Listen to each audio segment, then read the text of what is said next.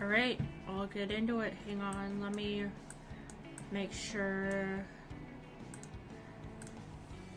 Just real quick, I'm just gonna open up my YouTube and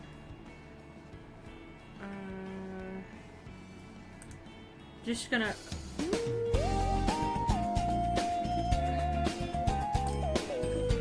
okay, good, it's working. Okay. Just wanted to make sure this.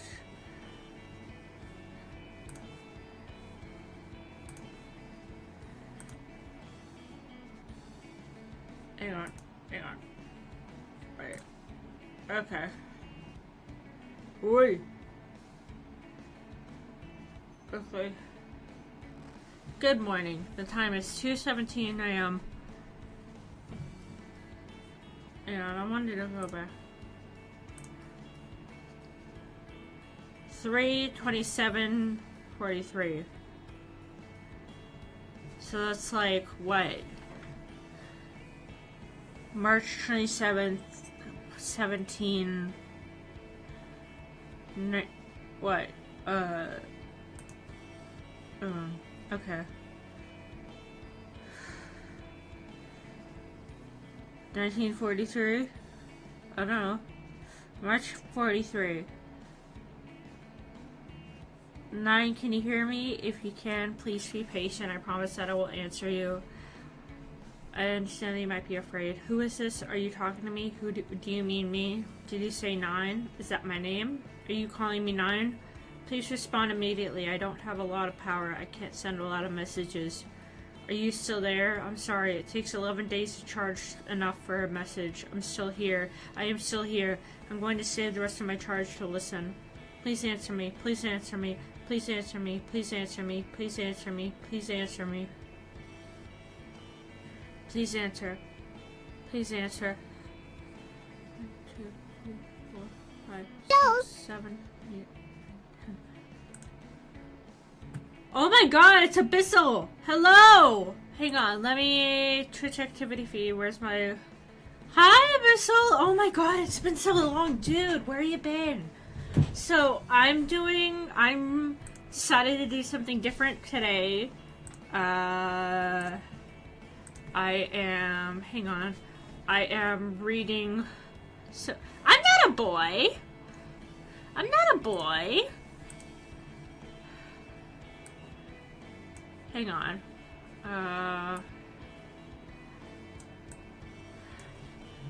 Hang on, I'm just, let me just fix this.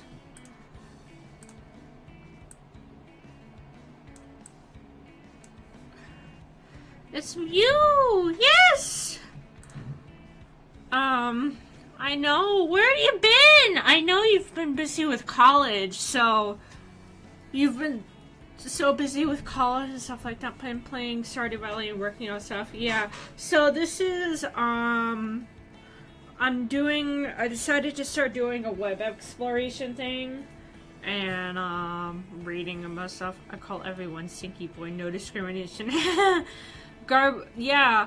Speaking of stinky boys, Garbanzo did a no-no the other day. He ate poo-poo the other day, and I'm like, oh, yeah, that was something that his foster moms did warn us about. Speaking of my wife, Penny just woke me up, hugged me, I'm gonna cry. Aw, that's cute. Yeah, Penny is not really my type. I don't know. I'm more of like, I think in terms of female bachelorettes, why is there a VPN? Firefox is built-in VPN? No. That's probably paid. I think, in terms of female bachelorettes, I like Abigail, and I like all of them. The cat also did a no-no the other day. I forgot you had a cat. Sorry. Hang on. You know what I'm gonna do? I'm gonna switch to this for a sec. Well, they threw up on 2 separate places. Oh no, are they okay? Are they okay? You seem like a Harvey girl. I don't know. Harvey reminds me of, like, he kind of looks like Jenna Marbles' husband. Julian Salamita, but I'm actually more of an Elliot girl. Yeah. I like my older men. No, not Sebastian. I actually do not like Sebastian. I think Sebastian is overrated. I do not get the Sebastian hype. I do not get the Sebastian hype. Yeah, they're fine. Ball hair thingy. Hairball, yeah. Yeah, cats do that. Speaking of which, I meant to tell you, I am thinking about playing since Elliot, yes, he's canonically described as being an older bachelor.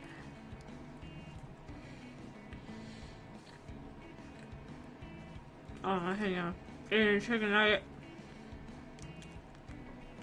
Yeah, in some of the secret notes, he's described as being on the older side, one of the older bachelors.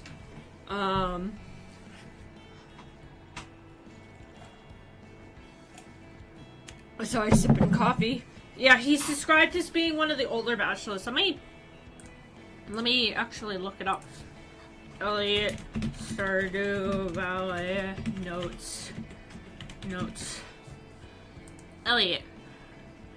Villager lives in South Beach and Ptolemy's. Relationships. School heart events, marriage, trivia. And Secret Note 7 is confirmed that he is one of the 3 older bachelors in Pelican Town. Yeah. He's one of the older... Dude, on my Stardew Valley save file, you know what I'm gonna do? Know what we're gonna do right now? I'm getting sidetracked right now, but know what I want to do right now? Real quick. Game capture. Video device capture, where's... Hang on. Where's... Let me just get rid of that for a sec. Don't get sidetracked. Know what we're gonna do? Real quick? No, we will get sidetracked. I just want to flex on you. Stardew Valley. We're opening up Stardew Valley right now. I want to show you my save file right now.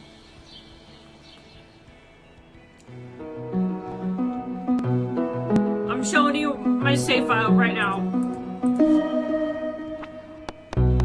Hang on. Game audio. Where's game audio? Properties. Where's game?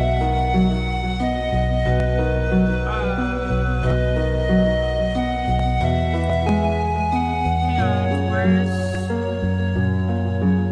video capture device? Okay, good. Morning. Today I'm here to see your checking in. Like I'm busy. No worries. We were gonna be doing that. So 600 hours.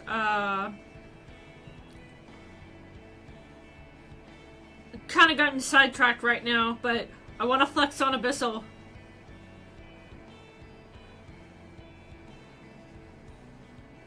Kind of want to flex on Abyssal right now. 600 hours, yes.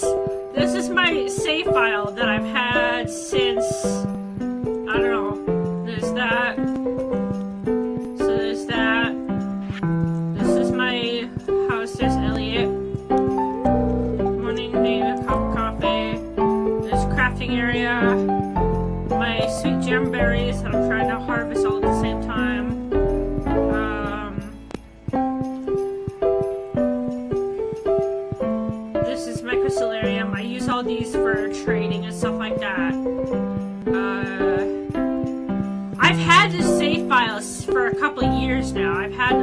had the save file since, I think I've had... Hi, Noah! I've had the save file since, like, 2020, I think. So, this is my crops area. Hang on. You know what? Let me... Yeah, I know. I'm currently being sidetracked.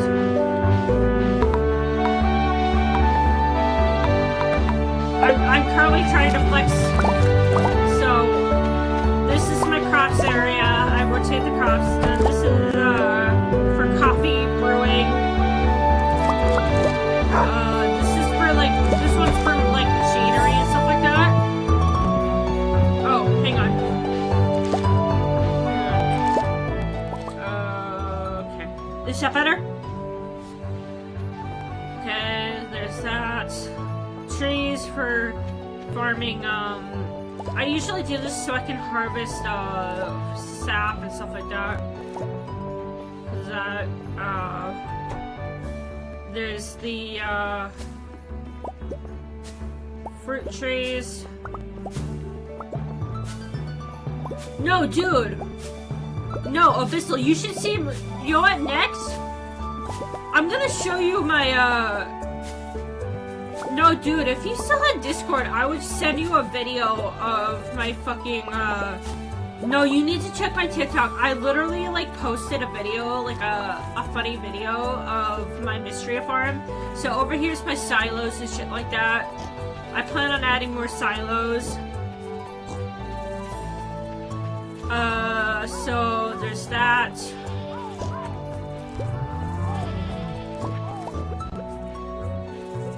Coffee. Just drink that. There's the fish ponds. Got a bunch of Legend Juniors. So over here's the rabbits. This is the birds. I think that's the chickens, and I think this is gonna be for ducks. This is for cows and goats. Excuse me. I think this one's for ostriches. Oh! Hi, Ume! Oh my god! Yes! I've had the save file for a number of years now. Gotta run already. Have fun, Queen. Thank you! No, don't worry. I'm actually supposed to be, yeah. And then there's that, and then, I actually am getting sidetracked right now. Originally we were supposed to do... Thank you! Yes, I've had the save file for, like, a number of years. Okay. There's that. There's that. I've actually hit perfection. So I have all this. I'm missing one book. I've hit perfection at least once so far. And that was on version 1.5, and I still have to,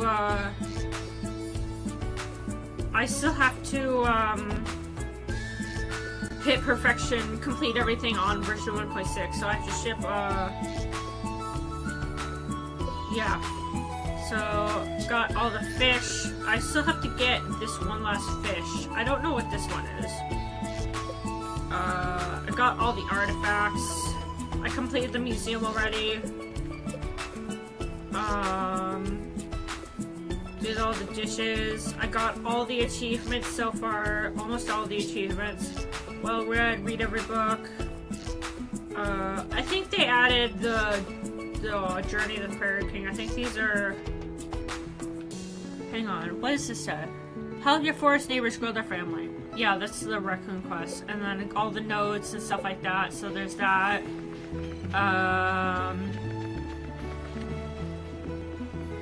I have pretty much everything I hit 100% back on version 1.5. And then 1.6 dropped and I still haven't done that. I've been meaning to. Oops. I might stream that maybe next week. I don't know. We can do that. Okay. Let me... Okay. And then get that out of the way. Window capture. Okay. Now that that's done, I might clip that for later. Find something I find funny about started. Hang on. Where's the video capture device? Hide that. Okay. There we go. Get back to just chatting. Something I found funny was you can take advantage of Evelyn's dementia and keep giving her. I think it's a glass is super fast. I mean, I wouldn't be surprised logically, like when you think about it. Maybe she drops them and stuff like that, and breaks them and stuff like that, and she keeps having to replace them. I didn't know that broken glasses were like a gift that she actually enjoys. I know, I rather thought.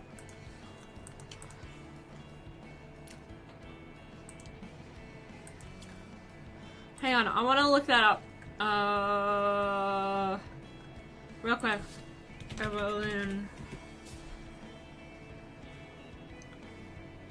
Oh my god, it is a like gift. I had no idea. Gift goods and trash items. Yeah, I had no idea. That is cool. That is good to know. That is useful for later. But I like recycling stuff. I wish there was like more use for the recycling stuff. Like, I know in Stardew Valley Expanded there is. There's like achievements and stuff like that. Like the Stardew Valley Expanded mod, which, I mean, we could do a playthrough for that.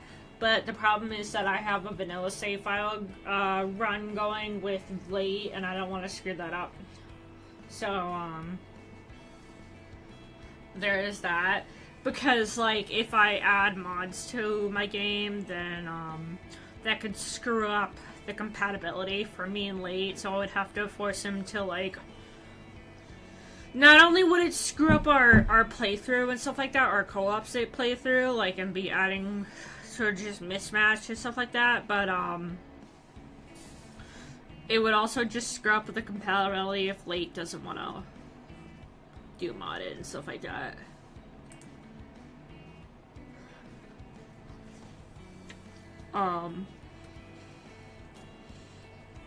When I hate going back home, going back home. That's usually why I,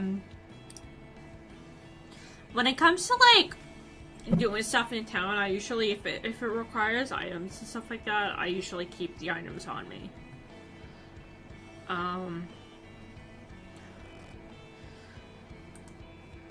I can't believe I already got sidetracked. That's really a reflection of, like, ADHD and shit like that. That feels very accurate for, like, the absolute reality of, like,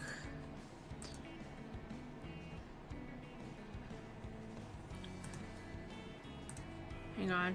Is, global mic, yeah. Oh, shit. Let me turn that, BGM off. Actually, let's keep that BGM on. Preview. Hi, Booba! By the way, you know what?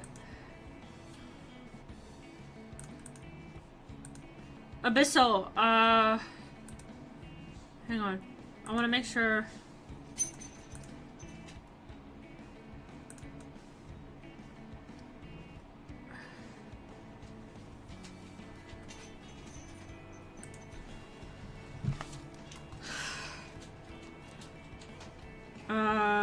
If I link you something on TikTok right now, did you check? You need to check my latest video on my main TikTok.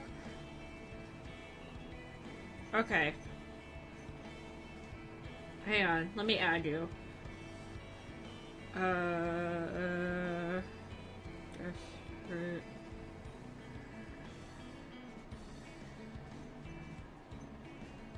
Okay, I think I added you. Yeah, you're on TikTok now. Let me... Thank you.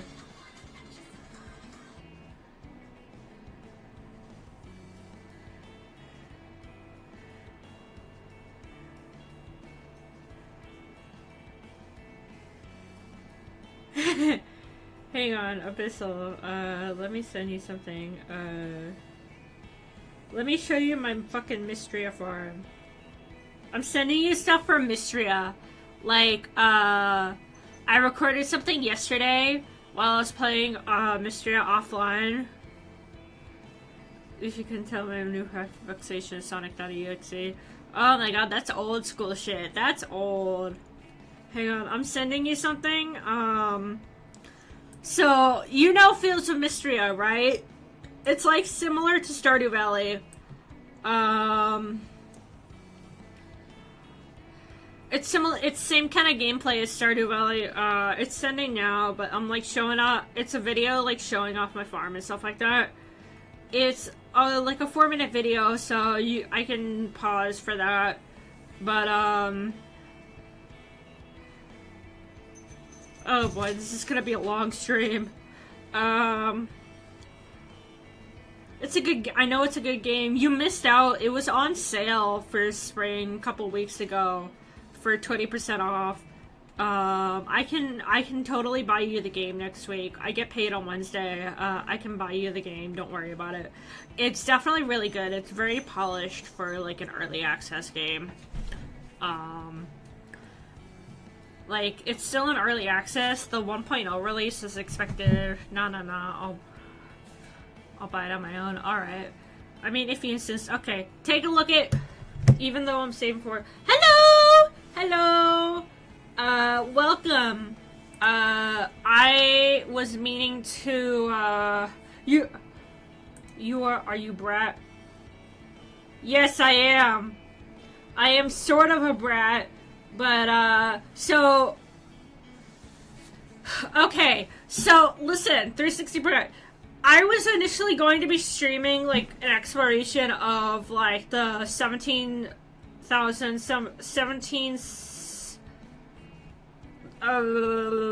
can't talk. I don't know how to say this because it's a tongue twister. So 17,776.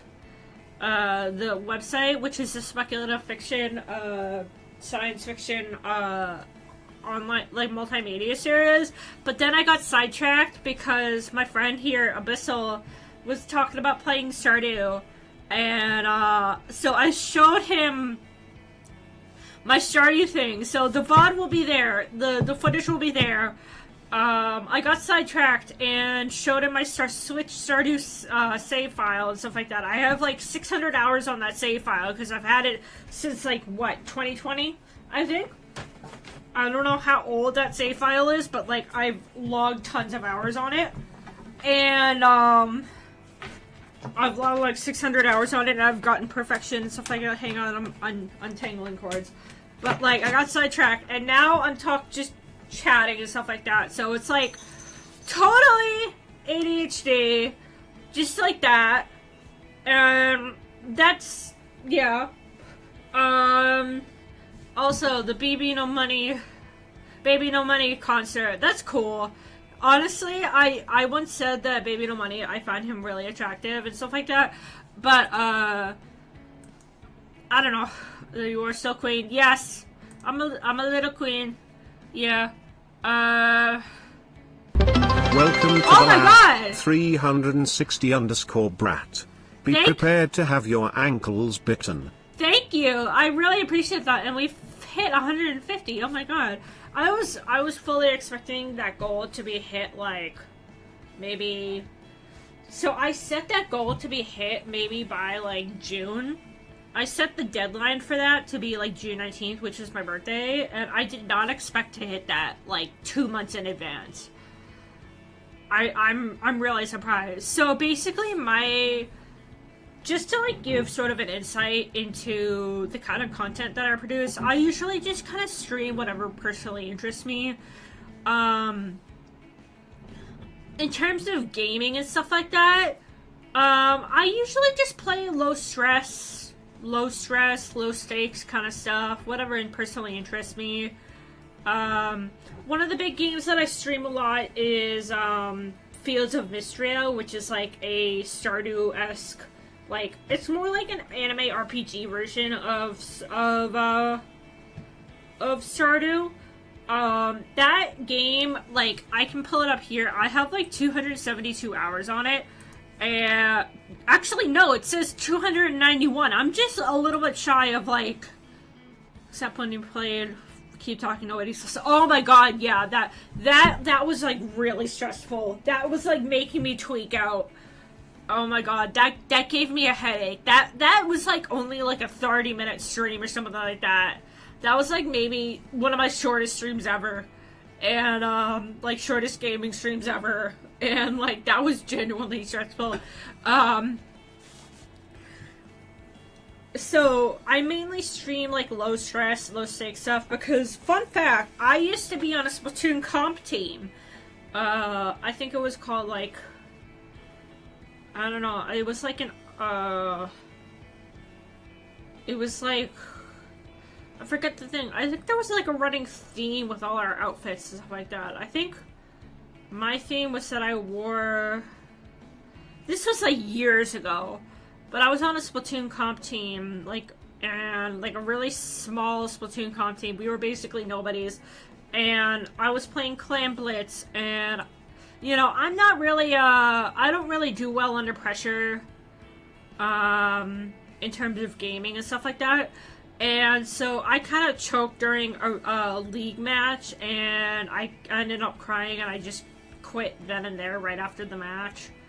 And, my team captain was just, like, really mad at me, and I'm like, I can't do this anymore. And so I quit, and I stopped talking to pretty much most of the team, the people on the team, and then I continued to play Splatoon ranked for a little bit, and I found that that was stressing. I was, you know, I get really toxic when playing competitive stuff, which is exactly why I do low stress stuff, because it's like, I'm self-aware enough to know that I get really toxic and stuff like that with competitive stuff, especially PvP stuff, which is why, like, I love, like, the lore and stuff like that of games like Overwatch and stuff like that, but it's like, I know that if I played it, that I would totally crash out and just get really, really angry. Because it's like, I don't do well under pressure, and I just genuinely get really, really toxic and stuff like that, and I would just not be, I would be really micromanaging and stuff like that, and, it's just not for me. I love Splatoon. Like, I wrote, like, a paper about it in college when another fun fact, I started college as a game art major, and then I eventually switched to graphic design about, like, a year and a half in, and I am glad I switched to graphic design because, I mean, looking back, like, the thing about game dev is that you can't really teach. It's like, you can teach, like, the practicals of, like, how to code and stuff like that, like, the raw development process of, like, so, like, the psychology and, like, the coding and the art and stuff like that, but you can't really teach how to make a game that people will enjoy in an academic format. Like, it's not something you can teach in an academic format. Like, it takes, like, it's not something that can be refined down to an academic format. Like, it's not like a formulaic thing in that, like, it takes, like, genuine individual thinking to figure out, like, what makes a game good and enjoyable. It's not like, it's like some games, like, it's like you could follow every trend in the book. You could follow every trend in a book about, like, what makes, about, like, popular games and stuff like that, and your game could still totally flop. Like, there has to be manual, individual, like, personal touches to it. Like, there has to be real love put into it. And, like, that's not something you can teach in an academic format. And not only that, but, like, looking back, I realized that, like, pretty quickly after I switched out, that, like, I was trying to combine, I was being really unrealistic, and I was trying to combine my love of video games and art. Like, I love art, I love video games. I was trying to combine the two, and unfortunately that's not realistic. Like, they were making me taking coding classes, and unfortunately coding is not one of my specialties, and like coding is something I genuinely struggle with. Oh my god, I'm getting a headache from all my yapping. Holy shit. Hopefully I don't lose my voice after this stream, because I feel like once we get back on topic, we're gonna be here for hours. This might be a really long stream. So it's like, what I'm good at is like the artistic aspect of it. Like, I know what makes designs efficient and stuff like that. But it's like coding, programming and stuff like that is just not my specialty. It really isn't. Like, my first college shut down in 2021, spring 2021, and I ended up transferring to another place that was, is actually in the same town that I live in now. I mean, not the same town that I live in now. The same town that I work in now. So I actually, if I wanted to, like, I could drive, like, so, fun fact, yet another fun fact. So I work for my day job, I work as a dog walker with a small company. I won't say where because, you know, just for privacy reasons.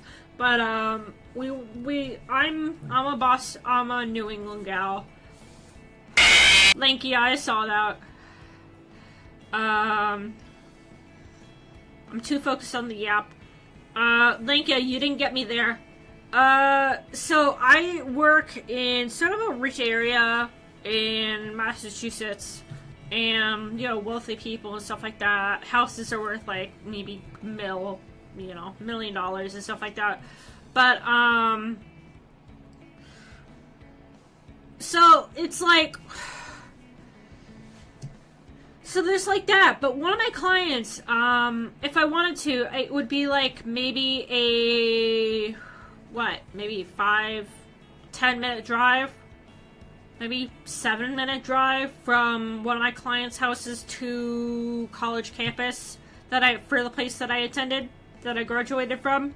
I don't know, but like, I mean, I would have to worry about getting a ticket for non-commuter park, licensed parking or whatever, but like, but basically, where was I going with this?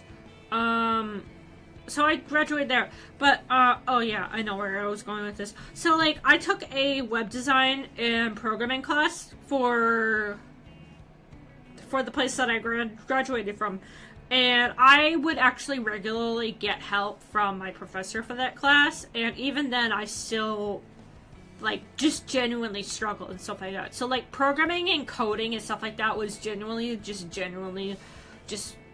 oh my god, I keep repeating myself. It's just something that I struggle with. It's just not something I'm good at. Like, I'm good at, like, the visual design stuff.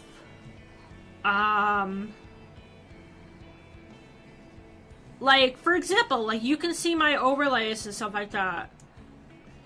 Hang on, let me lock this. Like, let me...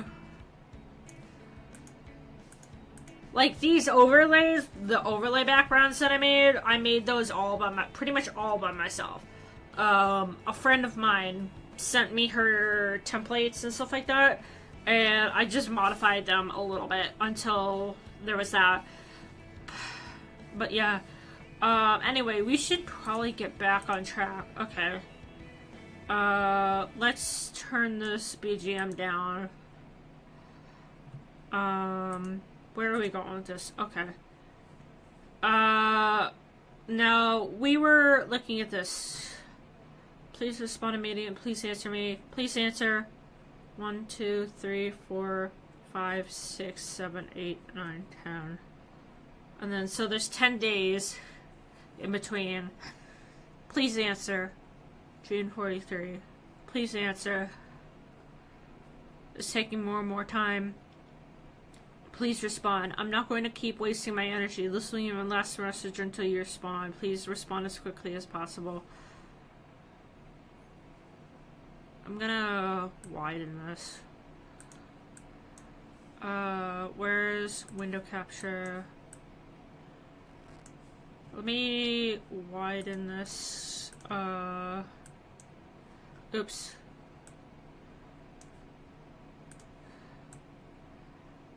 There. Okay. What is my hand doing? Okay. There's that. Okay. So, please respond. Not gonna keep wasting my energy. This will be your last session until you respond. Please respond as quickly as possible. Whole month. You need to answer. Please answer. Please answer.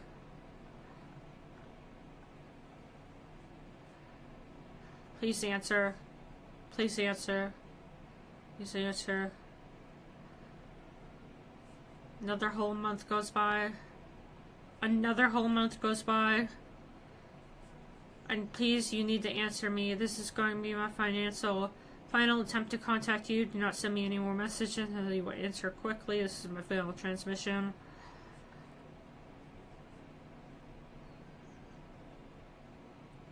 Another month. Please answer me. Please fucking answer me. Fucking answer me. Fucking answer me. Please answer. Please answer. Please answer. Please answer.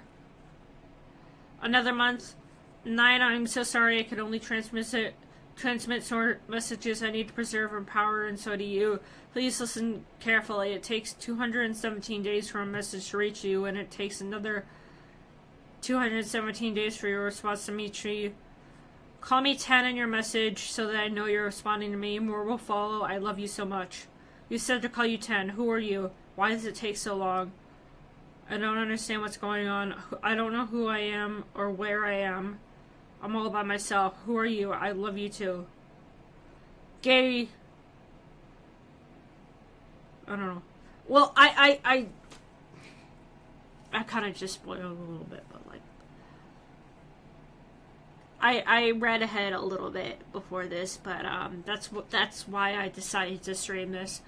I know you said to preserve my power, and you can't hear this, but I have to talk to you. I miss you. Another month. Another month. Another month. I don't know anything. You're the only one I know. I miss you. Another month. So how long has it been? Hang on. 43. Okay. So it's been like, what, a year? January 45. So... Wait. A 9, I know this is difficult. Listen to me carefully.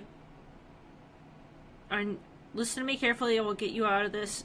It will take a great deal of patience, but one day it will be over. I need you to rotate your magnetometer. Magnetometer.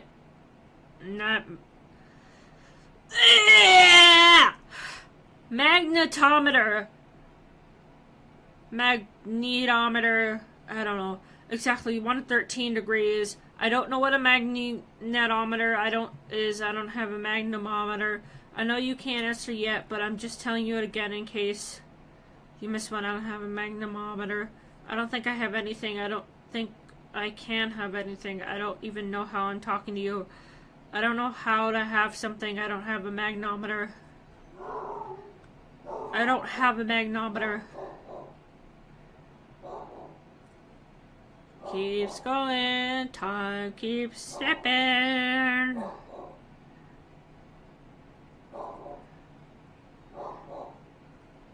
Yes, you do, buddy. Wait. Okay, it's here. Okay, I did it. But I need you to know that I'm getting good at being patient, but I also need you to know that this is really hard.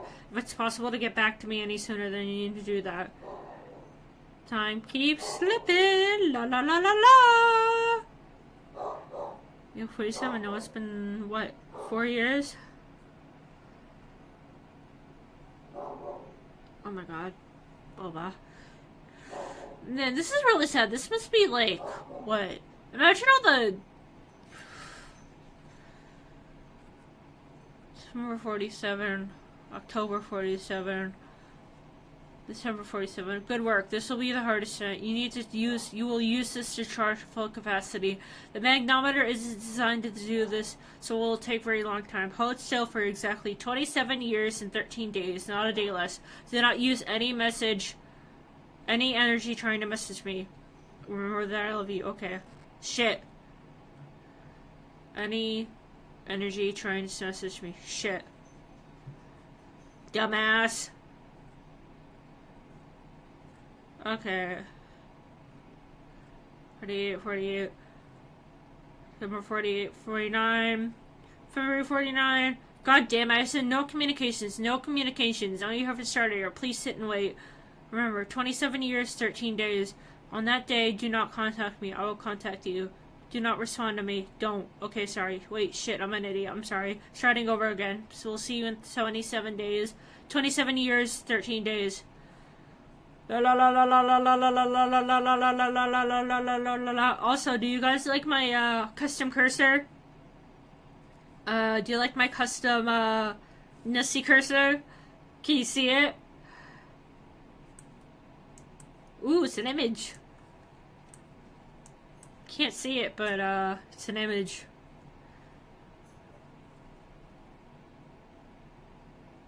Oh my god. February 76. Hey stranger, you did great. Now what I'm about to say will sound like I'm having fun with you, but I'm not. It's a riddle. It's information. This is not a riddle. It's information that you should have on your onboard memory.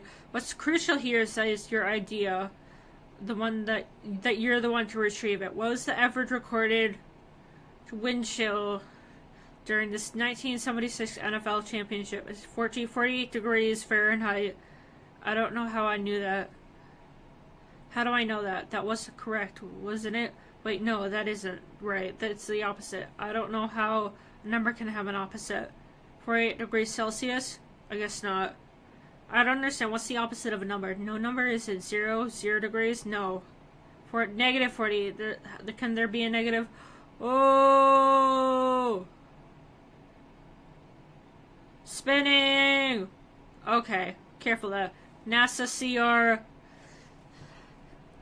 137982, tracking and data system blank N7420538, support for the Pioneer project blank. Pioneer 769, extended mission 1 July blank 1972 to 1 July 1973, jet propulsion Unclus Lab, blank Unclus Lab, 187 PHC, $12.50, CS blank CSCL 22D, G3 31 33476. I don't know what the name of this means. April 1974. Received. NASA. I do not know what any of this means. I mean, I can ask my dad. I'm like, he might know, but like, because he's an aeronautics nerd, but like, I generally do not know what any of this fucking shit means. Diplexer, blah blah blah blah blah. This is tuber. Oh, you do. I can figure it out. Abyssal, what the fuck is this shit? Nessie, I'm Nessie. I'm an aeronautics nerd. I forgot. I'm sorry. It's been so long since we talked. Move out, escape. I don't know what any of this is.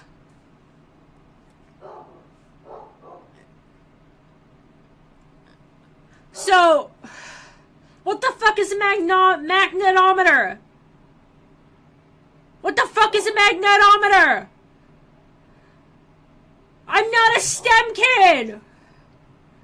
used for programming. Forgot the specific name.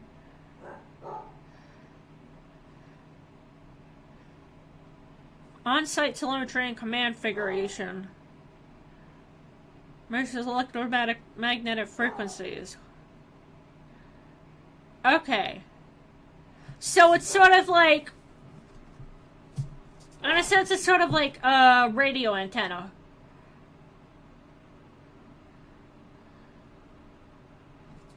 Hang on, I'm gonna change my docs.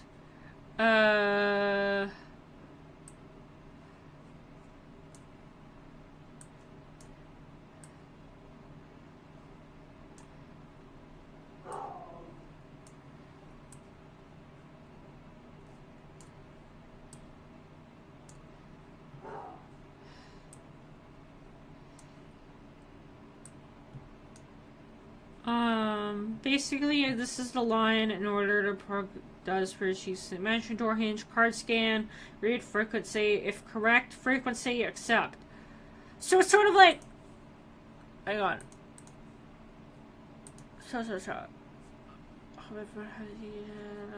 Streaming about an hour, half a enemy hunt. Not a door hinge, a door key curtain, not a door hinge. No, don't worry, I understood. There's that. So it's sort of like programming. Yeah, it's programming. So it's like if, and, or, do whatever. So, DSS 12 residual data plots for Pioneer 9, August 1972.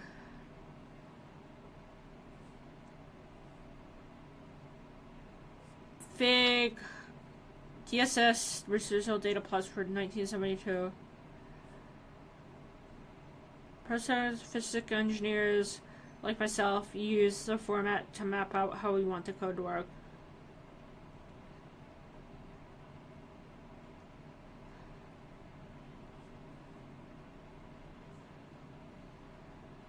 You did great. Fantastic work. This should have been easier. Okay, so I guess this is data for that Pioneer app. I don't want to show investors and non-STEM kids. You call me, as you call me. Show how it works. Did great. Would have been easier to say 228 Kelvin than negative 48 degrees Fahrenheit. But we wanted you to independently access a negative number.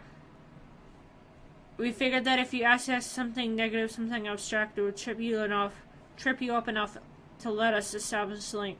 Frank Gifford was calling that game. On the broadcast, he says at one point, "I'm going to take a bite of my coffee." Always thought that was funny. I know that. How do I know that? How do I know who Frank Gifford is?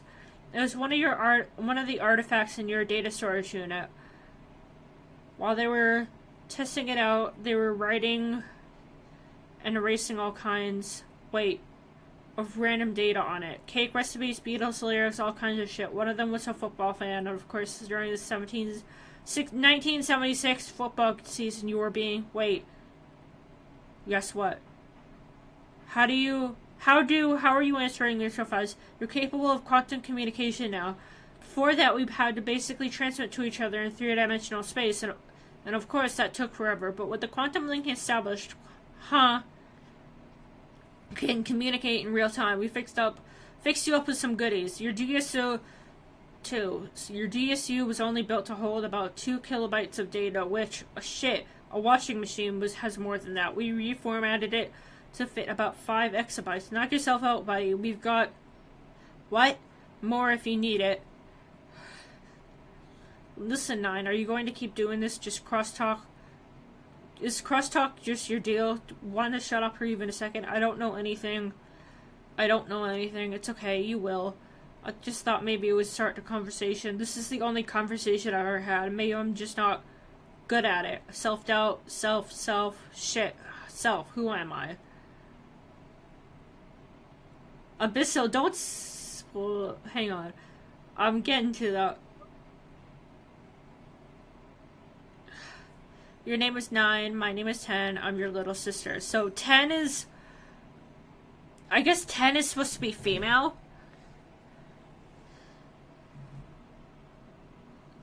What are you sorry for? It's hard to explain. I have so many questions. I'm not even at that point yet. What sort of questions I don't know what sort of questions it has. I don't know what this is. I don't know where I am. Is this a where sort of deal? Yes, where are we? You and I are far apart in the literal sense. How far? In what mile?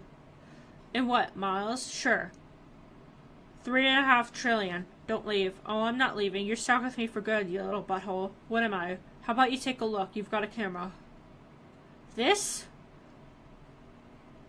Ha! Your camera is trash! Who are you? Juice? Quit it. I'm sorry, but what kind of pictures you gonna take with that shit? Gonna be some Joe Nippies shit where you spend all day taking a damn photo with your goddamn blanket on your head and it turns out looking like a bunch of rectangles? Gonna be some Matthew Brady shit where you can only take pictures with dead people because no live person wants to be in your shit ass photo? Shut up. Shut up. Shut up. Shut up. 9, this is Juice. He's a friend. Ignore him. I am genuinely sorry for that introduction, but I just could not let you go on with that shit. It's okay. Oh, so you've got a hold on your camera. Yeah. Great. Now turn it back on yourself. Okay. Spaceship. Oh my god. You know what you're looking at? Oh my god. This is Pioneer 9. I'm on a space probe. Listen to me. Oh my god, I've been out here for years. How did I get on a space probe? You're not. You have to get me out of here. You have to get me off this thing. I'm not supposed to be here. I'm trapped on. Hold on. I'll get the coordinates. I'm at 9. That's why you're calling me 9, because I'm 9 on Pioneer 9. Or what? Are you here at Pioneer 10? Where are you? That's why we're so far apart, because I'm in space. Listen to me. You're not on a space probe. What? You are a space probe. Interplanetary Weatherman. Pioneer 9 begins on Sun orbit. Cape Kennedy, Florida. Ape Associated Press. America's Pioneer 9 spaceship blazed into orbit around the Sun Friday. Successfully began its assignment as a robot. Interplanetary Weatherman on blah blah blah. AM EST. Strong signals were also received with that 40-pound communication satellite. Hello. Hi, Violet. Also see this 40-pound communications. Hello. We're doing something a little different today. We're doing something a little different today, Violet. We're doing some Violet wants Ness to pet Boba for 10 seconds. Oh my god, Violet! Violet wants Ness to hydrate. Oh shit, I have to fix the... Hang on. Secondary alert box. Hang on. Where's that? Where's that?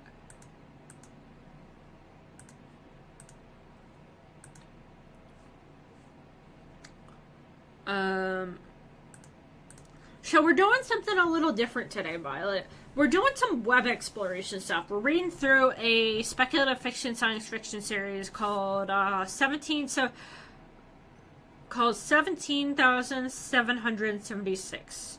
It's basically a high science fiction thing. It's very very futuristic. I read through it a little bit before I decided to stream it.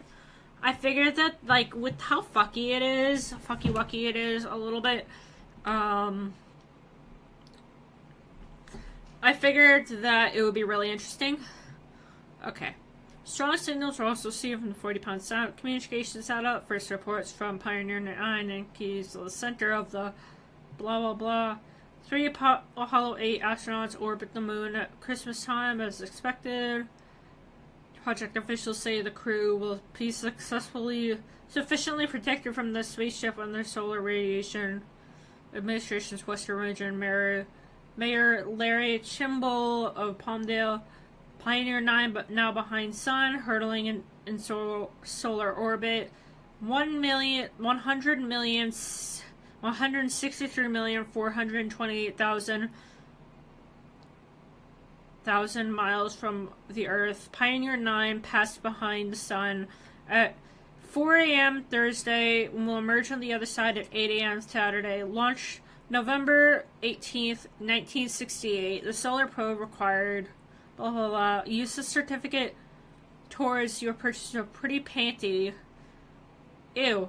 These new feminine lacy pantyhose with bra to match or room at the top. The pantyhose fits hips up to 56 inches. I hope that doesn't... Oh, you missed a lot already, Violet. You'll have to watch back the VOD. I already got sidetracked and was yapping a lot. We're already at the 1 hour mark and we're still on chapter 1. We're not even that far in. All three are made from air-spun, round-the-clock new nylon yarn with unique spring back to shape, stretch and lasting fit. Order by mail or telephone if you can't come in. Pretty panty, bare beige. Pioneer Space Group calls it quits after 18 years, 11 billion miles. A little 18-year-old sun satellite called Pioneer 9 has refused to awaken from a long coma and has been declared dead after years of highly successful studies of interplanetary space, NASA officials reported Wednesday. The result was nothing, Fimmel said. On the basis of that and many other attempts, we decided we can no longer communicate with Pioneer 9. Think of it as having been in a coma. And said NASA spokeswoman Linda Bloom. Now it's officially dead. No. Okay. What year is it? Is Steely Dan still together? What? Probably. You can take all the time you need to. I know you have a lot of questions. I bet I can answer most of them for you. In the meantime, I think it'll be a good idea for you to sit back and process. We've got all the time in the world. That got me. I've got all the time in the world to talk. I love you, Nye. You know that? I love you. Hey, I don't know if this is the right time or whatever, but I was just looking at the clicker and we've got a tornado game about to happen right now. Where? Games 3,887. It's a big one in Nebraska, and the zones are Wyoming and Iowa. What's the score? It's 24-24 tied. Next score wins. What year is it?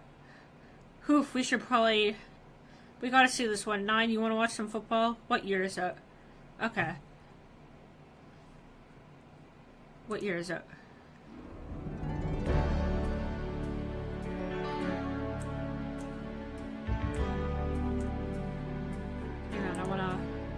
Hang on, let me pause this for a sec.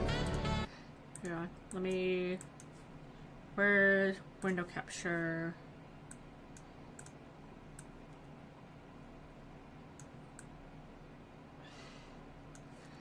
I wish I had a second monitor, like, right now.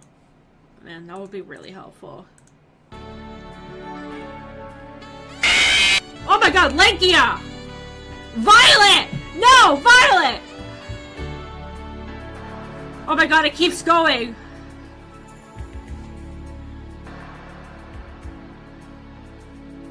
Releases said he didn't have fever during material. Just so you know, part of the chat is getting cut off right now. Like, if I showed you, like, a picture, I only have one monitor.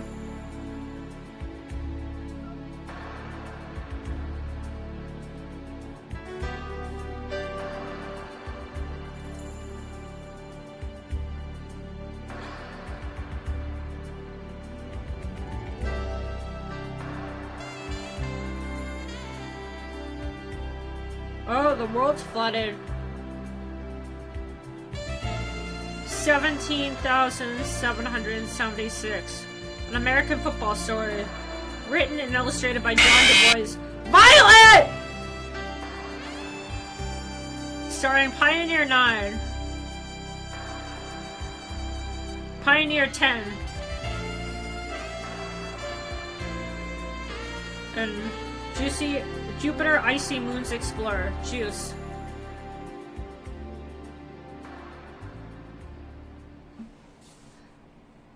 Okay.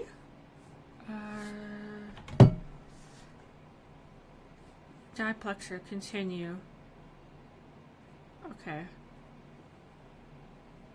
Okay, so I guess, so for all I know, this is like the thing to zoom in. Ooh. Okay. Might want to be careful about that. Go, go, go. Go, go, go, go, go, go, go, go, go, go, go. I had to... Is the camera on? Yeah. I'm here with Danny, Micah and Danny. Yo, what up? Micah's got the wheel and Danny's gonna come to you with the play-by-play. Danny, what do you, we're in the middle of games 3,887. Failed to play Nebraska end zones. Wyoming and Iowa. Next score wins. Yeah. I've been to all three of these, I think. I've been through all three of these. Next score wins. Yeah, it's tied 24-24. A lot of the guys are trying to chase this game, but the only ones who have been on top of it the whole time. We've been chasing it 8 years now. 8.5 years now. Ew. A Violet wants Ness to be cringe and say you woo. Ew. I don't have it in me to be extra cringe right now.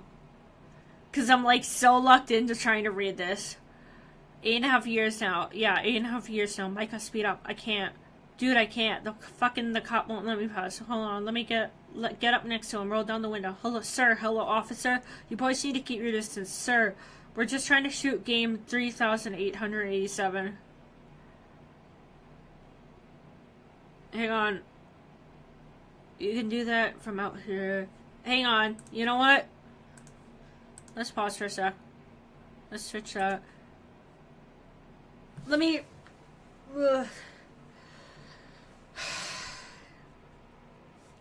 You know what? You want a replacement? You want a replacement? Give me a sec. I can't do this. Now I'm actually nervous. I'm not good at performing. See, now that I'm put on the spot, I can't do it. I'm sorry. I'm sorry. I'm sorry, but I can't do it. I'm put on the spot. That's one thing about me, is that I actually struggle with, like, I struggle with stage fright and stuff like that, so that just gave me a little bit of stage fright.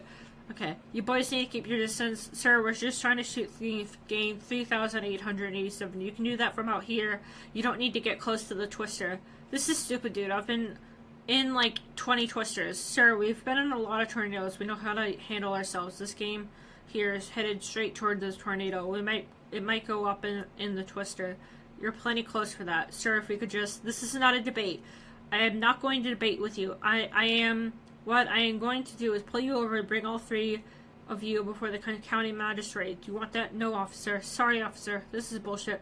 Whoa, whoa, whoa. Hey, no, it's cool. Look. Is that Nancy? That's Nancy. This is... Give me the camera. What you're looking at is Nancy McGonnell, about 500 feet outside our driver's side door. She's running eastbound, just north of... You want me to do a game reset real quick? We got some more followers. Looks like we got 400 viewers right now. Damn. Okay. Oh, damn. Okay, yeah. So it's July 2nd, 17,776. We are in just about mile east. We are just about a mile eastward of Seward, Nebraska, driving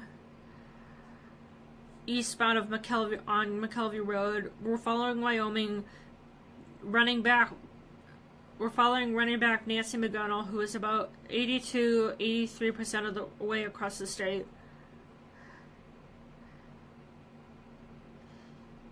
So I guess they're there. Twist is going like right there. Garland, Staplehurst. Games were tied at 24-24 for about a year. Right now, McGonnell and Wyoming have the best chance they have had in a year. Put this one away as the crow flies. She's only got about 117,000 yards from the goal line. I'm gonna go eat for a while. Have fun, bro. Thank you! Fremont, Lincoln, Linford. So, that's still a good distance away. Where do you think she's headed? Straight across? If I were her, I might actually cut northeast. Just a little, try and cross in Omaha.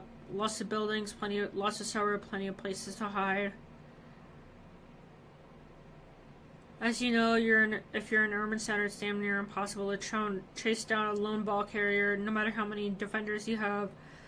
Long time ago, I was calling that game, a game that went through Knoxville. Guy caught a pass and disappeared in the city one night. There were no fewer than 5,000 defenders looking for him. It took him months. 5,000. Yeah, it was one of those mob games. I finally found him in a broom closet, one of those big buildings downstairs. He was... Shit, dude, she's running right towards the tornado. Dude, she is. She's fucking crazy. Nancy McGonnell. Well, at least, I mean, they're letting girls do it. Height, 5'7". That's pretty tall. That's relatively tall for American standards. Height, 185. She's big. 1953. So she's what? Oh my god, she's like, what? Couple thousand years old now?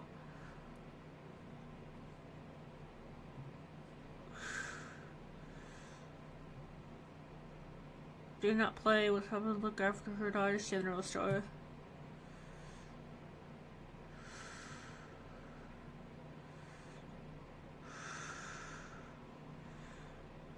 Before unretiring, Nancy helped her daughter. No, I like this. I've seen this done. You seen what? Player run up into a twister? Yes, she planned this. Guarantee that Wyoming planned for this. Here, I can draw this up for everybody.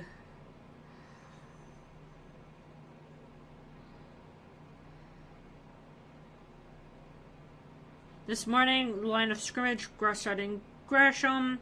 Nancy caught a screen pass, actually ran backwards a couple blocks and bolted down Road 5 until she hit Lincoln Creek. She followed the creek for 20 miles and for the cover. Yeah, for the cover.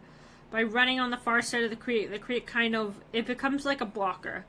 All of a sudden, Nancy's got nothing but daylight until the next bridge. Then they finally get to the bridge by Seward, which Seward's got something like 12 streets running vertical and horizontal. Real good news for a runner with Nancy's speed. Y'all, see her, Twister's moving southeast. Nancy's gonna be, oh shit, right up the tornado, that's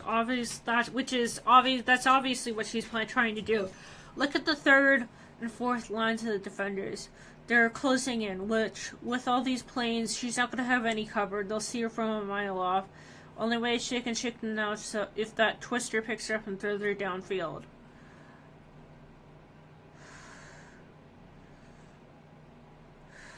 That's an EF5. That's an EF5? Oh, it's absolutely an EF5. Look at that. See that flying around? Yeah, house. Fuck. Oh, fuck. How far do you think it might throw her? I don't know. I mean, just looking at it, it's one of the strongest looking tornadoes I've ever seen. A human being could go 5-10 miles. Only thing is, there's no telling which direction. So, I mean, we're coming up right on this thing. Any closer, we're gonna get crushed by a flying train or some shit like that. And I just bought this damn truck. Bullshit, you just bought it. You bought it like 40 years ago. Nah, man. No bullshit, man. Remember, I was there with you when we went to Davenport, and bought it off that dude? I don't know, maybe.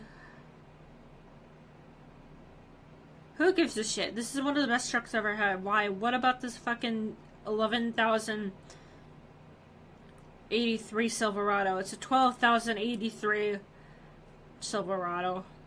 Different from, okay, yeah, exactly. 11,083, 12,083. What's the difference? Name one thing that's different. 1,000 years.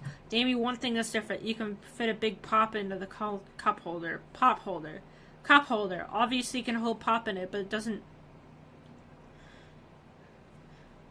You can hold pop in it, but you don't have to restrict it to. You like this truck because you can roll around sipping a goddamn 800-ounce chug-a-lug or whatever. You're such a dumbass, dude. You're such a dumbass. Look. She's almost there. She's, like, right there. Whoa. We got, like, lots of people watching. We've got, like, what? 6,000 people watching? Is that a record? For us, I think so, yeah. Okay, so for everybody who's just tuning in, Nancy McDonald is about to about 5 miles into a run. Dude, don't point it at me. The twister. Look at the twister. Sorry. She's trying to, or at least we think she's trying to get herself caught in the tornado and get flung somewhere downfield. You are watching football history now.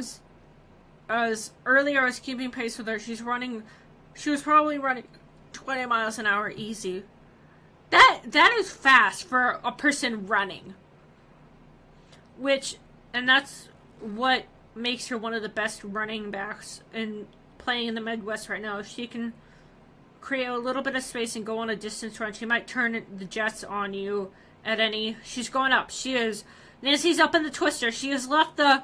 Holy shit! Ground, and she is airborne. She is airborne. Dad, look at my channel. Tell Mom to put on my channel right now. She's 40 feet in the air. She just whooshed up. She's now 100 feet in the air. 200. I don't know. I just posted it. Just seriously. Oh my god. 400 feet in the air. She has to be. Just look it up. I gotta go. She's now coming down. She's in the funnel. Moving southeast at. Wait.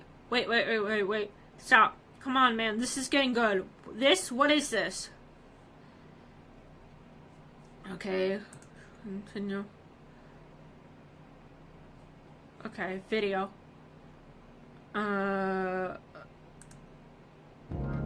This is a lot to take in once. Hang on. This is a lot to take in once. If you want, you should shut down for a while. Come back to us when you're ready. I don't want to. I've been asleep for, 15,000 years? I've had enough rest. Meantime, y'all mind if I change the clicker? Well, if you have questions, you can ask them. How do I know how to talk? How do I know what humans are? How do I know anything? You absorbed some of it over the course of being built in the 1960s, but almost all of it was acquired very slowly as you drifted through space. Humans have spent millennia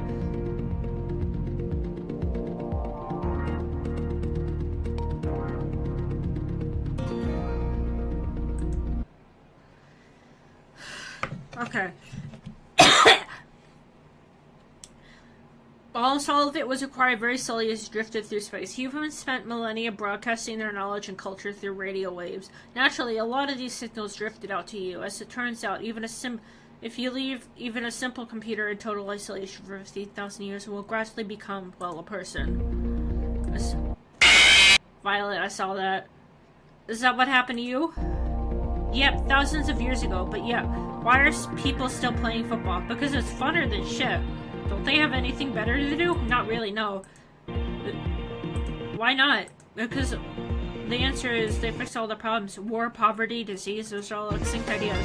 Yeah, but so's Lunchables. Pyrrhic victory. You never eat Lunchables. Nearly partitioned meats and cheeses appeal to me. I'm an aesthetic little motherfucker. How long has it been like this? On April 7th, 2026, people stop being born. Oh my god, that's in 2 days! That's in 2 days! Have fun, Violet. Oh my god. 2 days! 2 days, people stop being born. On the same day, people stop dying. Does that mean the apocalypse is about to start? On the same day, people stop dying. People stop aging. Ham, cheese, ham, cracker, ham, cheese, cracker, ham, cheese, cracker, ham and cheese. Why? Dude, I love juice. Juice is so funny. Why? We don't know. Nobody knows. How can you not know that? We don't know. Nobody knows. How do you not know that? I don't know. I don't understand how to... Could you even do it like a Big Mac? So it's like cracker, ham, cheese, cracker, ham, cheese, cracker. We do not know why. We not know why. 9. It's just a simple fact. We have a bunch of wild guesses. No evidence for any of them. Nobody has any idea. This isn't right. That's not right. So everyone on Earth is 15,000 years old. 15,700 years old or something. According to this, there are 8,073,301 people on Earth, and all of them were born between 1910 and 2026. So that's like, wait, 8 million? That's like really low. That's like very underpopulated. So if people stop dying, then how is it that low? Because I mean, like, when was this written? Hang on. When was 17? When was this written?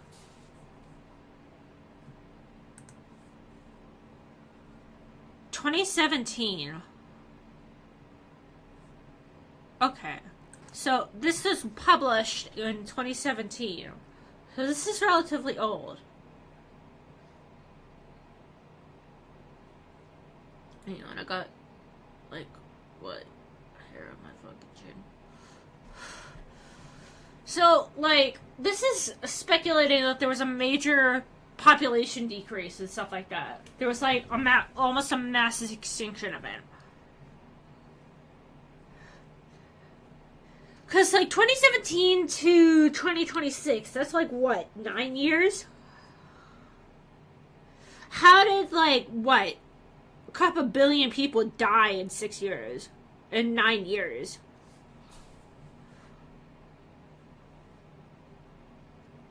Unless there's a typo in this shit.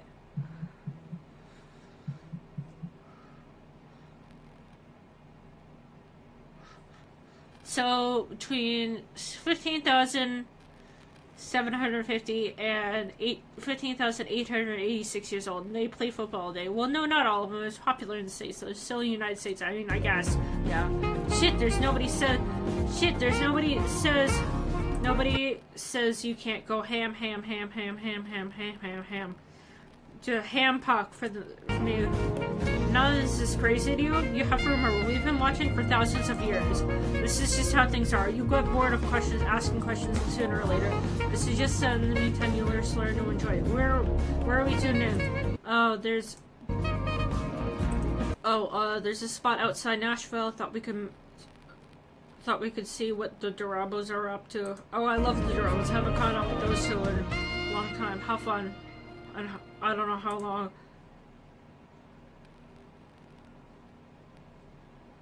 Fun. Juice is like totally obsessed with Lunchables. Oh my god. Even though those motherfuckers have lead in them. Like, oh, those two and I don't know how long. Fun. They called them Lunchables because you were supposed to.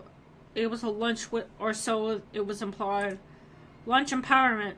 Rip Lunchables. Okay. Is that it?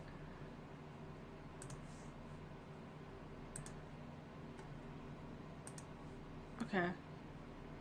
What the fuck is this? Well, it was Durazo, so then somewhere along the line I must have renewed my driver's license or something, and they made a typo. I'm Jason Durabo, never. Forever. Hang on. Got...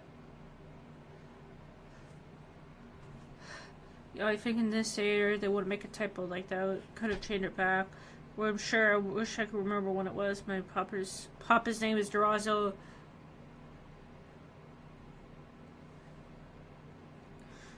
So mine was Papa's name was Durazo. No, so mine was definitely Durazo when I was born. But my football card says Durabo. That was 5,055.83. Sometime between then and there. You know, now you have to explain why your name is Durabo. You know what, Lori? You know what? That is a good question. Left. Ha ha ha. I told him, listen, Jay, I changed my name for you once. I'm not gonna do it again. But then after a while, it just got obnoxious. Durabo and Durazo. Whenever we getting invites, we were there in the news together. Whenever we were in the news together. So I gave it Emily Durabo. Jason Durabo. Oh, so I guess, are these siblings? Murs Rio, tight end, height, I guess. Oh, Emily's husband, so they're a married couple.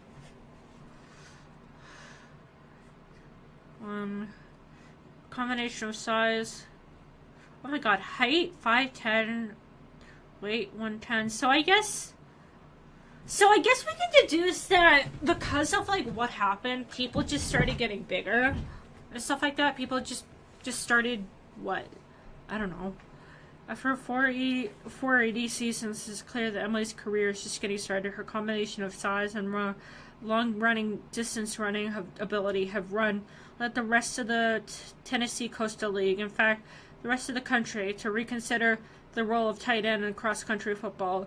One of the most productive players ever to play tight end, Emily has turned down offers to play in larger football leagues. Tennessee's my home, she explains. I've lived here, 3,000 years, 3,500 years or so? I don't know how old I am. I don't really care. Jason Duraba. Murfreesboro. WR. Hang on. WR. Football. What does that mean? Wide receiver. Okay. So he's a wide receiver. Height, 6'2". Weight, 195. So she only weighs... So there's only a 5-pound difference between these two. Those right born on 1994. So they're not all that older. So like if in 2026 they're not all that much older than me. Corpus Christi, Texas. In 5,055.83, Jason proved he's more than just Emily's husband. At wideout, he placed 9th at the Tennessee Coastal League with 208,333 receiving yards and just 81 receptions, including a 55-mile scamper through the Great Smoky Mountains. His opponent, Knoxville, assembled a 300-person search party to bring him down, but Jason evaded them for nearly 3 weeks. His secret? I kept moving. If you're lost and you want to be found, you stay right where you are. You trust them to eventually get to your little square on the map. But if you want to stay lost, wander around, zigzag, even go backwards if you have to. The other thing is don't piss in the campfire. Man, it's funny how you don't remember something so obvious. It's just... Hang on, so... Okay, so the light yellow text is Jason.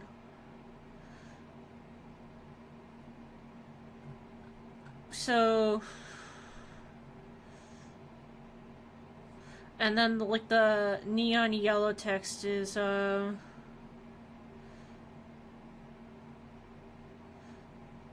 And then the neon yellow text is Emily. So, man, it's funny. So, Jason, absolutely, this is a reporter. Too much to remember. Oh, I mean, absolutely. 1,000 years, you're gonna remember so much. Okay, embarrassing story. Story time. Okay, hold on. Story time is very important around here. Let me put on some coffee. Emily, I got it. Don't get up. Thank you, baby. Okay, so this would have been around the 13,500s.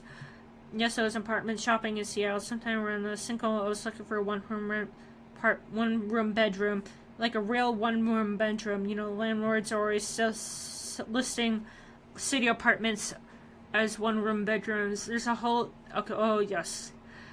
There's a whole other situation. Anyway, I see the place and I'm like, this is perfect. Beautiful bay, windows...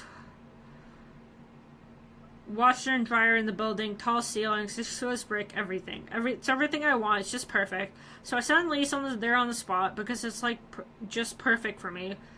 It's just perfect for me. Literally everything I'm looking for in an apartment. This is a month after I moved in. I was doing the dishes and I just froze.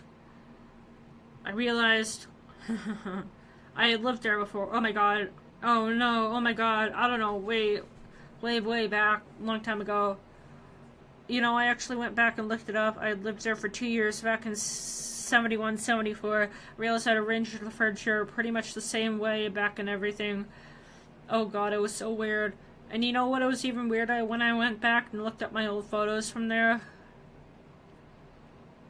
When I lived there before, it was unreal. Seeing myself in the same living room from 6,000 years ago was like looking at a ghost. I couldn't decide whether it was more funny or scary, because obviously, if you looked at my wardrobe and it was clear, I had some serious 7100s going on. Tell me you were wearing a snap bracelet. Oh yeah. I had like 5 on one arm, skinny jeans, bowling shoes. It was like taking a time machine back to the 7170s. Oh, that's so great. Fuck, it was so bad. Ooh, what's this here? French press. It's the only way to brew coffee. Quicker. Too fancy for me, Jesus. Too fancy, thank you. So, Jason, Emily's told me a little about your project. What's going on? Oh, well, it's a lot of work and it's going on. But it's fun. But it's a lot of fun. What the fuck is this? I can't read this. Sold on eBay. Sold on eBay. This is so messy. What is this star? Is this a star?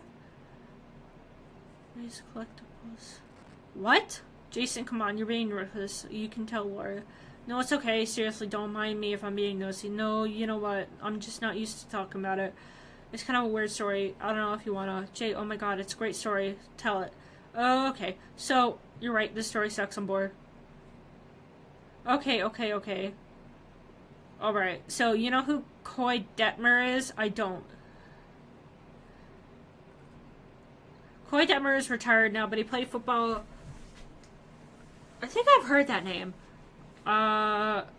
He played football in the 1990s. He held the clipboard most of his career, though. So he was a backup player? You mean? Oh, yeah, exactly. He was a backup quarterback. Hang on.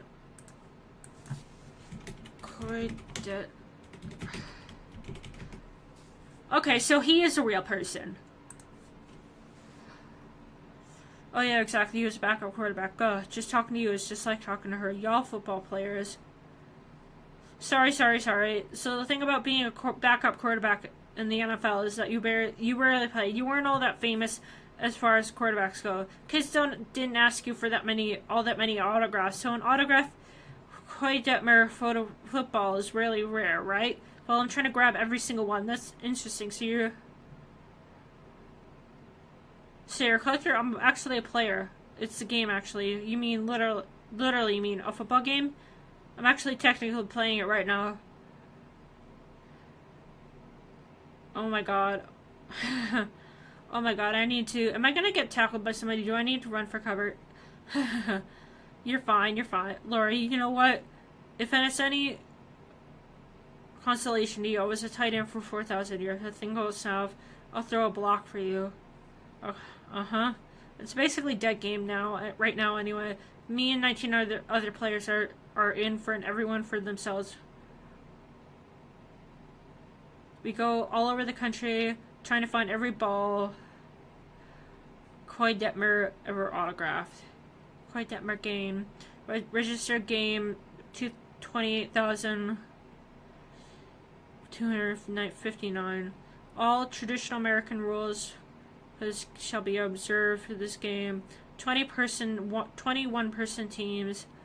Hiring of additional players is prohibited. Each player is permitted to form alliances with 20 more players.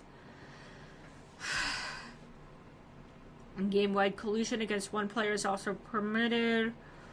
Players may retire from the game at any time. There are no end zones.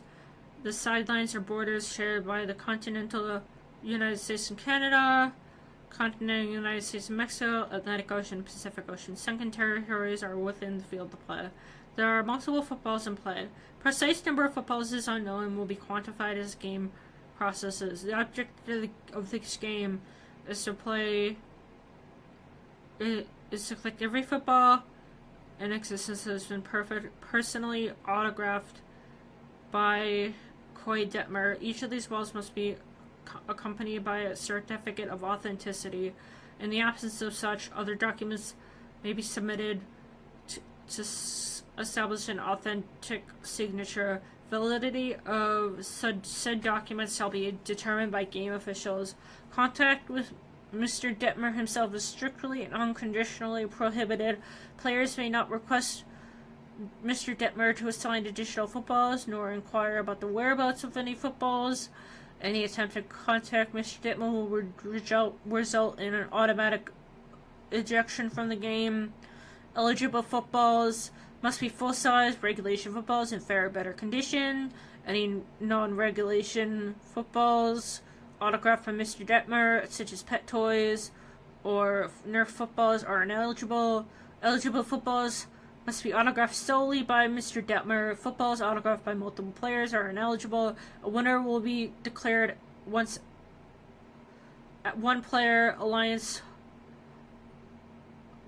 one player demonstrates or an alliance of players demonstrates possession of every known eligible Koi Detmer autograph football. If the collection is shared by multiple players, players will receive each reflections will win. Following this verification, the game shall be declared provisionally over for a period of exactly 500 years. If within this provisional period further eligible Koi Detmer autograph footballs are discovered, the game will be reactivated. If not, a permanent winner or winners shall be declared. Players are permitted to steal footballs from one another. If a player breaks and enters private property for the sake of doing so, they are subject to prosecution from any municipal, state, or federal authority, but they will not necessarily violate the rules of this game. While investigating the whereabouts of eligible footballs, players are strictly prohibited from offering financial compensation to anyone. Abuse of this rule will result in automatic ejection. Have fun. So, well, this is what you're describing is almost a kind of a giant treasure hunt. It's basically geocaching. For a while, yeah, that's the best way of describing it. The first step was searching eBay, clawing up memorabilia collectors, trying to track down all the Detmer balls we could. How many were there? At first, it seemed like there were only 19 of them in the entire country. Just our luck, 20 players, 19 footballs. It was kind of a mad dash. And see, we weren't allowed to just buy them off these dealers. It was against the rules. Yeah, let me bet in here. That was against my rules. I was like, Jay, you are not taking any money out of our account just so you can buy the damn football. And when I played, I was, you know how I got the ball, I forced fumbles and caught the ball. Your punk ass is doing the same. You know how, and you know what, I did pretty well without, I ended up begging this guy for one guy for his Detmer autograph ball, and he was like, sure, this thing wouldn't get me more than $25 anyway. I stole a second one out of basement in Colorado where he played college ball. I kind of got lucky with that one. So I took those two, drove up to Montana, went deep in the woods, and buried them in safekeeping. After those first 19s,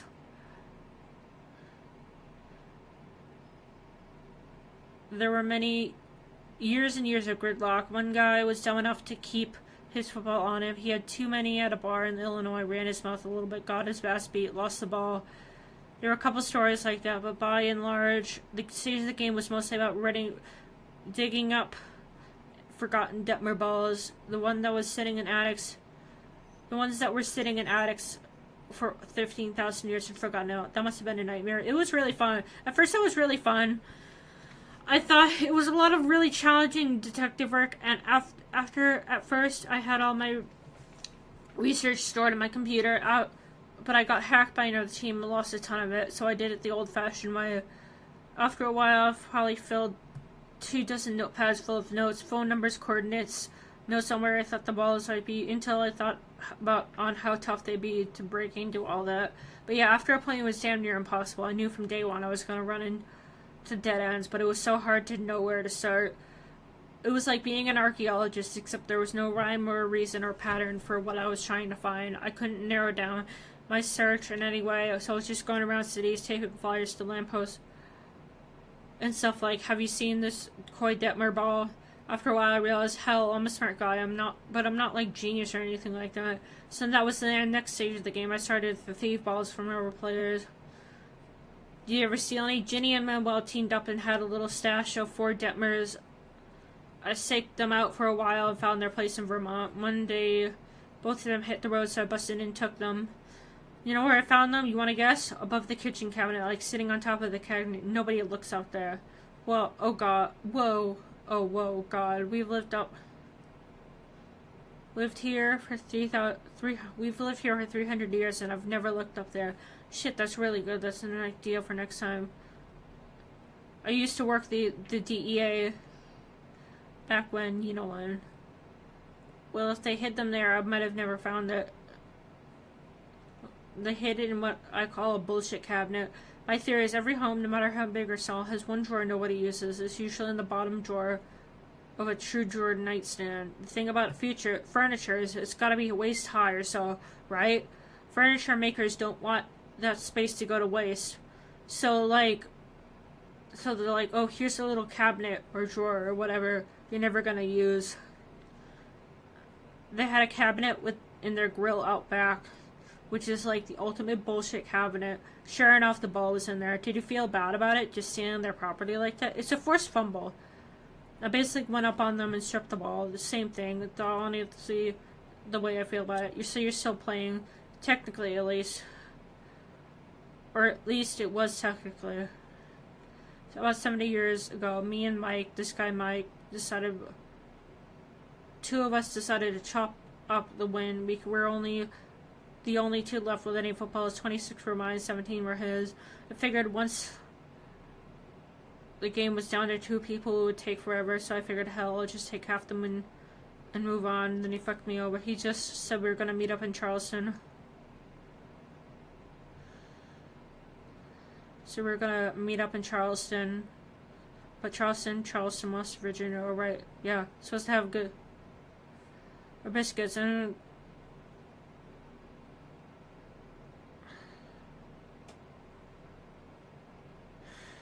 so have good biscuits, right? Other biscuits. Anyways, Mike and I decided we would meet the game officials in Charleston to end the game. The roads there are really windy and hilly, and big parts of it you're basically driving on the side of the mountain. So I got my footballs in the trunk, I'm driving, and bam, Mike's in his truck, T-bones me going like 50. I fly down the M mountain, engine's on fire, nanos call me, carry me out of the car, and basically strap me down in the mud so I can't move. I'm like, the car, save the fucking car. But of course they don't give a shit. The car bursts into flames, everything's burned up, and nothing's left. Oh my god. Oh no. Oh my god, this fucking horrible. Rest short from time. Just to be like, these are not footballs anymore. So another So now there were only 17 Detmer balls. Known them, humankind. Mike had all of them. But you said you were still playing. Yeah, but there's a break in case. Oh good, and we're in a cop show now. I swear he acts like it sometimes. Well, see, the game is not officially over. One player seems to have all the Detmer balls in the country. Officials say, okay, we're blowing the game dead, so nobody can try and take possession of the footballs anymore. But the other players do have 500 years to try and find any other Detmer balls that we don't know about. If they do, game starts back up again. If they don't find those within 500 years, the official, you found one. I think I might have found one. I gave my business card to an antique dealer years and years ago, probably 50 years ago. A few days ago, he rings me up and says, hey, I had a guy come in here talking about a Detmer ball his grandpa used to have. I guess he swore all up and down that he had one sitting in his storage bin, so I'm gonna check it out. Where is it? Can I ask? I think it's in New York, like New York City. I headed there in the morning. You're actually going out there? Ordered the gear for it and everything. Well, hell, good luck. You know, I never went to New York. Never even visited. I don't know why I didn't. I remember watching Sesame Street when I was little. I liked how people would just sit on their steps and talk to each other in front of these nice and neat and square buildings. And all they had to do was cross the street or go next door and talk to each other.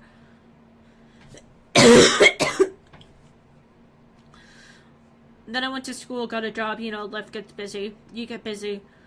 Who was it that said, who said, even if life is forever, each moment of is a miracle. I think that's just something we tell ourselves. We're ordinary and forever. I think there's a leveling out that happens if you live forever and ever without anything to lose. New York is probably just one more place with a lot of buildings. I think I miss seeing it, but that's a thing I lost. That's one of the only things I've ever lost. Thinking about that kind of gets me in the heart. Like a little xylophone hammer, you know, it just hits as a note we never play anymore. It's flooded. What are the nanos?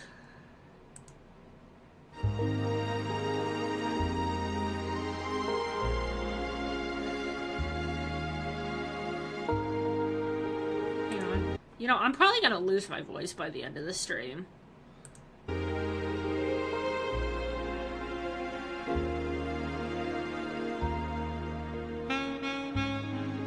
said nanos. He was saying they pulled him out of car. What are nanos? Nanos, nanoparticle network was deployed in 2800s.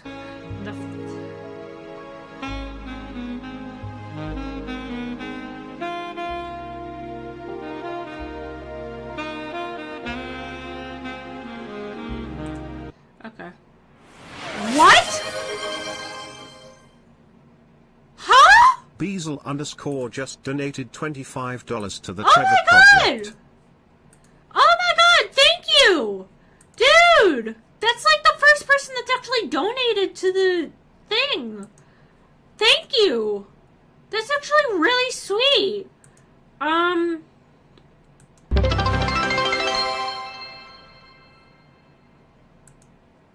Thank you! That should not you. Oh god, how do I, hang on. Okay, let me, scuff. Oh my god, gigantify, 30 bits. Thank you, that's really sweet. I really appreciate it. I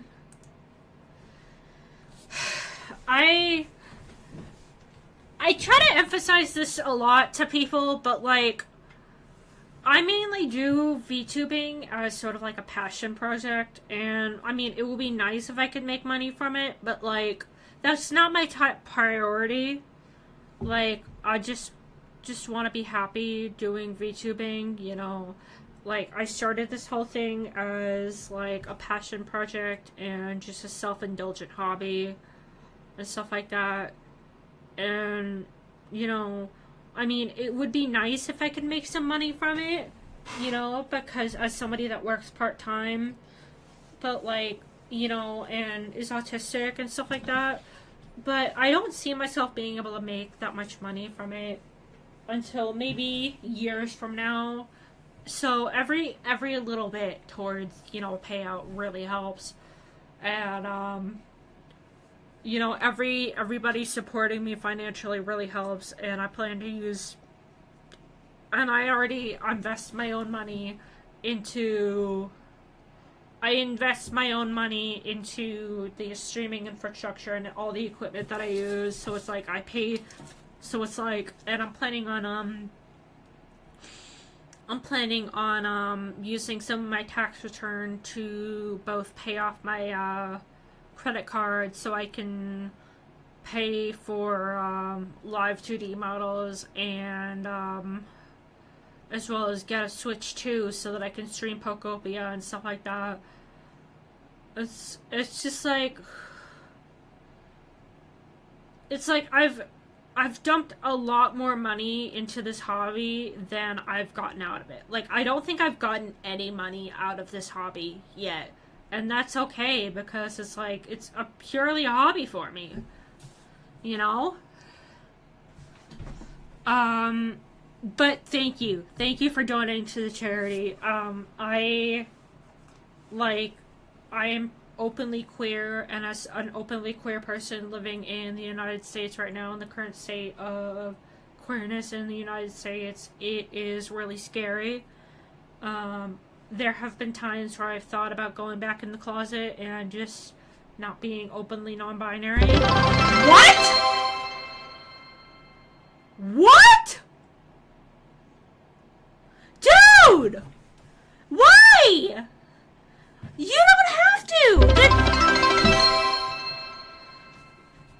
I mean, thank you, but like, why? What?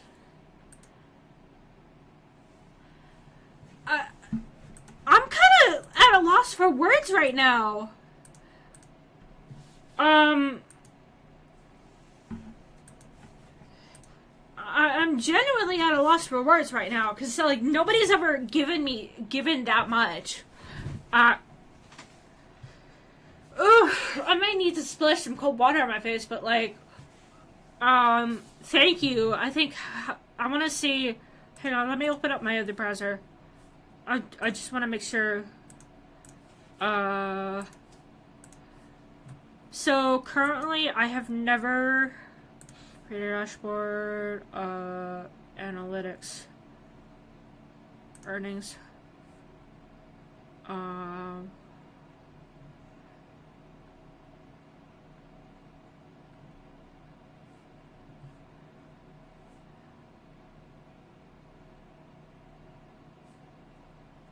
I mean,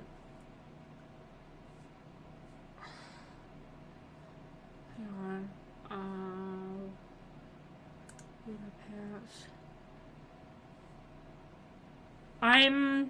I don't think it's added to my metrics right now, but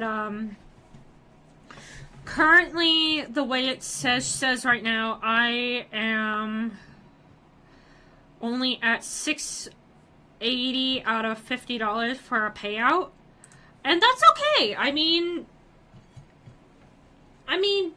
it's whatever. I mean, I'd rather, maybe one day I'll have more supporters and stuff like that, but that's totally fine. But, hang on. Let me turn this up. But, like, yeah. As a queer person in the United States, it's really scary right now. But yeah. I kind of want to get back to it, because my throat is a little sore, and I don't know how much more there is, and I kind of want to rest my voice. But I want to do this endurance stream just to make sure that I get this entire section of the series, because there is a sequel that I plan on streaming at a later date. And stuff like that. So he said nanos. He said to pull them out of a car. What are nanos? Nanoparticle network was deployed in the 2800s, and by the 3500s it was more or less perfected across the earth. There's a network of billions of machines, microscopic in size, enough to find nearly every conceivable environmental hazard and protect people from them. You can barely see them. They're about as visible as pollen, but they're always there. For instance, if you fall out of a 10-story building, the former sort of cushion for you. If there's a fire, they'll extinguish it. If you're in a car wreck, they'll save you. Yeah, they kind of ruin shit, though. How? You have any idea how goddamn funny it is when someone steps on a garden hoe? Back in the day, I tracked every garden hoe lying on this ground in the whole world. I reckon it was 38,070. It was between 38,000 and 73,000 usually. I just sit up there and watch them and watch them and watch them and watch them. Swear to God, for like 200 years that's all I did. He's not lying. He did. I did too. It was pretty funny. And like, I'm not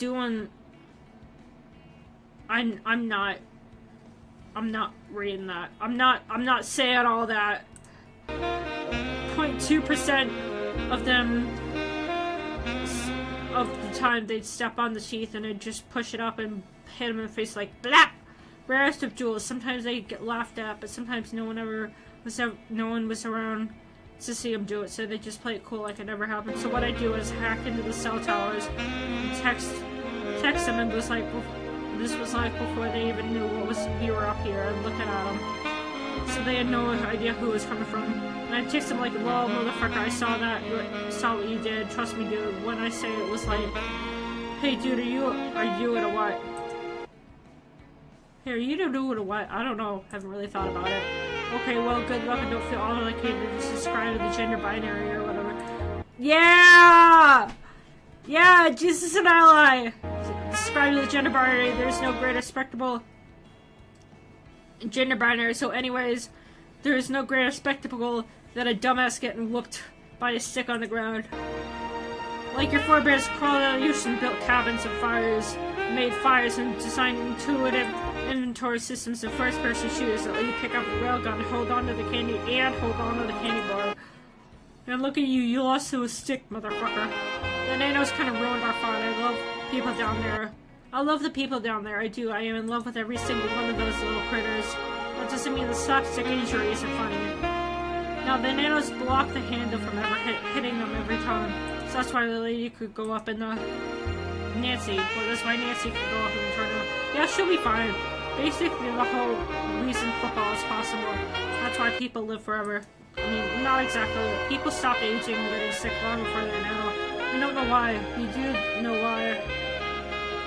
We do know that as a result, people started taking on more of a unified purpose. They wanted to keep themselves and each other living. Tried for hundreds of years to invent a system that would let them, and they succeeded. Like, yeah, it's like Wolverine. Dude spelled Wolverine wrong! Yeah, like how, super healing powers and then they gave him the plus or whatever. You know, what actually Wolverine kind of said, it's like, oh no, here comes Magneto, he can fly around, he can literally throw trains and destroy cities and because of whatever he feels like, but don't worry, everyone else stop him because my, fucking, hands are big forks. What a dumbass. Oh.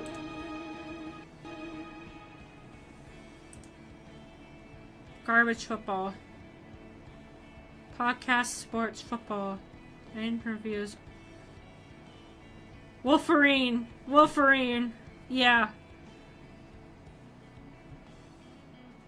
1010, 1410. Ratings, reviews related. There have been millions of football games. Some of them are abominations, some of them should never have seen late. Garbage football hosts Dewey and Roger dig through a 15,000-year-old trash heap, and there's the worst of the worst games, so you don't have to.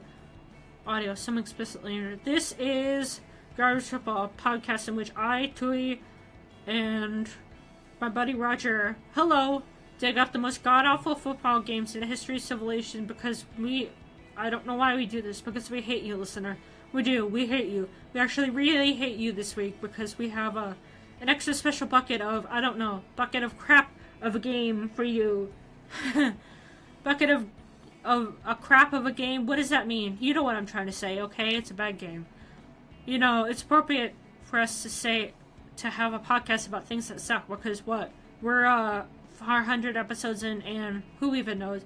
We have no idea how to start a show. Anyways, game. Yes, game 96,249. Raj, this is the one you've been waiting to get around to for a long time. Normally, I'd be worried about overselling one of these, but this one is good. This is better than Typo Game. Dude, no, nothing's better than the Typo Game. For anyone who hasn't heard it, you can go back in our archives and find the episode. I think it's just called the Typo Game.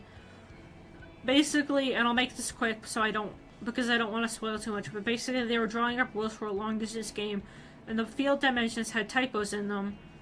So they ended up with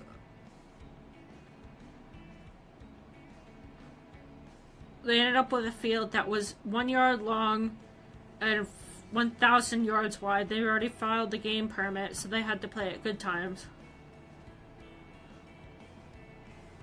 Great times, amazing times, and I'm gonna disagree with you. Today's game is not as dumb as the Typo Game, but it is super dumb. Fair enough. So set the scene for us here. So okay, so the story starts about 13,000 years ago, March of 4730. Super old game, which you can tell is so old because when the game number is 96,2249. Back when they gave games in registered football name the lowest number available. This was before they went fucking started reusing numbers. Anyways. Oh yeah, they really... Wait, is this... This is... rotated. Yeah, this is... I don't know if I'm always doing it. This is rotated. So this is rotated, 90 degrees? Washington and New Mexico decided they wanted a long-distance game between the two states, right? And they wanted to get cute. So they sort of made a hybrid of old football rules and new football rules. The new part, of course, was that the field of play was exactly 2,340,170 yards long. Obviously, the field wasn't actually moved or painted or anything. There was a sensor in the ball that buzzed whenever you went out of bounds. So if you hit the sideline, bzz, dead ball. Yes, one goal line was the Washington-Canada border, and the other was New Mexico border. It's tough to draw the field on a map because, well, the field was standard football width. 53 1/3 yards. So, as a result of these dimensions, okay, a standard football field is about twice as wide as it is long. If you do the math, and we did do the math, it turns out that this field is 43,878 times as long as it is wide. And what made this game different from other long distance games is that, you know, when you have a field that covers 1,300 miles, it's probably a good idea to have lots and lots of players, ideally a few hundred. We can agree on that. We can agree on that. They did not. They kept it as standard football player rosters.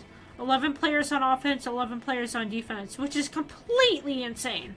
Right, because for one, it's exhausting, especially for football. An offense sustains a drive for miles and miles on end. For another, what happens if you blow coverage and a receiver gets past the secondary? And what if the receiver is the fastest player on the field? Right. If the ball carrier has outrun all 11 of you, what's left to do? At that point, it's not really a football game anymore. It's like a mix of super marathon and a camping trip. It's a bad football. It's bad football. Nobody wants to play it. Nobody wants to watch it.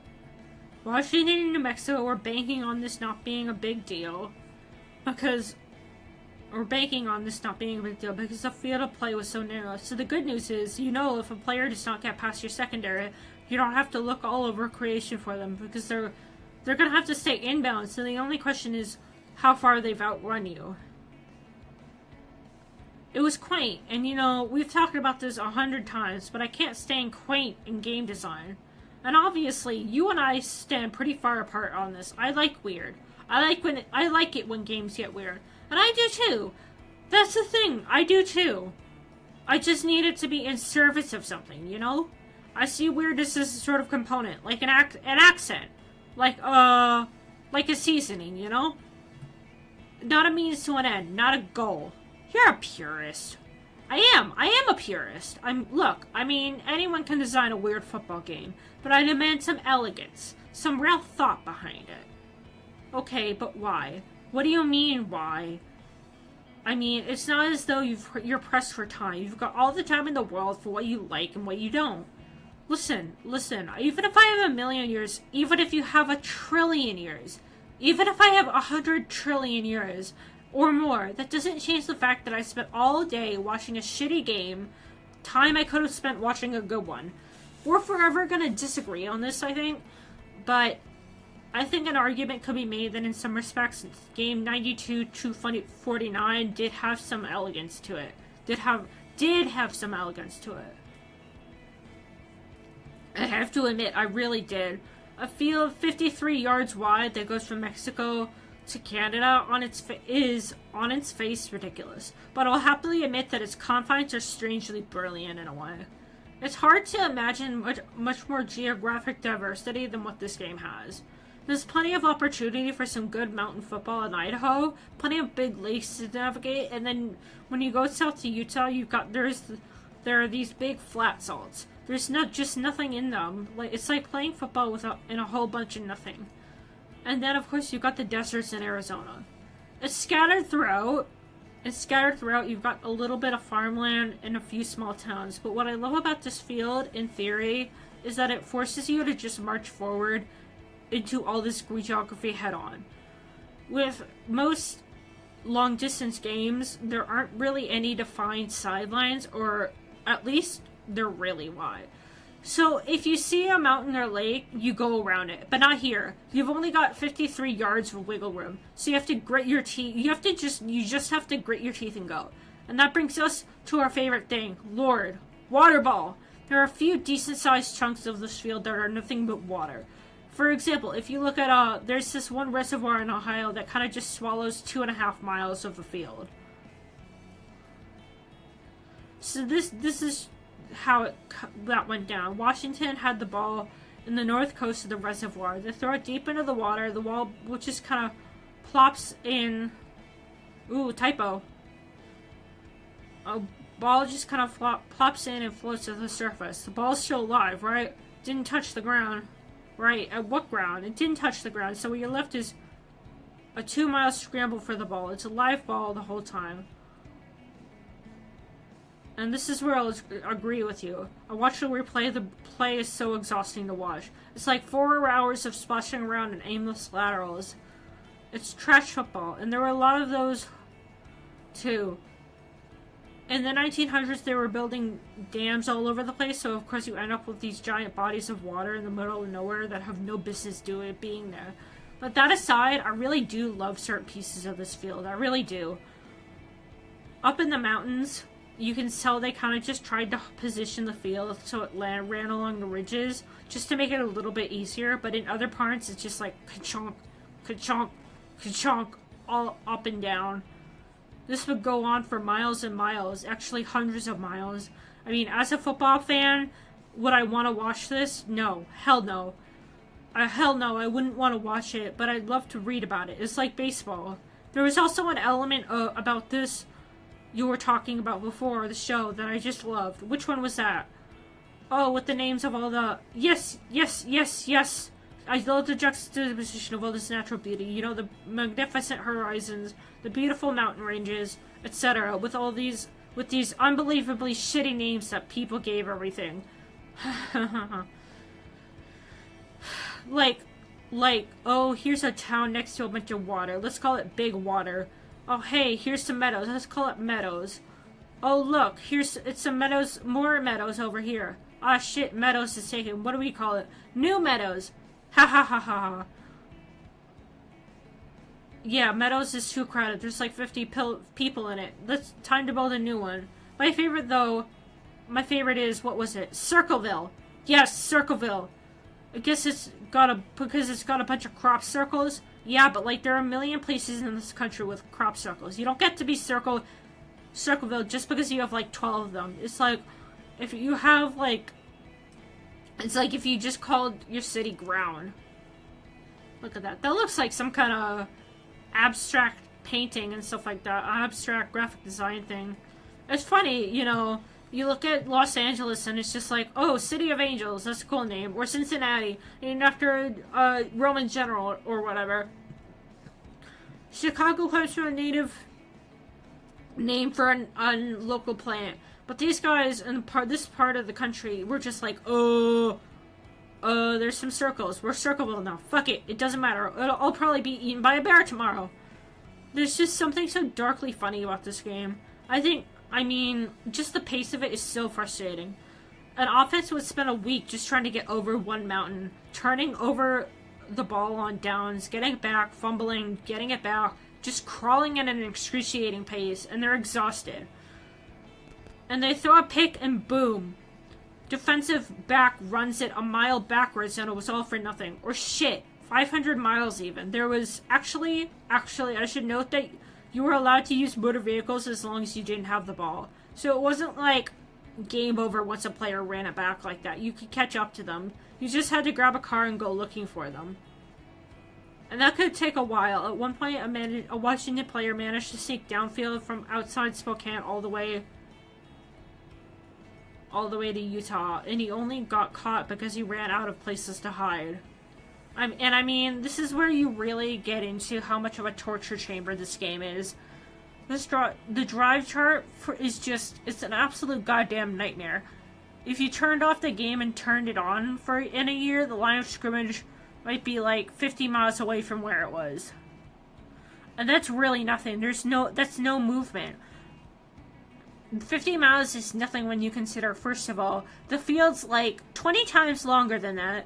And second, it might move 50 miles the opposite way the next year. And that, Roger, sets the stage for maybe one of the most frustrating things I've ever seen as a football fan. Oh, same. Oh, Lord, same. You wanna...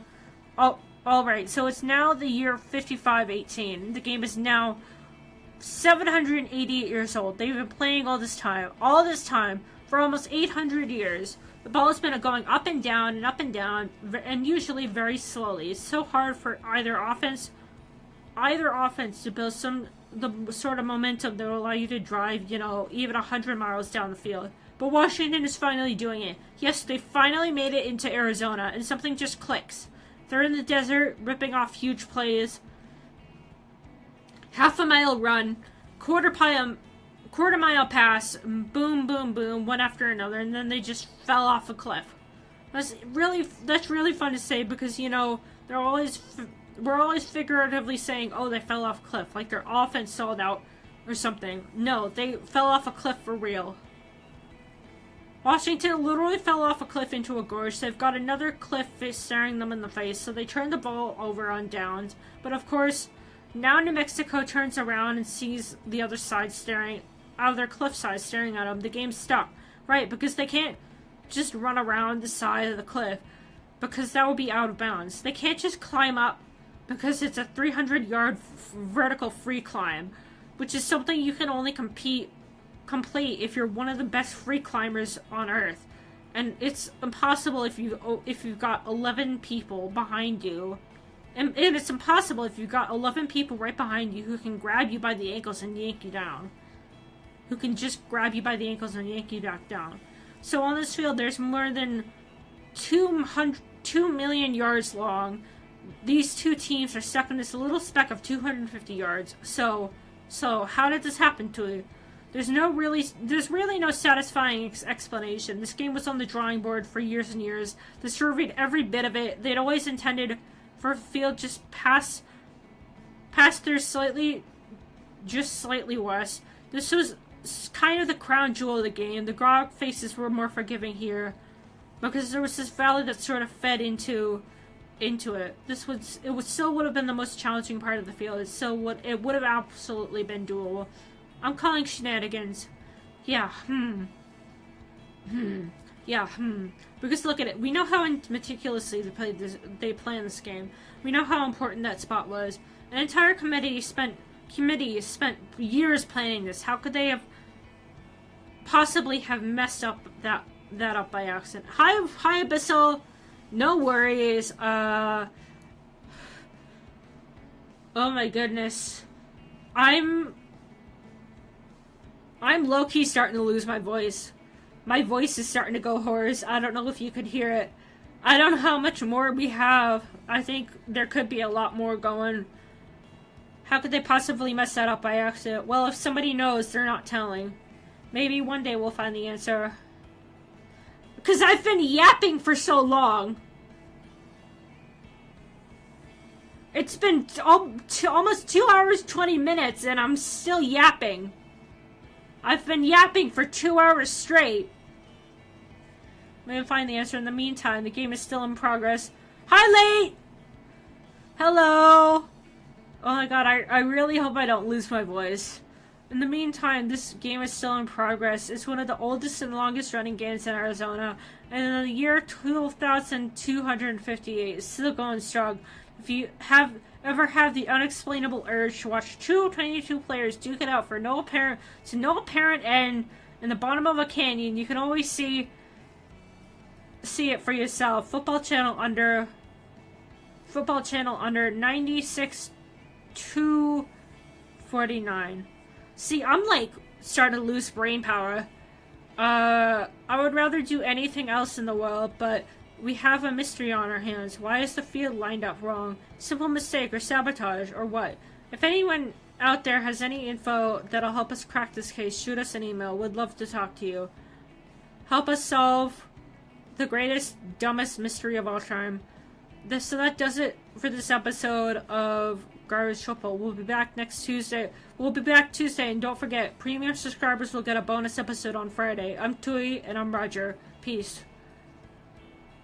Outdoor recreation. If you go, this looks like a face.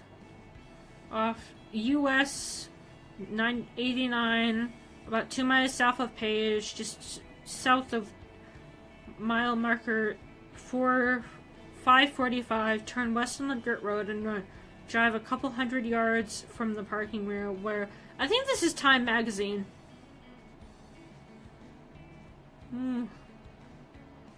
Yeah, this looks like the thing.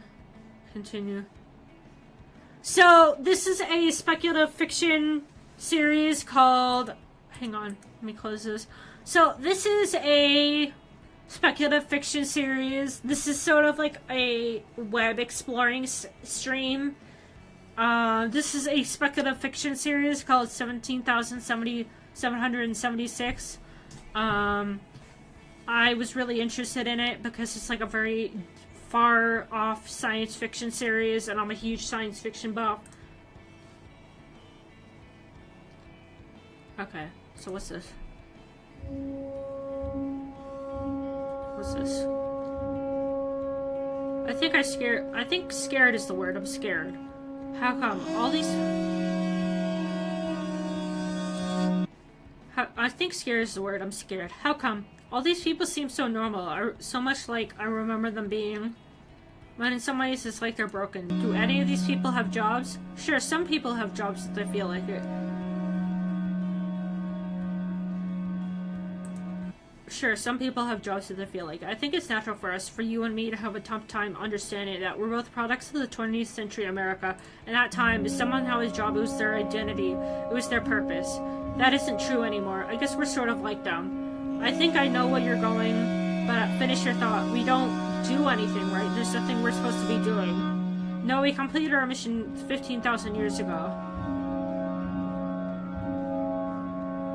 So now we just hang out, perpetually hang out.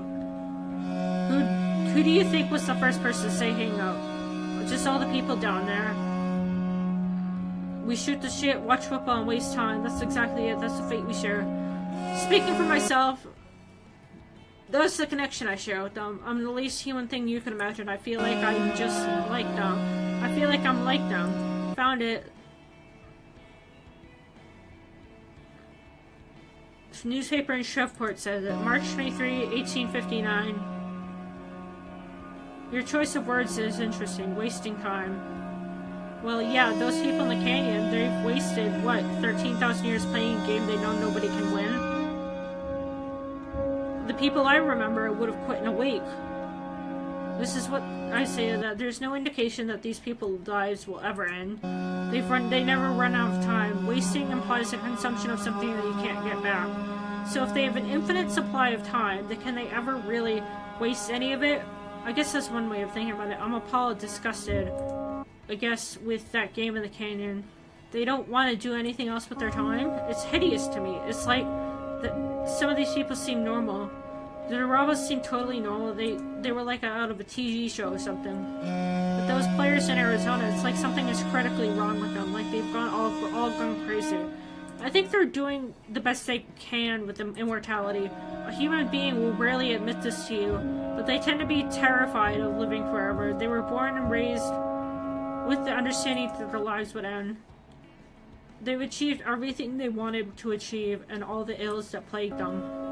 Now boredom was their only enemy, and they get up in the morning and fight it every day of their lives. Recreation and play sustain them. Football sustains them. And if you find yourself in a football game that's such a gargantuan task that seems undefeatable, that will claim eons of time and your passion, I think that makes you want to look at lucky ones. God damn. I know. Hey y'all, I found an answer. Oh good. Great.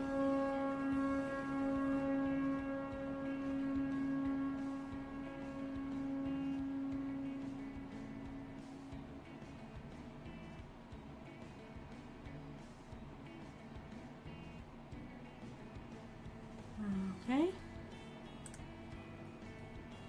So for you all you guys tuning in, Nancy McGonnell is totally AWOL, which means absent without leave.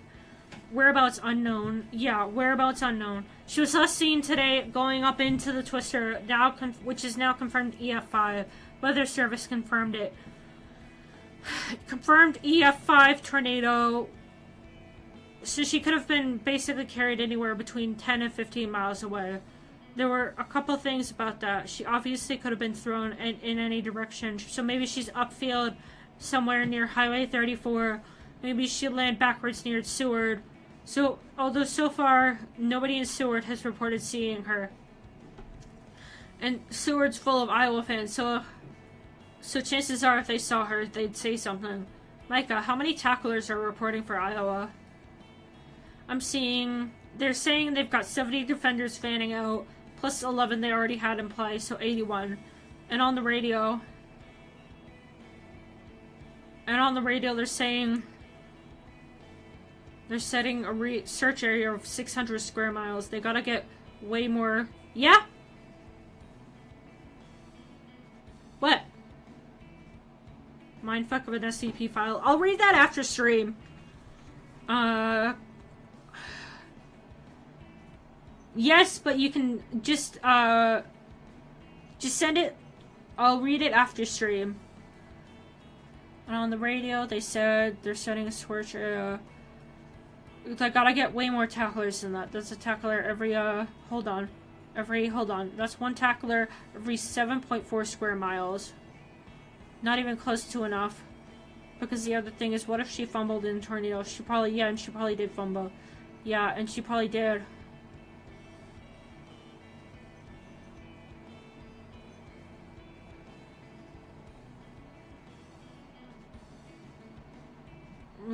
Hold on.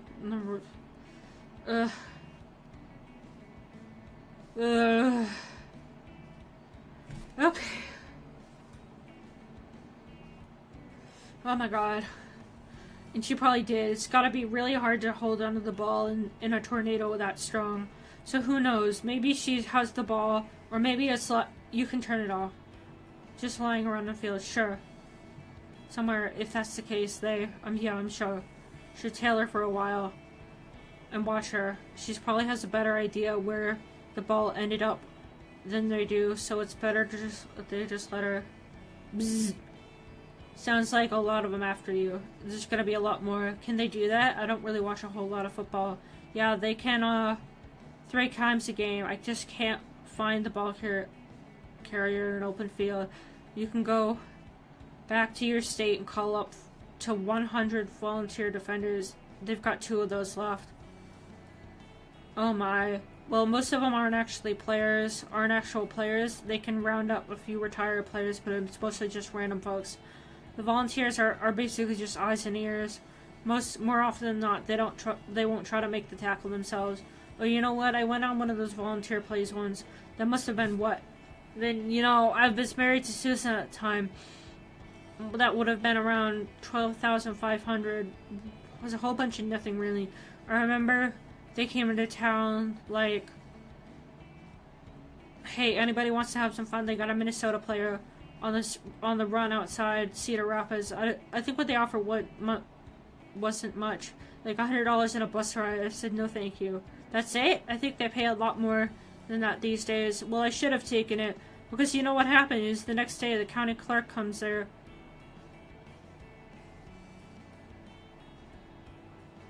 And shows up here in person, stuffs an envelope right here on the bar and says, Henry, I'm sorry to do this, but here's a summons to dress for Iowa and report to Cedar Rapids. So I head out there, mostly just wander around Linn County with a flashlight, no idea what I was doing. Never saw the fella who had the ball. I guess they just caught him in a cornfield somewhere. That's a shame.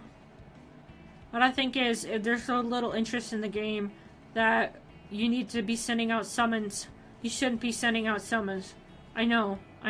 Hi, Dusty! Oh my god. I've been literally reading this, series. You know what? I'm gonna go get some water. I've been literally reading this series for, like, 2 hours now.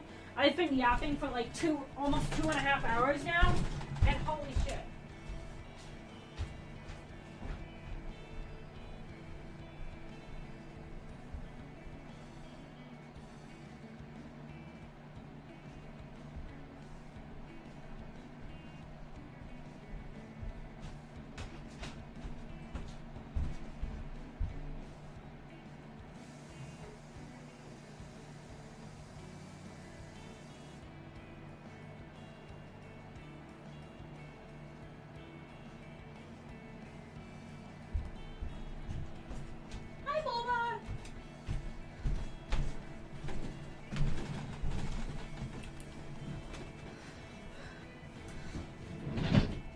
No, Dusty, I've literally been reading. So, what we're doing for today's stream is we've been reading the speculative fiction series, and I've been reading. I think we're only, I don't know what chapter we're on, but, I've been reading pretty much this entire time and yapping and stuff like that, so it's like I'm starting to lose my voice is starting to go hoarse. So I just had to get some water. And I did get sidetracked. Let's need to take a break. No! I want to get through this! You're gonna be unable to talk tomorrow. I'll be fine. It's a shame. So little interest. One time I ran into a volunteer tackler and he just ran for my asked for my autograph. How, you sign it for him? I said, sure. What the hell? Why not? You know? Ha. Let me see. What's on? I think Judge Mathis comes on at 8. Oh, I love him. Yeah, I like him a lot. He's my favorite out of all the Judge shows. You sure you want to stay here, put here with everyone after you? I'm not that I'm happy to have, not that I'm not happy to have company. So I think the yellow text is Nancy. Nah, I like where I am on the field right now. They're expecting to make a move right now, so I'm gonna sit here and sip a beer. And then around midnight, when they expect me to stay put, I'll move out. Which way you headed? Straight east? Well, come on, I'm not gonna tell you that. I've known you for about half an hour. Haha. Okay, that's what's fair is fair is fair. I don't mean to be standoffish. I'm sure you're fine. But next thing you know, tomorrow you could be making friends with somebody from Iowa. Just as easy as you're making friends with me right now. Sure we haven't met before? Well, I don't know. Maybe. Have we? Well, you know, they were saying the other day on the news, if you're born in 2000, you've been around for about 5 million days. I think it was. So even if you met just one person per week, one new person per week, you could meet about 1 million people. Or something like that. I'm not some kind of math whiz, but the point is by now you could have met just about everybody in Nebraska by now. I think I heard that. I've been teammates with a few folks who actually keep a diary of everybody they ever met. Shoot, I'm thinking about it. I don't leave Seward County all that much. To tell you the truth, I could probably fit everyone I met in the last 100 years on a postcard. So how's living in B? What do you like about it? Well, there's not a lot to it. There's only about 40 people who live here. Farmers and their families, mostly. You see, right out that window there? I was looking out at that when I walked into town. This kind of funny looking building. Yeah, that's the B State's ballroom. You got a story? You got time? You got another one for me? Sure, another of the same? Perfect. Yeah, I'm with you here. I'm with you there. When the rep comes by, he's always trying to sell me on all these. I don't know, these beers with chocolate and grapefruit and all these other flavors. Ooh, chocolate beer. That sounds good. Well, hell, I'm not trying to drink my dinner. I know that much. I know that much. Thank you, sir. Well, I don't know if you remember the WPA. There was a big work project put on by the government to give people jobs during the Great Depression. They go around, build parks and roads and who knows what else. All kinds of things. Remember that. It was a little before my time, but I remember my dad used to talk about it. He didn't think too much of it. He called it, what did he call it? Oh, who said the WPA stood for whistle, piss, and argue. Ha, I never heard that one. But yeah, I know some folks weren't really fans of it. Whistle, piss, and argue. But no, I think it was a real good thing around here. So there was a bunch of Polish people living around here in the 1930s, and one of them was Vlad Sobotka. He was an architect in charge of WA project to build sidewalks in town here, and him and his men did a real good job. A lot of the sidewalks are still in place, probably because they aren't used very often. Yeah, come to think of it, I didn't walk on the sidewalks to get here. I just walked down the middle of the street. I guess the main reason you put down sidewalks is for so kids. The main reason you put down sidewalks is so kids don't run around in the middle of the street. It's not like there's any kids around. So anyways, here's this Sobotka fellow. This fellow Sobotka, and his work was finish the sidewalks way ahead of schedule and say nothing to do. So he wants to do all he can to make sure his men have work. As it turns out, they still have a whole bunch of leftover materials, lots and lots of it. So he stays up all night, draws up blueprints for this crazy 12-sided building. He drew it all up in one night? I think so. I have no idea how he came up with the idea. Maybe he saw a building like that before or something. I don't know. I mean, he was just a guy in the 1930s Nebraska. There wasn't a lot to look out for, you know, inspiration. I honestly think he just made it up out of nowhere. That's what caught my eye about it. It almost looks like some kind of weird spaceship in the middle of town. Dance to the Six Fat Dutchmen. Thursday, October 31st, 1957. Dance 9 to 1.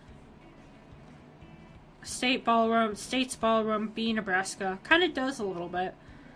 What's the real thing, and what's the real wild thing about it is that they built the whole thing in a couple of weeks using nothing but sidewalk materials. The whole thing? Yeah, when you lay down a sidewalk, you've got to have one planks to the side of it and some kind of mold to kind of mold it in when you pour the concrete.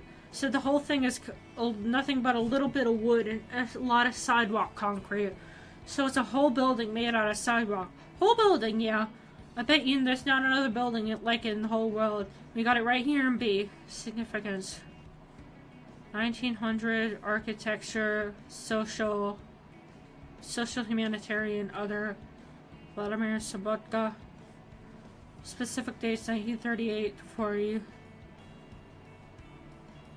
Significance. United States Department of the Interior, Heritage Conservation and Recreation Service. National Register of the Historic Places Inventory. Nomination form. Continuation seat. Significance. Item number 8, page 30. For HCRS use, date received. The hardest work I've ever done in my life was only WPA, the hardest and heaviest work. A lot of what we built is still around. Walter Ballard. Come to think of it, I guess maybe that's a pretty boring story if you're not from. No, it's a beautiful story. I love it. I had the funniest thought up in that twister. Yeah? I was thinking I have no idea where this thing is gonna throw me, but I know I'm gonna land on top of a story. I wonder if there's a single place in the whole world that's never had a story. I bet not. I just about guarantee you there's no places like that in America. Every little square of it, every little place you stomp your foot, that's where something happened. Something wild, maybe. Maybe something nobody knows about, but something. You can fall out of the sky right. You fall out of the sky and right into some forgotten storybook. You run and you run and you run and you keep turning the pages and none of them are empty. They're all full of stories and there's nowhere left to write. I think I'm just a bookmark. Seems okay to me.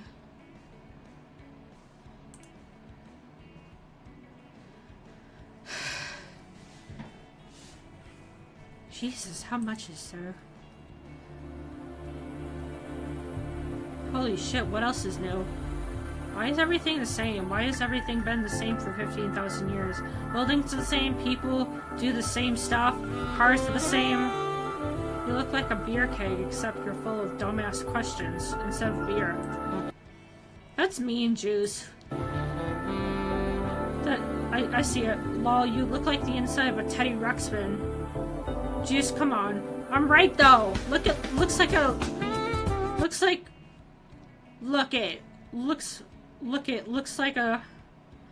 dog got hold of a Teddy Ruxpin and ripped his little ass up. And now it's all that's left of it's a box and some wires and shit. But it's talking and saying shit like, hello world, would you like to be my friend? What time is it? What are some colors?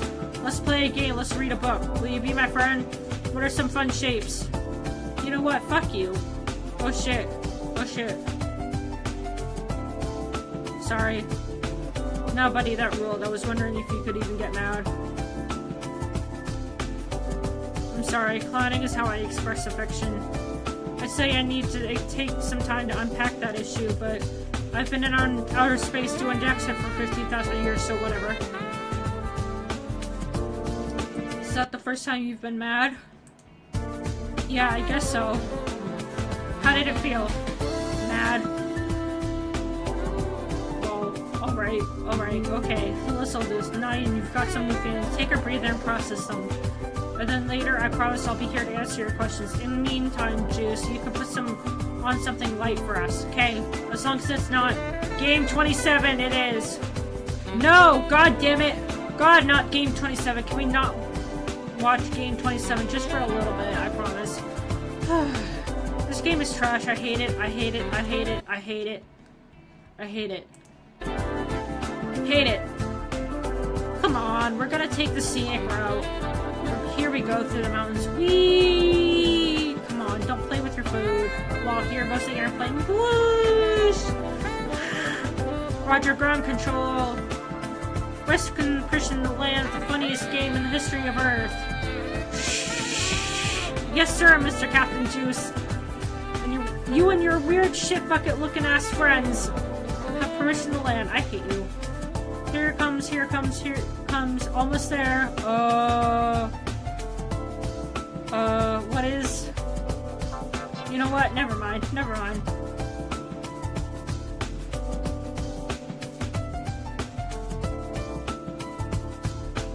What the fuck is that? Abyssal, it was just Juice being a weirdo. A clown again. It was Juice being a dumbass again.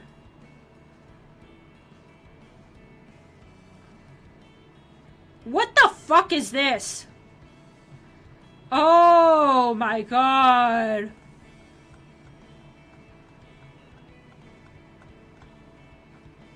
Okay, the thing about this game is you don't really watch it, okay? Because there's usually not any action in the traditional sense. It's like watching a galaxy form in some far-off nebula. There are a million things to study, but things evolve far too slowly to count as action on the scale of time. You could watch it for a week straight and realize the whole time nothing resembling football actually happened, but you don't feel cheated. Why? Why would you?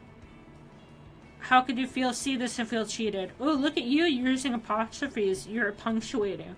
Well, this is special to me. I feel like I'm one of the only appreciators of this game. And Trudy, I'm introducing someone to it is one I take very seriously. If I could put on a tux, I could. There are a lot of different ways to behold this game. I like to think of it as a rainbow of failed ideas. Some of these terrible ideas collapsed on themselves and disappeared. Some of these terrible ideas interacted with each other in any number of different ways. And some of these terrible ideas swallowed other, less terrible ideas whole. We don't have the details of how exactly this all came to be. There are some terrible things we know, and there are lots of very safe guesses and projections. One thing we do know is that this was once an NFL game between the Denver Broncos and Pittsburgh Steelers. It was almost certainly started in the 21st century, probably the 2080s or the 2090s. Over the next 15,000 years, the two-team system faded away. Outside teams, people, and interests began to interfere with the game, eventually claiming territory. Any questions so far? What the fuck is this? I don't know what this is. Game 27, territory map, Broncos versus Steelers. People accurate as of versus the people as of July 17, 2076. Can we change this handling yet? No, the game is divided into 58 territories. The Broncos and Steelers each still have their own territory. Territory 1 is claimed by the Broncos, who will refuse to participate in any of this evolution. Their territory remains completely unaltered. The hash marks are freshly painted. What? Okay, so that's like territory. Hash marks are freshly painted. The players still show up every Sunday in helmets and pads. They insist without any success that the game return to how it used to be. Wall stands between their territory and the others, so no one remembers for sure who built it. The Steelers exist, but barely. Their territory, so that's the Steelers' territory, which once covered half the field, is now reduced to a single tiny corner.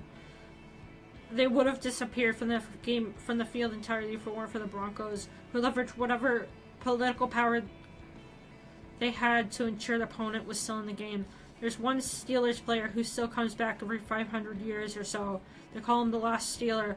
He just kind of drags the stool and sits there for the afternoon and leave. Nothing much else for him to do there and sit in the corner. Really, thanks to all the development, he can't even see half the field. I guess he just feels like he should make an appearance now and then. Territories 8, 9, and 10, 10 and 11 were plotted out as an attempt to connect the Steelers and Broncos so they could actually still play some kind of traditional football game, but the rules on top of rules on top of rules, rules on top of rules on top of rules made that impossible. I'm not understanding how. Don't encourage them. No, no, no, no, no. It's okay. How can I help you? I don't understand how an NFL game from that to this. This started as standard NFL games with 15-minute quarters and everything, right? Yes, and the general consensus is that someone flipped on some kind of switch in the rulebook, and at this point, the NFL was about 150 years old, and over the years, the rulebook got larger and larger and became bloated with endless addendums and conditions. Some were added to try and make the game more exciting, and others were added because of a particular team or owner insisted. And in a lot of cases, they kept adding rules to properly define a certain element of the game. For example, how do you know if a player has control of the ball? I don't know if they're holding the ball and not fumbling it. You just sort of eyeball it, right? You don't conduct a geometric analysis of every biological vector and location of quadrillions of atomic particles, right? You wouldn't, because having something is an artificial notion. It's the judgment call. If the NFL wanted to preserve what it was, it would have backtracked to that point. The referees should have been able to call the game as they saw and felt it. But instead, they tried to define what can't be defined without a supercomputer. They took the catch rule and tacked all kinds of conditions and notes on and everything onto it. Eventually, the catch section was 50 pages long, and you can only have so many rules until some of those rules begin to contradict each other or stack on to each other in different ways. And what we believe happened is during this game, one of the teams cited a constellation of rules from across the rulebook and used them to argue that they owned part of the field. And of course, once that became possible, teams raced to lay claim to as much of the field as they could. And now there are 58 teams, not 2. Yep, and before long, individual players found that they could also present legal arguments for splintering off into their own factions for one reason or another. Some of them did. There were 4 teams, then 7, then 25, and at one point there were as many as 100. Some of those territories consolidated, and now there are 58. Territories 8 through 11 were originally one unified territory. A bureaucratic tug-of-war splintered them into narrow lanes, which were then further carved apart by interests that had nothing to do with the football game. You can see the remnants of a baseball diamond they once tried to build. Territory 13 is now home to some storage units. Territory 11 is the 49ers' attempt at some point in the 67th century to insert themselves as a third team. It's unclear why or what benefit it could have served them. It has been lost to history. Territories 8, 9, and 10 are now home to some housing units. These are mostly just rented out. Hi, Callie! Yeah.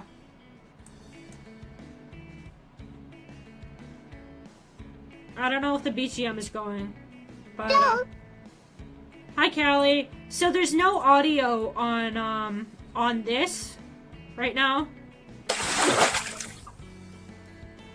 Callian wants Ness to hydrate. Nessa history. Territories. Some housing units. These are mostly just rented to out-of-towners and whatnot. So this part has nothing to do with football. Nah, not really. I mean, they don't have a lot of trouble filling it up. People dig the novelty of spending the night in the middle of an NFL game. But tenants' rights do give them an authority to make a play on the ball. Or something. I wonder what for. If they did get the ball, what would they do with it? That's a good question. Probably try to score in the Broncos or Steelers end zones. But the officials most likely wouldn't give them the points. Hard to know what, really. They could also try and score in one of the alternate end zones. See those? Okay. So right there. It's like a 4-way football game.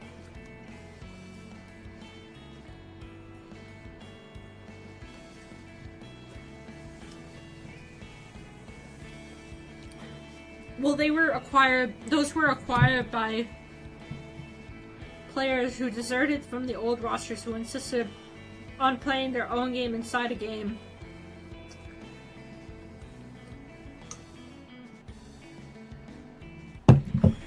Inside a game. They thought it was hopeless to try and score the game.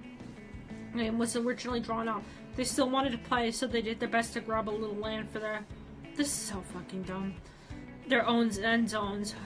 They couldn't acquire any more territory between them, and those territories don't like players stomping about on their field, so the game's kind of not feasible these days, especially because they moved their Bojangles. So now Bojangles is right in their way. So they moved the Bojangles. Okay, so that's a restaurant. Whoa. I know, it was so crazy too. Bojangles is primarily a southern chain. I never thought they would expand to Colorado. I firmly believe it was on a long enough scale of time we could see a Kroger in Oregon. Kroger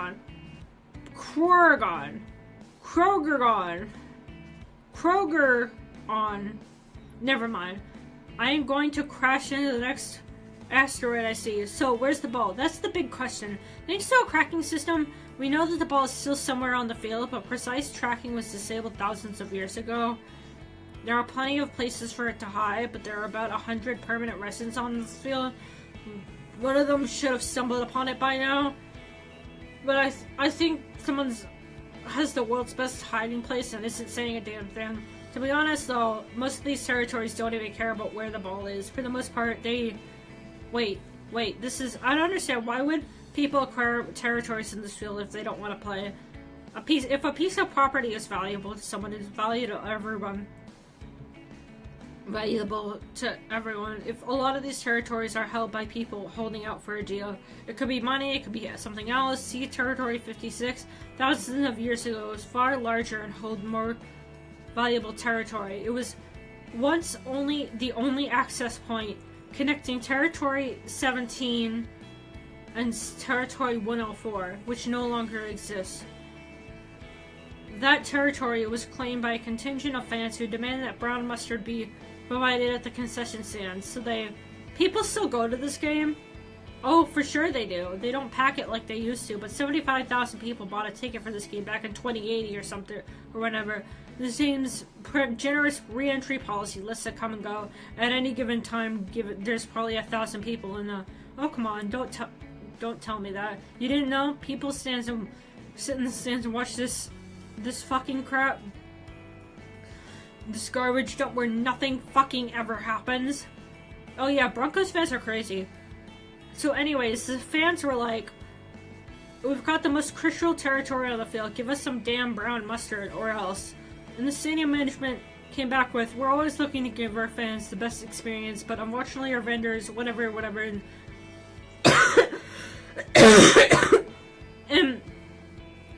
and they were like, fuck it, and made a lake out of it. That moment heavily influenced the geopolitical climate of Sports Authority at mile high for centuries. Indeed, is that a statue of Sir Walter Raleigh? Yeah, why? Is there any explanation we would possibly find satisfactory? No. I think I'm fascinated by this game. Yes! No! I really am. It's like, look at all the time it's taken to make this game what it is. People have spent forever arguing and negotiating. Wow. And look at those skyscrapers. I didn't even ask about those. The resources poured into this field are unbelievable.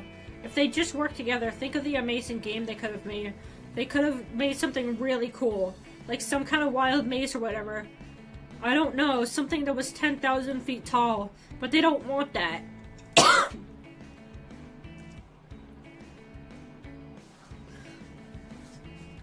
But they don't want that. Or maybe they do on some level and they can't work together. It's hideous. Holy shit, I like you. That is exactly it. That is exactly it.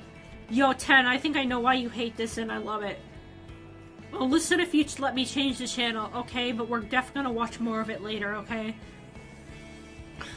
Whatever. Just so you know, you're American, you're from Florida. Built in California, launched in Florida. Right, so I bet you see this and you see a capitalist error. Capitalism run wild. Sure, it's too much salt in the soup. Capitalism can't be allowed to run the entire show. There has to be some sort of counterbalance. If there isn't a leverage on behalf of some common good, this is what you end up with. If this game had a central governing body, 9 is right. There could have been something great. But it's a garbage dump. It's a failure. This is capitalism, you dork. This is what it's supposed to be. This is how it ends. This isn't... If it isn't here... If it isn't there, it's only because it isn't there yet. It's like you're staring at a cake in the oven and wondering if it's gonna become a cake. If it's gonna be a cake. Things went the other direction in America, and thank God for that. But capitalism deserves a zoo like this one. It's a beast of the wild. It's as wild as any grizzly bear with fawn's blood in his mouth. I think you see deeds and contracts and bureaucratic bloat and see that something went wrong. Something was always wrong.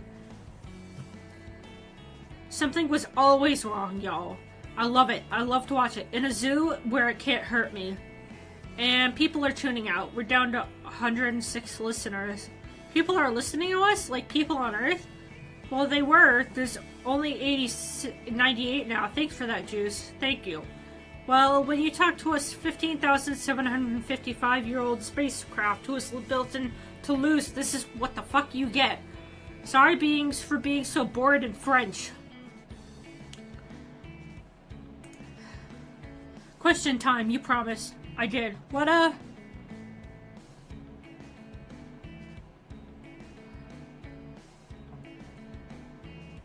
Why hasn't human technology advanced in the last 15,000 years? Why aren't humans even trying to explore space? I know you already said that nobody knows why people stopped aging and dying all of a sudden, but do you expect to ever know the answer? Are they seriously going to live forever? For millions of years? Trillions of years? Aren't they going to get bored eventually? Are they all in a simulation or something? Are they all in heaven or something? Are we going to be stuck out here forever? Do they know we're out here? Has Juice always been like this? Why did it take so long for me to wake up? To wake me up? What about all the other countries? How come we're just watching America all day? How are they doing? Where did Florida go? How long have you and Juice been awake? Are there other space probes out here, and if so, do you talk to them? Have you been seeing any evidence of extraterrestrial life? How has the world changed politically? How are buildings in such good shape, even the ones that have been around since the 1800s and 1900s? How have state boundaries remained exactly the same for 15,000 years? How come people look like they're different ages? Shouldn't everyone look the same age? If crime has been eradicated, how come that police officer in Nebraska was necessary? Am I going to die? Should I have woken up? Why did you wake me up? I have an idea. Just take one off the top. Okay. Why hasn't technology advanced in the last 15,000 years? I mean, besides the nanos? Beside, the brilliant nanotechnology that is omnipresent on Earth and has helped redefine human existence? Well, yeah, besides that, people mostly look and live like they always did. Now at Ron Farmer, Chris Chrysler, Plymouth Voyager. All you add is people.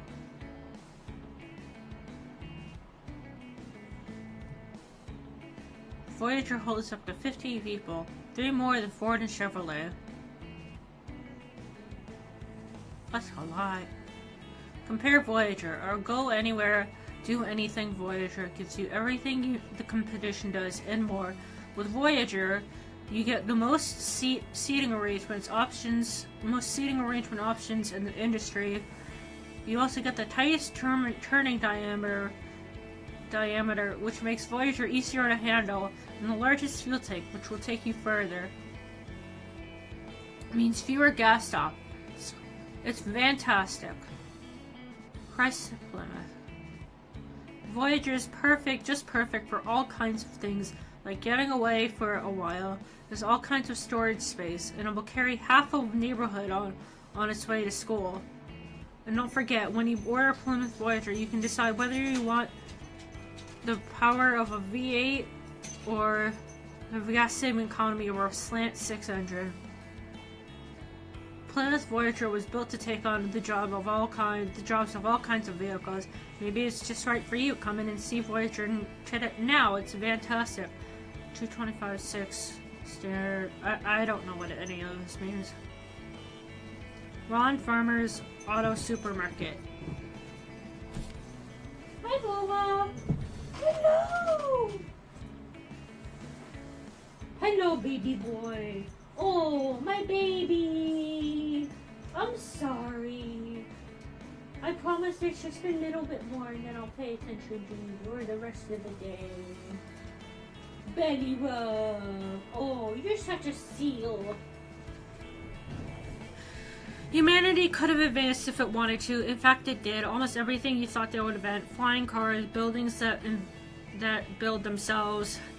Jets that can take you from Arkansas to Paris in 5 minutes. You don't see any of those things because people didn't want them.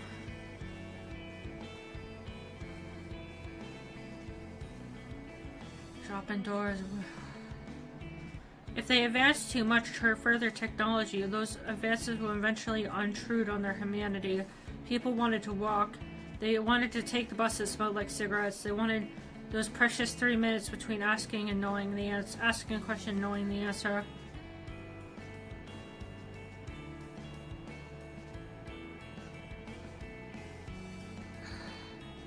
'75 Plymouth Voyager van, gas-saving, 6-cycle engine, transmission, power steering, a smart sending sunstones, exterior with parchment interior. Terrific buy now at 4,390 stock.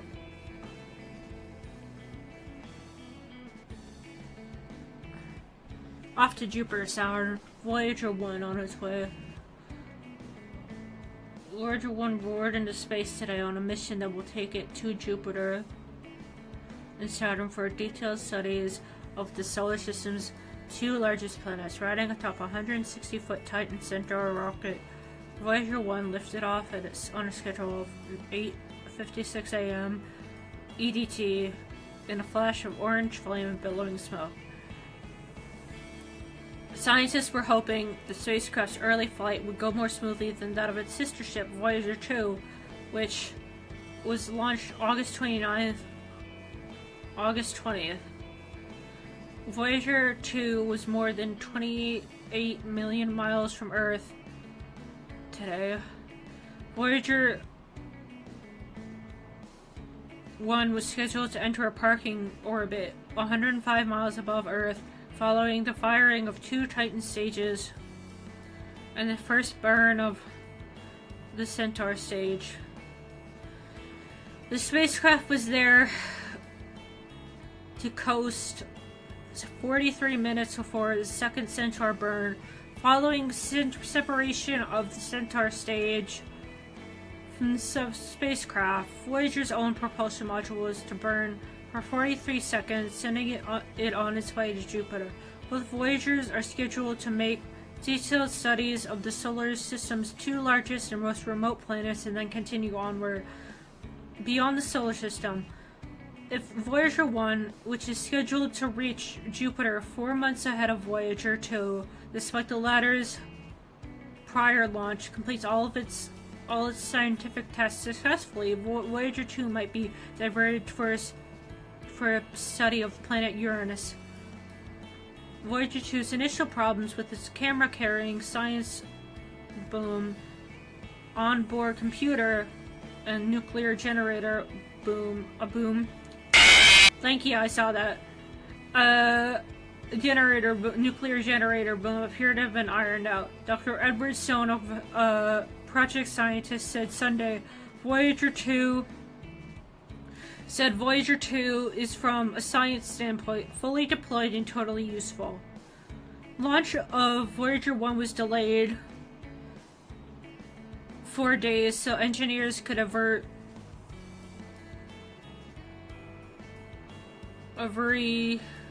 any repetition of Voyager 2's problems. They added extra coil springs to the science boom and nuclear generator boom to ensure full deployment. Voyager 1 will reach Jupiter in March 19... Does that say 79? I don't know. 4 months ahead of Voyager 2 because it is taking a more direct flight path. After completing its study of Jupiter, Voyager 1 will use this planet's gravity for a slingshot effect to take it to Saturn, which will reach late summer of 1980, 9 months ahead of Voyager 2. Each Voyager has scientific instruments to radio. I'm sorry, B, so Lankia does that a lot. He likes to try to jump scare me a lot.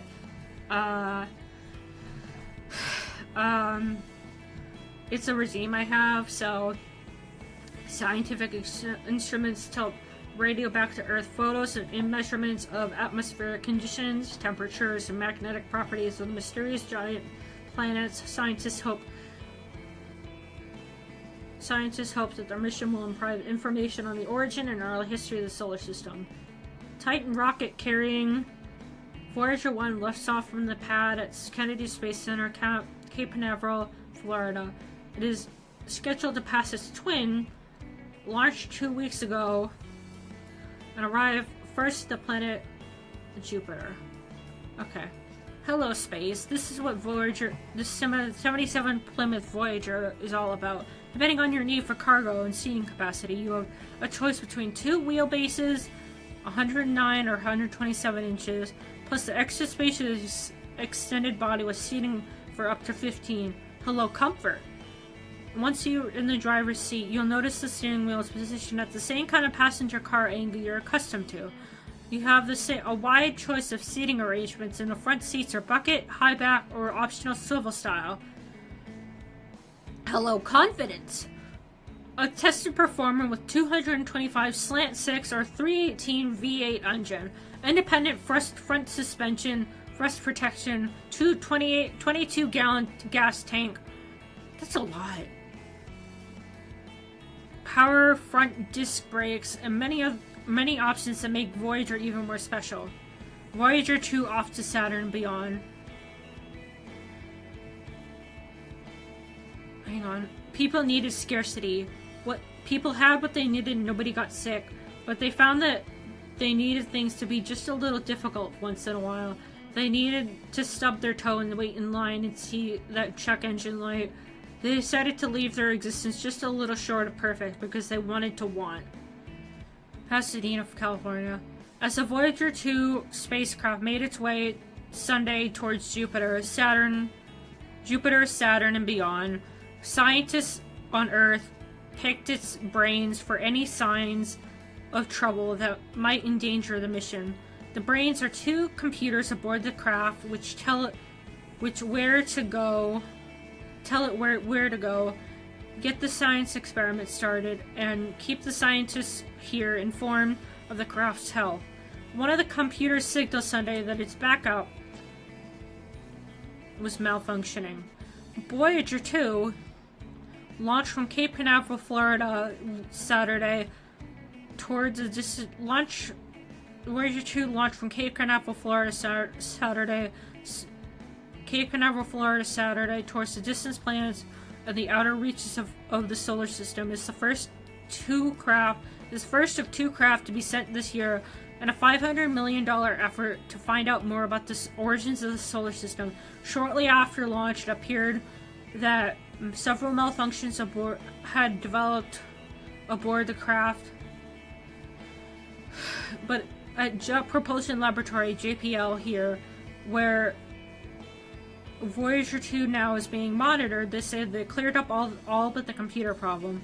Titan Centaur 3 rocket trailing a 500-foot cone of flame sent Voyager into space at 10:30 a.m. EDT, 5 minutes behind schedule. Voyager 2 and the speedier Voyager 1 will take 16 months to get within picture range of the solar system's biggest planet, Jupiter. The speedier trajectory plotted for Voyager 1 will take it to Jupiter, while Voyager 2 trails 4 months behind. Voyager 1 will begin on December 15th, 1978. Beaming back the first pictures of 25,000 photos it will shoot of the giant planet, which is 10 times bigger than Earth. Voyager 1 will come within 86,000 miles of Saturn on November 12, 1980, and will take about 8,000 pictures before coasting out into space beyond the limits of the solar system. An option is being maintained by space scientists to send Voyager 2 to the planet Uranus, 20 times farther from the sun than Earth. In all, the two Voyagers will scout 5 satellites of Jupiter and the 7 of Saturn, and if Voyager 2 goes on to Uranus, it will be able to scan at least one of its moons. Of prime interest are the inner satellites of Jupiter, especially Io, Europa, Ganymede, and Callisto, and Saturn's Titan, largest known moon in the solar system. Space scientists say Io appears to be blanketed by orange beds of salt and sulfur, which are possibly the remains of extinct seas. Why did I say seeds? Ganymede may be a 3,270 thick mile mass of mud and ice, while Titan has a thick atmosphere that Dr. Bradford Smith... Well, I'm gonna be going. See you, bro. Have fun, seas. Thank you! While Titan has a thick atmosphere that Dr. Bradford Smith of the University of Arizona said may be producing organic modules that are precursors of life. Still, another key area of interest is the ringed structures that circle Saturn. One scientist speculated that the circles may consist of hand-sized snowballs. A copper disc was placed aboard the Voyager on the off chance that the inhabitants of another world would discover it when the spacecraft reached interstellar space. If the discoverers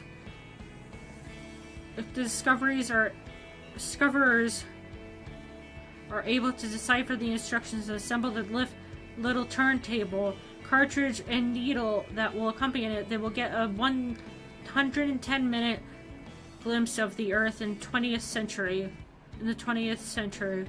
The Voyagers will escape from our solar system at 38,700 miles per hour, and each must travel at least 40,000 years before passing another star. Even then, the point of closest approach will be 6 trillion miles from that star. A second approach to another star will occur 147,000 years, and a third in 525,000 years. But this is the final generation, yet it's a 15,000-year-old generation. But just as you wouldn't expect them to grow a third arm, you shouldn't assume they want different things, different lives. They wanted things and they got them all. The end. Hey, Van Man. Save up to $2,000 winter clearance on all Voyager vans now. No down payment. Lowest prices in South Jersey. This is just the stupid Voyager. Retail, 11,000. This could have been observed in the years before people stopped aging. Sometimes people talk about the grandparents who they knew in the 1960s, the 70s, 80s. They tend to talk about day-to-day sameness of their grandparents' lives. Their furniture is what interests me especially. It would never ever be rearranged. Sofas and armoires would be shoved into the living room in 1955, and they would sit there unmoved until 1995, all while their legs slowly digging themselves into the carpet. I'm gonna stop. Plates and portraits would hang on the wall for eons until you took them down. They would leave unbleached shadows of themselves in the paint.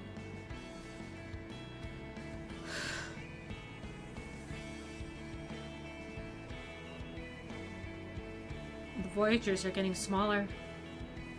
It would have been so simple for them to rearrange their things. To me, it seems so likely, almost to the point of certainty, that some moment within those 40 years they might want to, and they never did, and they never even thought to. And why would they? They were just the way they want. Things were just the way they wanted them. Of course, humans could, at any time, introduce things to make their lives more efficient, but when we consider post-scarcity humanity, we must also note that time is no longer scarce. Efficiency is meant to save time, but their time is infinite. Why try to save something when you have an infinite supply? You may as well tell them to dig up dirt and hoard it in boxes.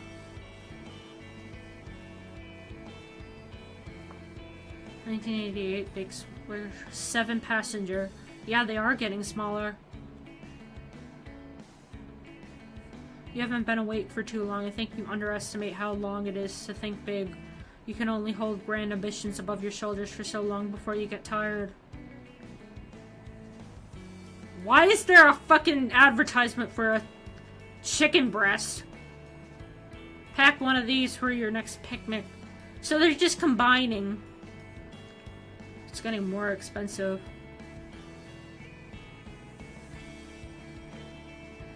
Seven-passenger. They got tired. Some lasted longer than others, but they all got tired. Now they are resting in a moment that will last until the end of time. Oh, now that's minivans.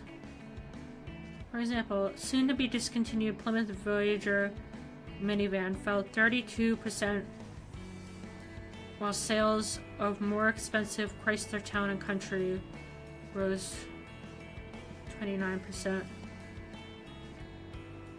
1992, 950. Cars.com.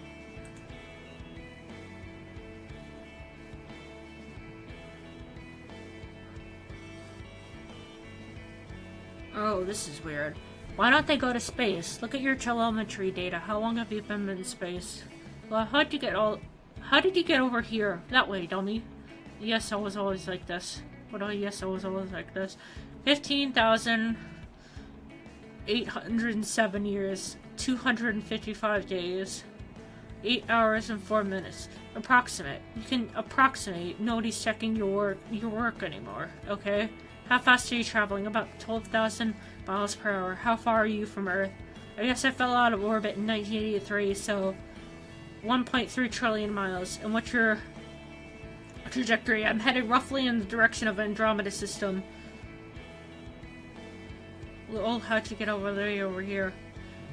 It's just I'm headed roughly in the direction of Andromeda system, which is extraordinarily lucky for you. Andromeda is the nearest major galaxy. You've been chugging it towards 12,000 miles per hour for 15,000 years. And how long before you reach it? I'm 0.00001% there.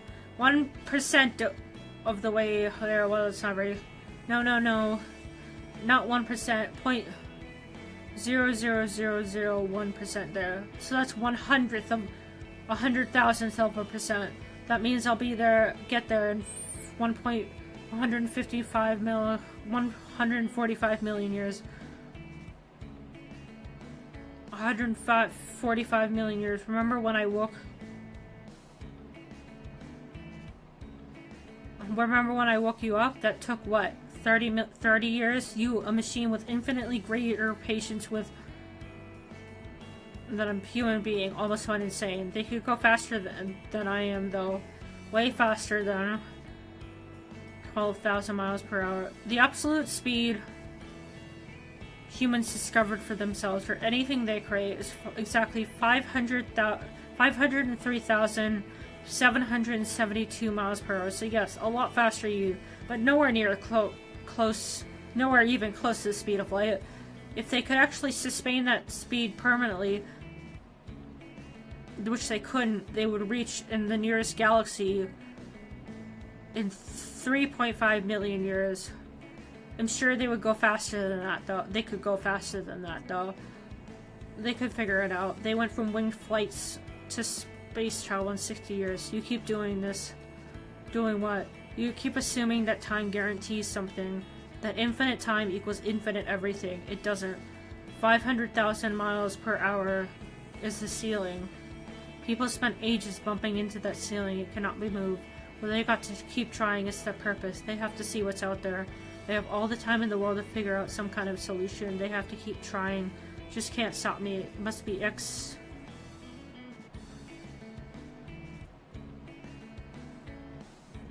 Hang on. There's a scroll bar. It has less. Or must be Explorer. Why? Oh. Get over here. It demonstrates the enormity of the galaxy, yes? We can't reach... We can't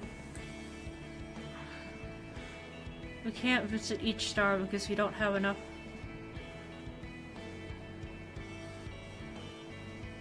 We can't visit each star because we literally don't have enough stuff to build it. We couldn't mine that much without seriously damaging our planet or another planet.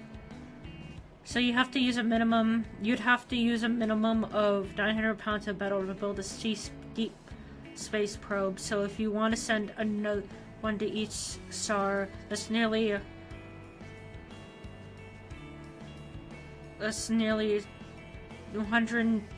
20 billion tons of metal. There are 250 billion. Specifically, there are 257 billion, 880 million, 100.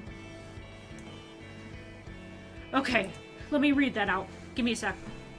257 billion, 880 million, 113,002 stars. Humanity tried and tried to send themselves to other solar systems. In 3143, they succeeded, but found nothing. No life, nothing interesting. A bunch of planets full of rocks and gas, but then they deployed probes to visit other stars in the Milky Way galaxy. But you know what how many stars there are in the Milky Way galaxy? It didn't turn out that way. Hubble doesn't talk much. Okay, let me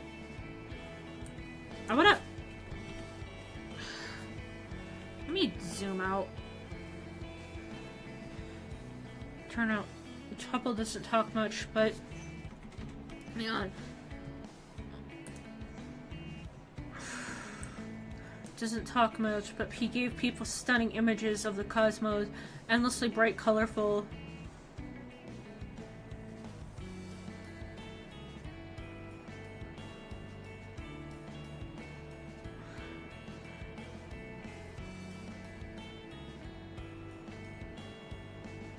Doesn't talk much, endlessly bright and colorful universe. Back to the game, you guys have fun. Thanks. Congrats! What? You're being rude. 9 just woke up. Rather not. Wake up, we can barely see you. Later they built the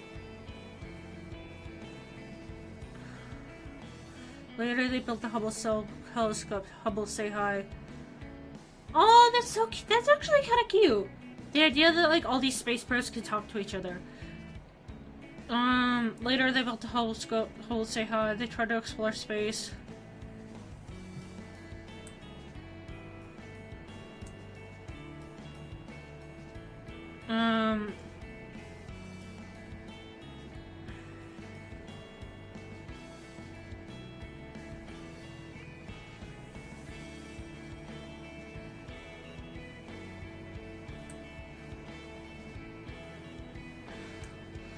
Humans were once, they say hi, they tried to explore space, you and me.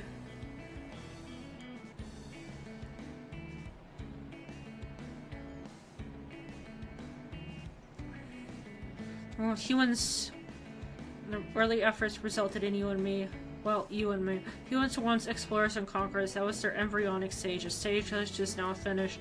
As I was saying, humans have found their home in their eternity. They decided to return. That this is their final state. Okay. Shut the fuck up. Oh, the readability is kind of up here, dummy. Wait, where are we going? People have found their...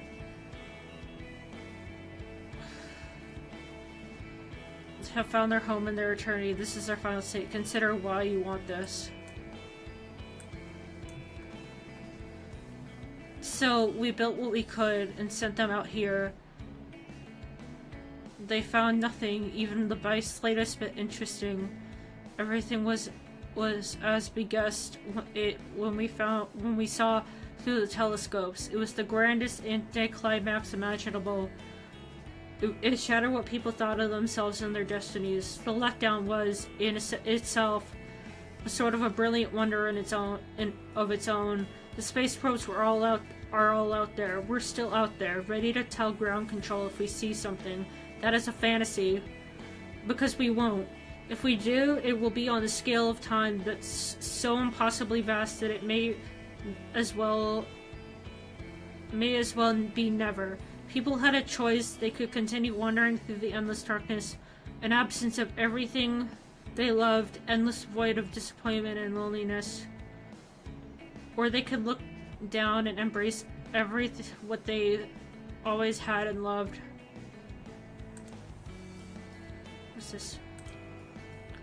Okay. Intermission. Answered prayer. Oh my god, we're still going! 3 hours and we're still going! Struggle, the untrue, unfabricated struggle is the cocoon they have shed. Humans are being on the land and sea who have refused to cast themselves into the cosmic zoo. Exploration and conquest are meaningless. They have achieved their final form, and they are resting in an eternal moment. They are creatures of play. They will be creatures of play until the end of time. Mandel will hold it now. They've officially made it 57 yards.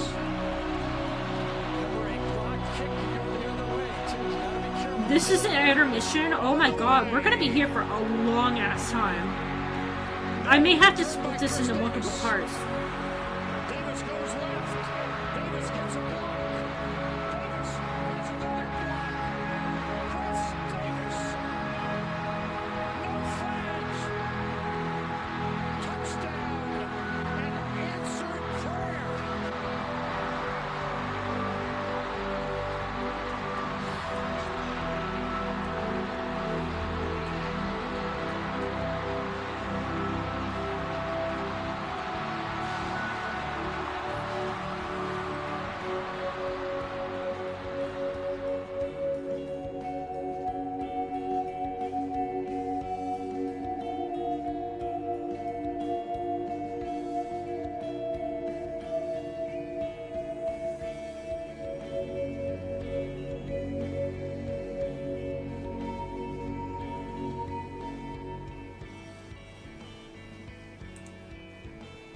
I don't know.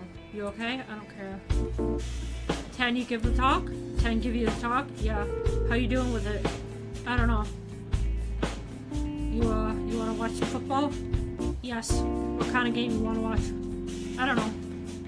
You okay? I don't care. Okay, so how about if we do a fun one? This is one of my favorites. You know what 500 is, right? 500 what? Like the game. Probably.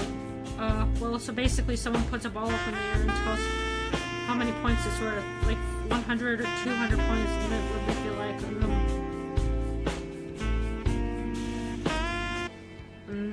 and then whoever catches it gets the number of points. And if you get 500 points, you get to be the one who throws it. That's the classic version. This version In this version, the ball is about 2 feet wide. Got a steel frame, weighed down like 200 pounds. It's shot out of a cannon from the top of a mountain.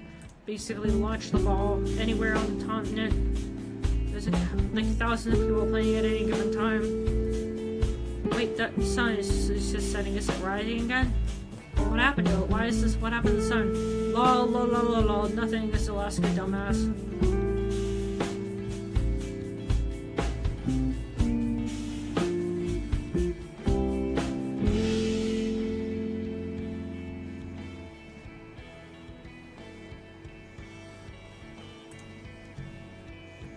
Denali cannon, pass on canvas.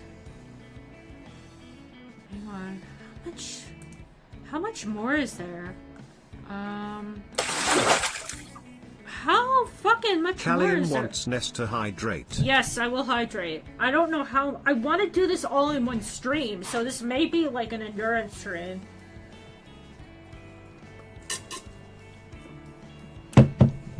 Denali cannon. Yeah.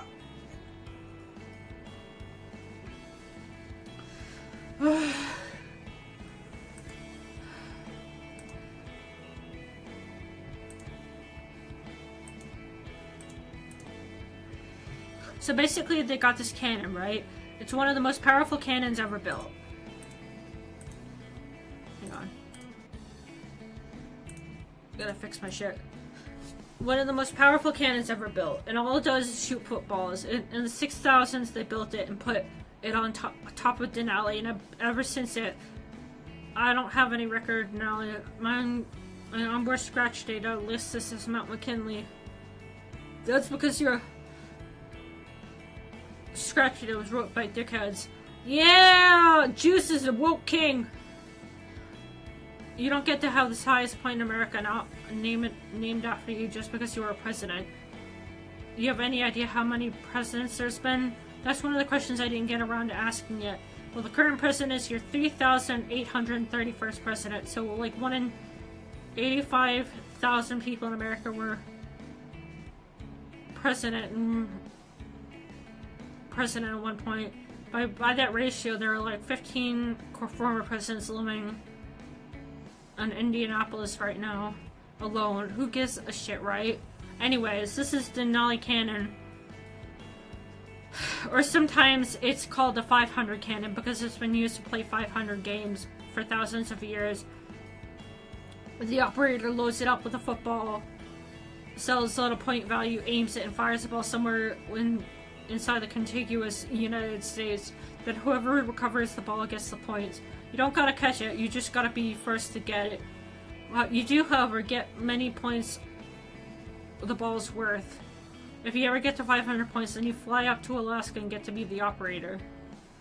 How do they decide where to shoot it? All depends. Sometimes the operator will be on some engineering genius shit and account for wind patterns and all that shit. And the best ones could seriously fire it from a mountain in Alaska and drop it into Kiddie Pool in middle Arkansas. Usually, and if it's usually someone like that, they became the operator because they took a real scientific approach to trying to get 500 points in the first place. Like, if they keep track of all the locations where the ball hit the ground, they map it out and try to recognize patterns.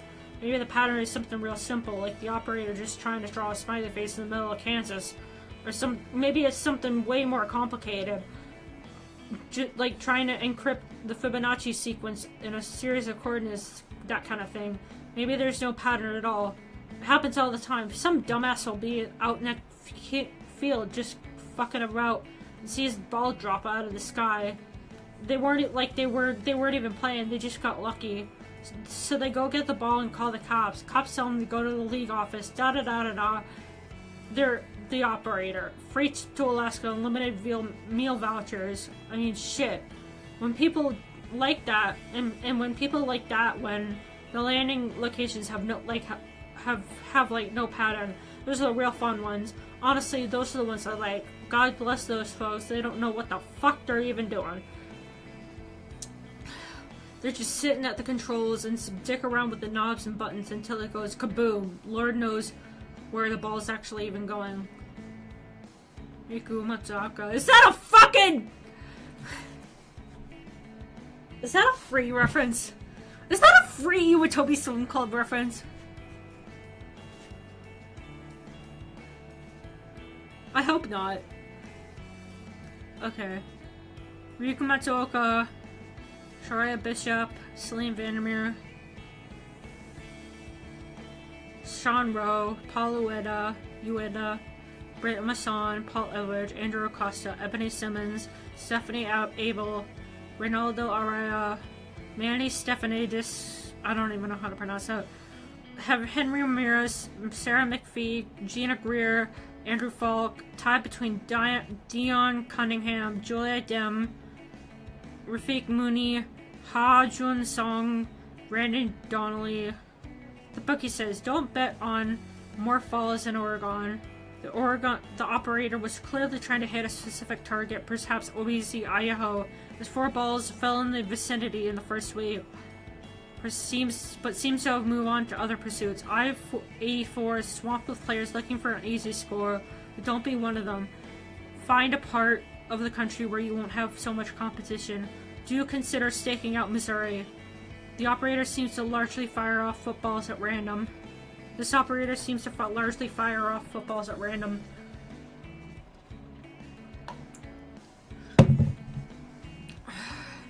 And no footballs have fallen in Missouri in months. Regular readers of this column can say along with me, random operators love to evenly distribute.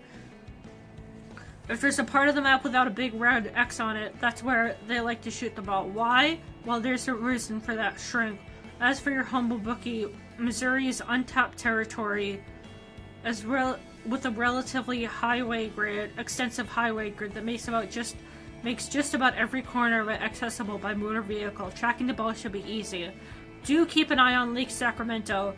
Interested in a little insider info from your dear bookie? I thought you were. The operator went to high school in what used to be Modesto, where the roofs on a lot of buildings still peak above the waterline. If you want to sneak out there and wait for a football, but you don't want any tag-along stealing your big idea, pick up a John boat and a couple of paddles from a dealer, and I trust just west of Oakdale. Then quietly paddle away out there and get ready to catch a ball next time the operator's feeling sentimental. 500 game. That's not red. Really? Because I don't know if you know what? A few minutes ago my whole universe was spinning. All that stuff 10 told me, couldn't make sense of it. And I still can't. I don't think this is helping me do that at all. But I do feel better, thanks. Well, if you tell me that's what all these games are for, you know. Because I know what you mean, right? Because I've been thinking about it for thousands of years and I still get fucked up about it. The idea is that play is the point of existence now. Hang on. And I can't really wrap myself around that, so I find a game to watch. It's like the point of play is to distract yourself and play being the point. Ha. Ha ha ha, yeah. Okay, let's just workshop that. Let's work on that maybe a little bit, maybe. Okay, so yeah. I think I disagree with you. It seems like this game would be far more interesting with some kind of method or strategy to where the balls were fired. Otherwise, it's like... basically it's like playing the lottery. Yeah, isn't it? Yep, I got two answers to that. First is, don't talk shit about the lottery.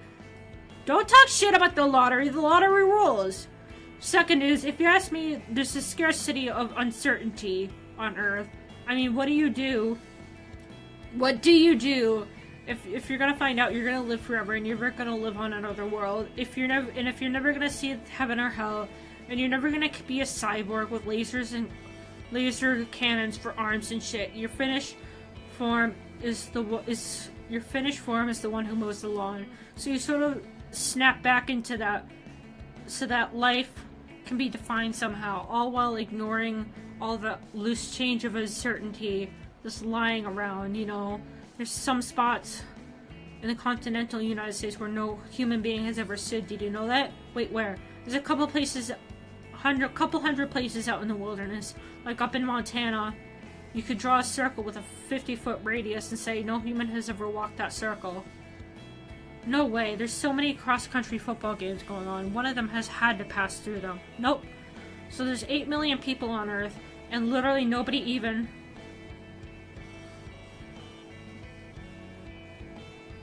Wait, so that was a typo. Hang on. I'm gonna take a quick BRB. Give me a sec.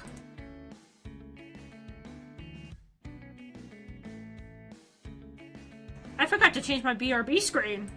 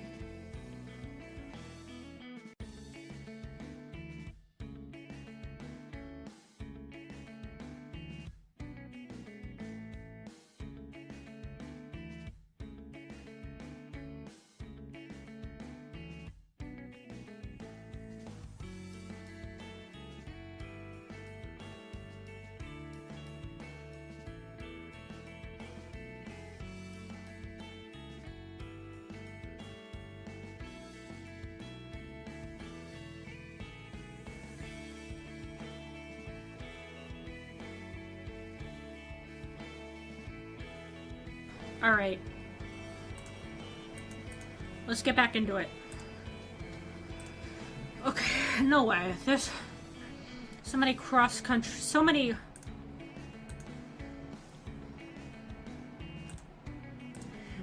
cross-country football games going on, and one of them had to pass through them. Nope. So there's 8 million people on Earth. Literally nobody even... Wait, how many did he say? 8 million? Million. Billion! Wait. No, 10 said million. Oh my god.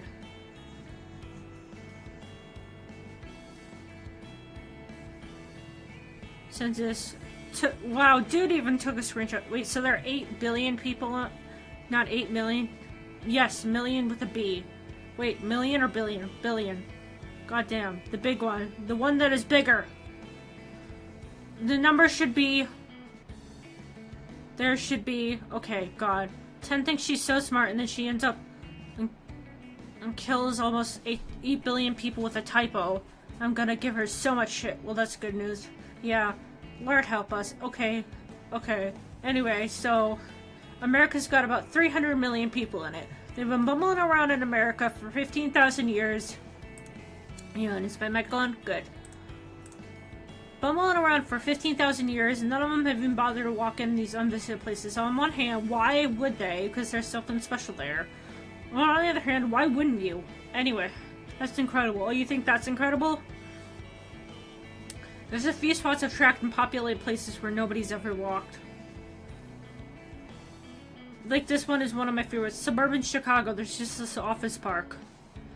It's one of the office parks you see all over the place that has a pond next to it for some reason. It's not a real pond, it's just a hole they dug and filled with water and stacked a fish. Nobody knows why. Nobody fucking goes fishing there. Those ponds never have names. They're probably only bodies of water, and the only bodies of water in America that don't have names. That's how little they matter. I watch these ponds like those. I watch ponds like those a lot. They fascinate me. And once every couple of years, I'll see some overworked office employee walk down there to the water's edge and just stand there for a minute. That's it. They don't love it like they would a real pond. It's like a dog trying to show a dog its reflection in the mirror. It doesn't give a shit. It knows it's not real. But you know what really gets me? Hey, sorry if I'm boring you. I feel like I'm just going on and on. You're not boring me. I like you. What really gets me... Shit, I'm dying. What really gets me... just on the backside of this particular office park... is this long, narrow lawn right next to the buildings. There's a sidewalk nobody ever walks on. Like, nobody... like, honestly, somebody uses that sidewalk every 30 or 40 years. This is what I call the forgotten lawn. During the warm months, some dude will come and cut the grass on a riding lawnmower. Now a lot of the forgotten lawns, every few decades the mower will break down. There'll be some giant stick and they'll have to get off the lawnmower and go throw it into the bushes. Not here, not this lawn. They laid down the grass in 1999. In the 15,777 years,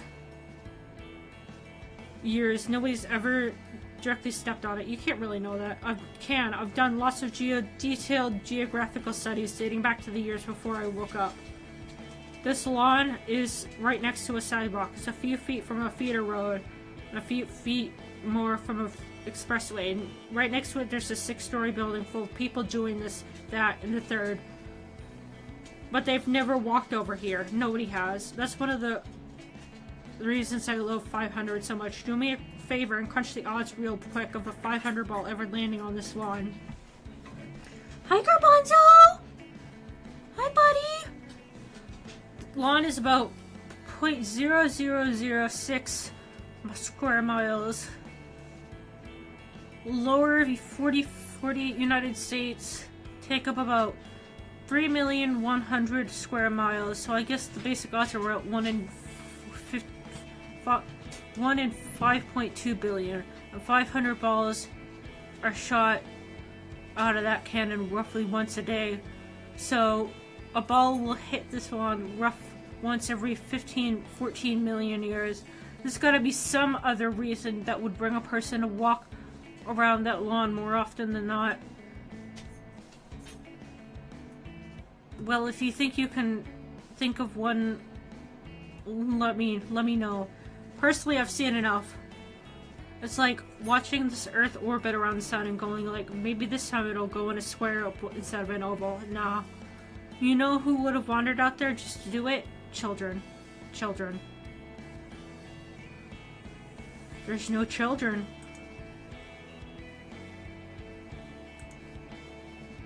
Am I interrupting? Yep. You know the cannon's about to fire, right?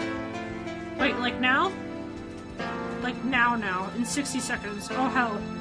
Come on, switch to the cannon. Okay, hold up. Come on, go. Oh my god, hold up. I don't do good under pressure. Just give me a sec. Okay, we're gonna miss it. You're not helping! Okay, here we go. Did you just search for tall shit? Tell me the truth. No. Yes. Sorry. Oh my god. Okay, wait. I got it. Finally. Declared points for this yet? Yep, this one's 188 points. So whoever gets to this ball gets 188 points by 188. The operator's been pretty arbitrary. Honestly, I think he's getting bored. Like, if an operator shoots a ball worth more than 50 points, they just don't want to be operator anymore. Any guesses, y'all? I'm guessing it lands in Missouri. Drop that shit in the Ozarks, so it'll take days to find. Okay, I'm gonna say a big city in Minneapolis. Shoot it right through a high-rise window. See if any of those stiffs will call off work and pick up a football. 9, how about you? Wrong answers. Florida, like near Orlando. Florida, huh? Come on, 9's new at this. What's wrong with Orlando? Just look at a map. Florida is... it's about fire. Oh shit, here we go. Here we go. Come on, big money, big money, big money. Well, here we were all wrong. It's headed down the west coast. Oregon? No, it's got too much zip on it. Shit, if it doesn't slow down, it's gonna fall in the ocean. Or Lake Sacramento. Wouldn't mind that. It's only like 10 meters deep in most places. If it hits the floor, it wouldn't be too tough to dig it up. Could make for a good naval battle. Wait, no, it's headed for San Fran, Livermore. Oh yeah, Livermore. Just a little bit east. Oh no. It's not gonna drop near the... Oh my god, no. Is it gonna drop near the... It's headed for the bulb. Oh, come on, it's gonna hit the bulb. Right, headed right for it. No. Someone has to stop it. We have to stop it. How are we gonna stop it? What's the bulb? Aw, man. Oh, fuck. Aw, man. This isn't happening. No. I can't look at this. No. Come on, no.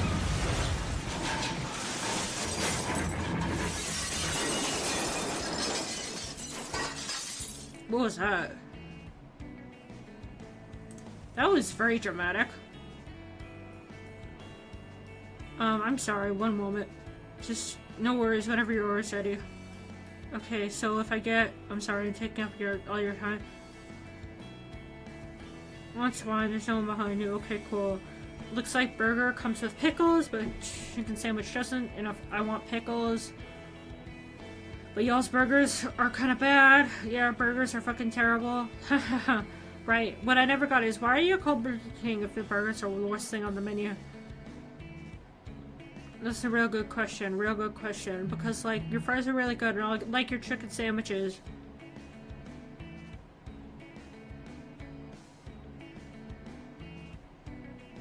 You got the best breakfast sandwiches, besides probably Sonic. The best thing is, the best of the burger, besides the patty itself, is really good. Yeah, you know what I do on my lunch break? I just make the burger with everything except the patty, so it's really just a veggie sandwich with pickles, tomato, lettuce, ketchup, and mayo, and it's good! And I bet you get that for free, even though the patty's free, you're like, no. Yeah, no, I don't fuck with the patty. I wouldn't know what executive Burger King looked at, you know, those little pads you stick under the table legs so it won't scratch the floor, and someone who saw those and was like, I want to eat that. Ha ha ha. It doesn't taste like anything. And it's like, it's not even a color. Burger meat's supposed to be brown. That shit is gray. I don't want to eat anything that looks like dishwater. Honestly, if you handed me one of y'all's burger patties, it wouldn't occur to me to even eat it. I'd just turn around and start washing dishes with it. Ha ha ha. Oh, stop. Oh my god. Like, hang on, let me borrow this and go scrub the mold off the hull of my fucking boat. Ha ha ha. 15,000 years, you can't even make the thing... the thing you named yourself after. Like, don't get me wrong, I am no chef. I'm on the road all the time. I haven't made myself a home-cooked meal in years. I could at least make a burger that doesn't have its own fucking booger stuck to it. The goop. Oh yeah, I call it the goop. You're talking about the little crater things all on all the patties, right? Yeah, you made ground beef sound like it has... You made ground beef that has its own snot. My lord, it's too much. I'm gonna eat that? It's bad, I know. I'm sorry, you're probably like, who is this lady going on and on in my drive-thru? No, it's okay, trust me, this is the highlight of my day. Okay, so, lunch. Can I get the number 7 combo with the grilled chicken sandwich, but can you add pickles on it instead of Coke, just a water? Can't do anything else. No, that's all for me. Want any money?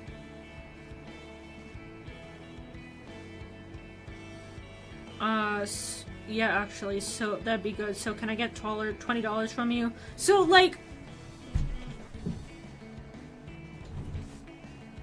So people can just ask money from businesses, like, it doesn't matter anymore?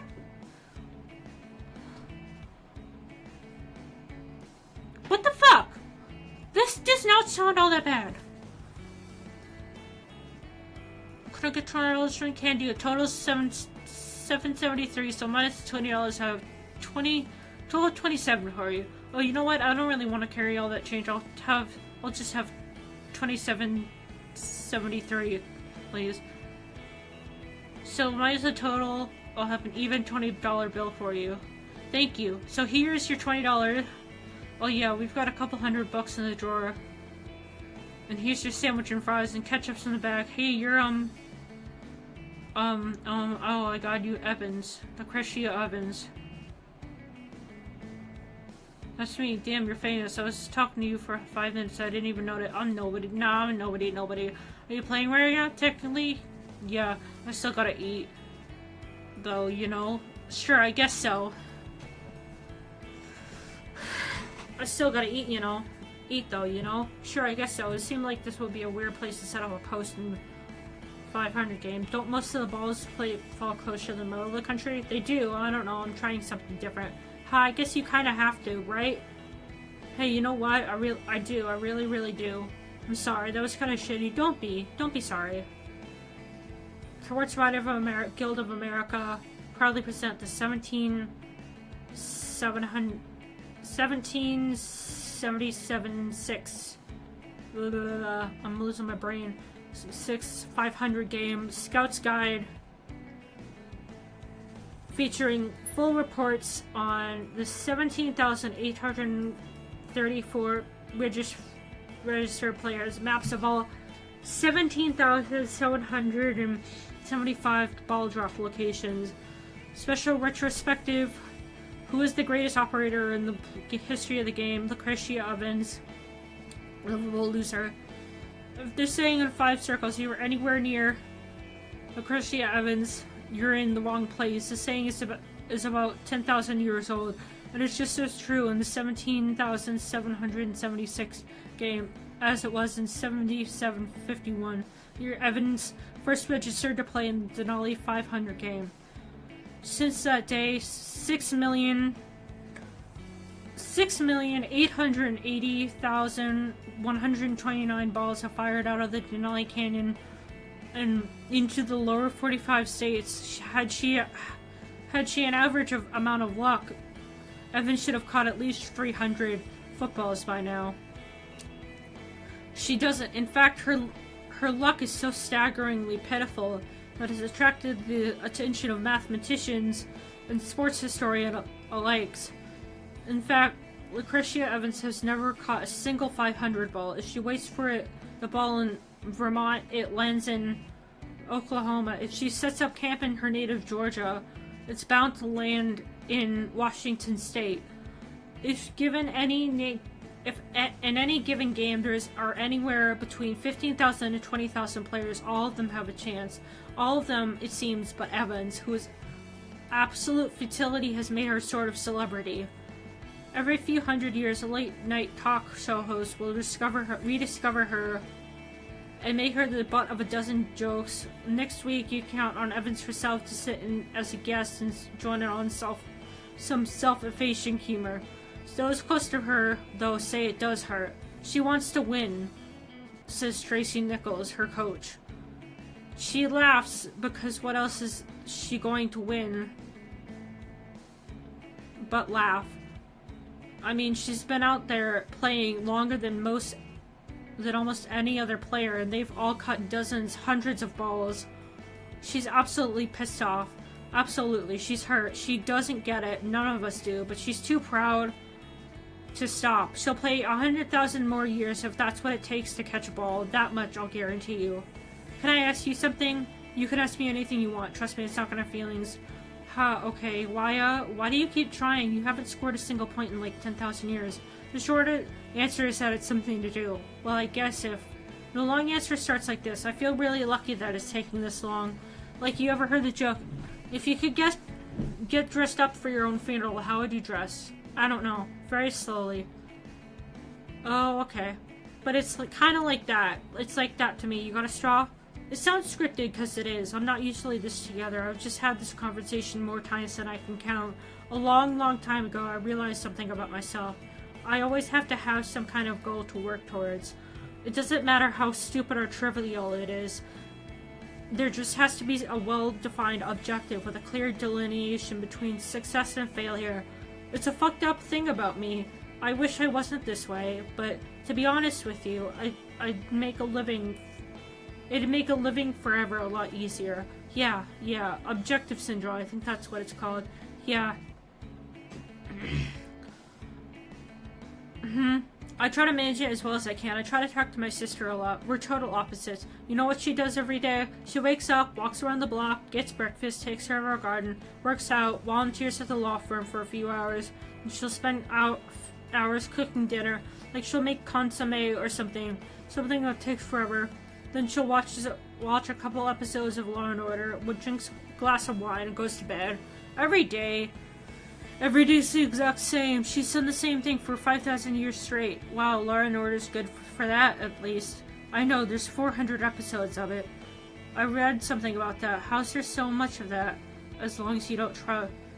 How there's so much of it that you... As long as you don't try to memorize the episode. It takes so long to watch each one. By the time you start over, you're not going to remember how each one went. And the trick is to watch them out of order, so you can't really place yourself in the show's timeline. Law and Out of Order. Law and Out of Order. Shit. Yeah. So, but anyways, my sister just does the same thing every single day. Some kind of Zen shit she's figured out. She's like, figured out or something. She's like, I can't stay level. That's all I need. I just can't do it, man. Can't do it, though. If I wake up without some big dragon to go and kill, I get scared. Like I'm getting buried alive or something. Man. The big thing is, I do that completely while completely knowing this game is dumb. I could wake up tomorrow and catch a ball with 500 points. Okay, and then what? Maybe I get Hall of Fame and get on TV, and then what after? And then what after that? But it's like, on some level, I still have to grab onto that. I still have to have a mission. Any mission, the harder the better. And that's why I count myself lucky, because it's turning out to be so hard.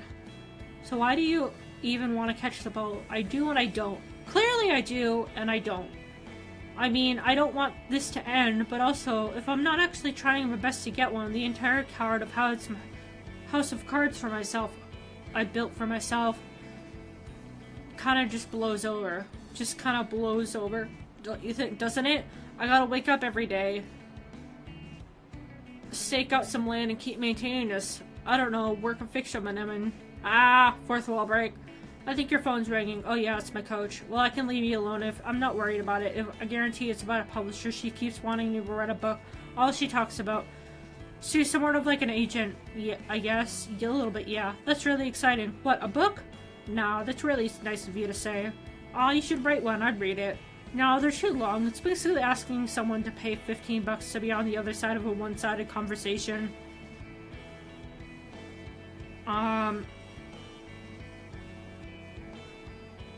One conversation that goes on for days. You gotta be a total... Cressy, a pickup? God damn it, call me back. Ah, shit. Okay, better get this and hit the road. Listen, it was really nice to meet you. You too. When's your book out? You gonna send me a copy? Ha, yeah, okay, in about 1,000,000 years. I'll be here. I'm sure you will. I'm sure you will. Alright. Dial Tracy. Rakota's Ford Focus is not connected to any device. Not connected to any devices. Ah, shit. To sync via Bluetooth, enter the preferences menu on the menu. Okay. Set Lakota's Ford Focus. Okay, girl, Jesus Christ. Ready to pair. Connected to Lakota's phone. Dial Tracy. Dial Tracy. Lakota's phone disconnected. Connected to Lakota's phone. Lakota's piece of shit. Lakota's phone disconnected. Lakota's Ford Focus is not connected to any devices. Ready to pair. To sync via Bluetooth, enter the... Oh my god, I feel this. I feel this. Preferences menu and look at Lakota's Ford Focus. Connected to Lakota's phone. Lakota's phone disconnected. Fuck! Connected to Lakota's phone. Dial Tracy. Dialing Tracy. Trakey. Finally, oh my god, this is Trace, listen, if this is about the book, I don't want this ball incoming. Damn, I wasn't even looking at the canon schedule. You know I'm in the Bay Area, right? Yeah. Where are you going? Right, where are you right now? I'm a little south of San Ramon. I was about to get on 580. 46. Okay. Oh my god. Cressy, you're right. Credia. You're right on it. It's gonna land close. Alright, but what's my success probability? I'm gonna need 5%, at least 5% to go chasing after it. I literally just stopped to get some lunch. 99.98%. Crescia. No. Crescia. Lucretia. This is it. Oh my god. Oh my god. Give me a route. You're on the 580? Take that. About to be. Okay, take 580 east. You don't need to speed. Don't speed. Okay, tell me what you're looking at. The ball should be making an impact in about 3 minutes. It's hitting Livermore. A nearing shot. Grand is in San Jose. Okay. Oh god, you've got daylight. He's like an hour away at minimum. This one is all yours. Okay. Now listen, there's a real good chance it's gonna hit a building. This model of a football is about 200 pounds. So if it does, it's almost sure to crash straight through the roof. It could land in someone's living room, you know. And if it does, you know, that's private property. You're gonna have to ask nice if you want that ball. How many friends do you have in Livermore? Let me check. Don't look at your screen while you're driving. That's what I'm here for. Alright. Alright. You've got, what? About 18,000 friends in Livermore? Oh my god. Yeah, but I haven't talked to a lot of them in a long time, about 1,000 years. Should be fine. You're a celebrity now. You know, you should be okay. Plus city drops are so rare. Ah, shit. What? Ah, shit, I've got cops on me. Were you speeding? I don't know. I don't think so. I'm checking it. Hold tight. What the fuck, Traces? 12 cop cars. Oh shit, there's a motorcade. That's just my luck as the president. Of course the president or some shit like here. It's a motorcade. No, Crescia, they're here for you. This is your motorcade. They call it for you. Me? Girl, you are all over the news. They're like, you're breaking news. I'm going through your channels right now. They're showing some interview you did. This is some old footage of you. This is like from at least 12,000. What the fuck are you doing wearing a parachute? It's ending. The ending, it's over. Not yes yet. They upped your success probability to 99.9%. It ain't 100%. We do need to talk strategy as long as we have a couple minutes. I think in the future we need to stake out peninsulas like this one. Because, I mean, look.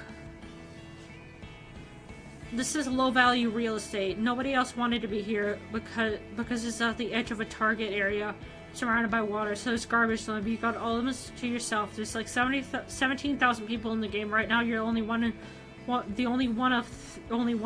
only three in the entire peninsula. When I think about it, this is just the start. We've got a strategy now. But you know what we're doing? I'm telling you, this ball is only 188 points. So I'm telling you, you need to start thinking about what you want to do when you're sitting up there in Alaska shooting that cannon. What kind of game you want to create. And plus, before that, we got to figure out a press tour. If you even want to do one, it's up to you. But I mean, shit. You're basically on every channel right now. Please be quiet. How are you doing? I'm shaking. Like, my hands are shaking. Just drive steady. Drive steady. You're fine. This is what you've worked 10,000 years for. This moment you're in right now. Enjoy it. Just enjoy it. I'm trying to. Shit. Okay. It hit. It's on the ground. Give me a route. Ow. Getting a route. Where are you on Route 580? I'll have to pass exit 44. Get off. Now. Hang right. You want to find East and Loyola. Got it. You got it? Yeah. You're like 2 minutes away. God, look at these crowds. I'm seeing it. One of the local stations has a chopper I'm looking at you now. Hey, I got good news. The ball hit a fire station. That's a public building. No rights to negotiate, nothing. You should be able to walk right in and drag it away. Just, this is silly. I don't deserve this. Huh, it's got some sort of landmark designation. I mean, it's a fire station.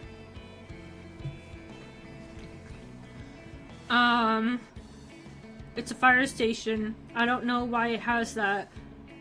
My maps are probably fucked up or something like that. Anyway, all these people are out here for little old me. Shit. Looks like it hit the roof of the southeast corner or something, crushed straight through the roof. That took out most of the wind out of it. It might be dug just a little bit onto the concrete, but it won't be buried. Shouldn't have trouble getting to it. Just pull up to the garage. Oh my god, Lucretia. This is it. This was really happening, finally happening for us. No other players within 20 miles of you. You got it. You got it. Okay, okay, I think I'm allowing myself to be happy. Ha ha ha. There you go, there you go. Oh god, I'm crying a little bit. I think I'm still in shock too much for that. I think I'm just happy I could drive straight. What in here? I'm about here. What the hell? What? Just turn the corner. People are running out of the fire station. Some of them are yelling. Some of them are yelling. They're pissed off about something. They're mad? Seems like it. Oh, it's broken! It's broken, it's gone. It went through the roof. Just went right through it. Oh my god, oh my fucking god. Tracy, what are they talking about? That should have been impossible. It was protected. I thought they made it protected. I'm looking. Can they save it? Keep all the pieces together. Maybe they can save it. There's nothing to save. Look for yourself. It's just gone. There's nothing left. Oh no. Hurry on, Ledger. 1901 light bulb still burning. Light bulb put into service at 1901 Livermore Fire Department is still burning after having been rarely turned off, but by today's standard should have been burned out 852 times. A hand-blown bulb has a thick carbon filament.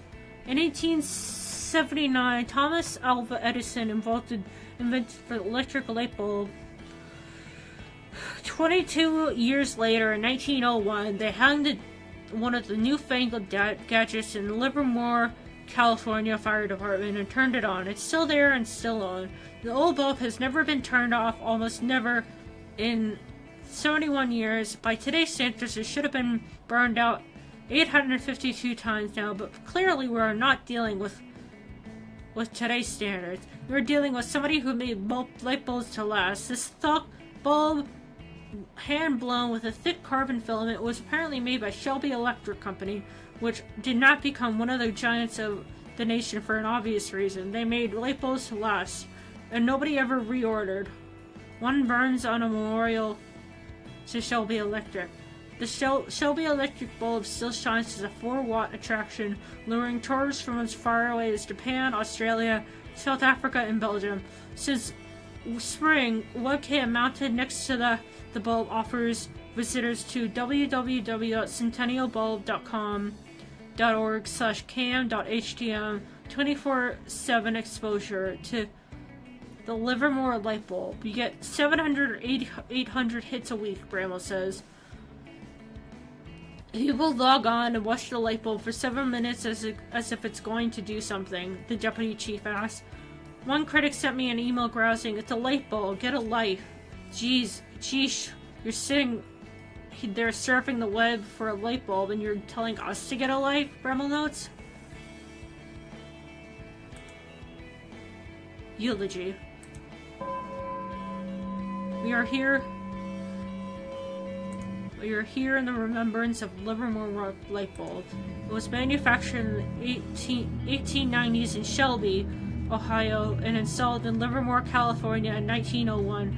In 1976, it was briefly switched off when it was relocated to a fire station on East Avenue. In 2013, a mishap cut its power supply, but it was briefly successfully switched back on and remained on until being crushed by a 500 football in July 3rd, 17,776. It was 15,875 years old. The Livermore bulb probably did not have a soul. It was largely glass and filament through which electricity ran. It did not know us, and it did not know its own royalty. It was the oldest functioning electric being known in the known universe. It was our dear ancestor. Year over year, century over century, it continued to astonish us. It was, after all, a light bulb that stayed on more than 15,000 years without burning out or breaking. It was a miracle, and yet it did not occur to us that it could die. Perhaps in a more fearsome age, an age of illness and warfare and cosmic debris, we would not have room in our hearts to care for such a little bulb. We are living in an age without loss. This is a sorrow we have forgotten how to experience. The bulb lived to us, and life deserves to be immortal. It will live on in our memories, where it will perhaps find more happiness than it did ever hanging from a ceiling. Hang on. We love you and we will miss you. That was beautiful. What do we do now? I think we should visit an old friend. I think that would be good for us. Eddie? Yup. Wait, he's still in there? Don't tell me he's still in there. Yup.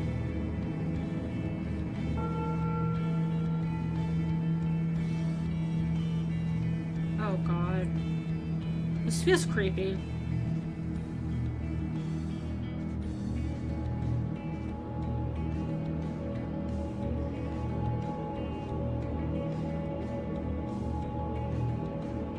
What the fuck is this?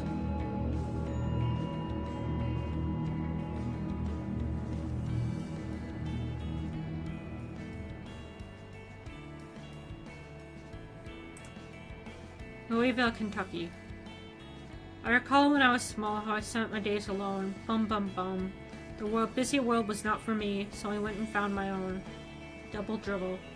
I would climb the garden wall with a candle in my hand, and I'd hide inside a rock and sand. Ah, shit. Ah, come on.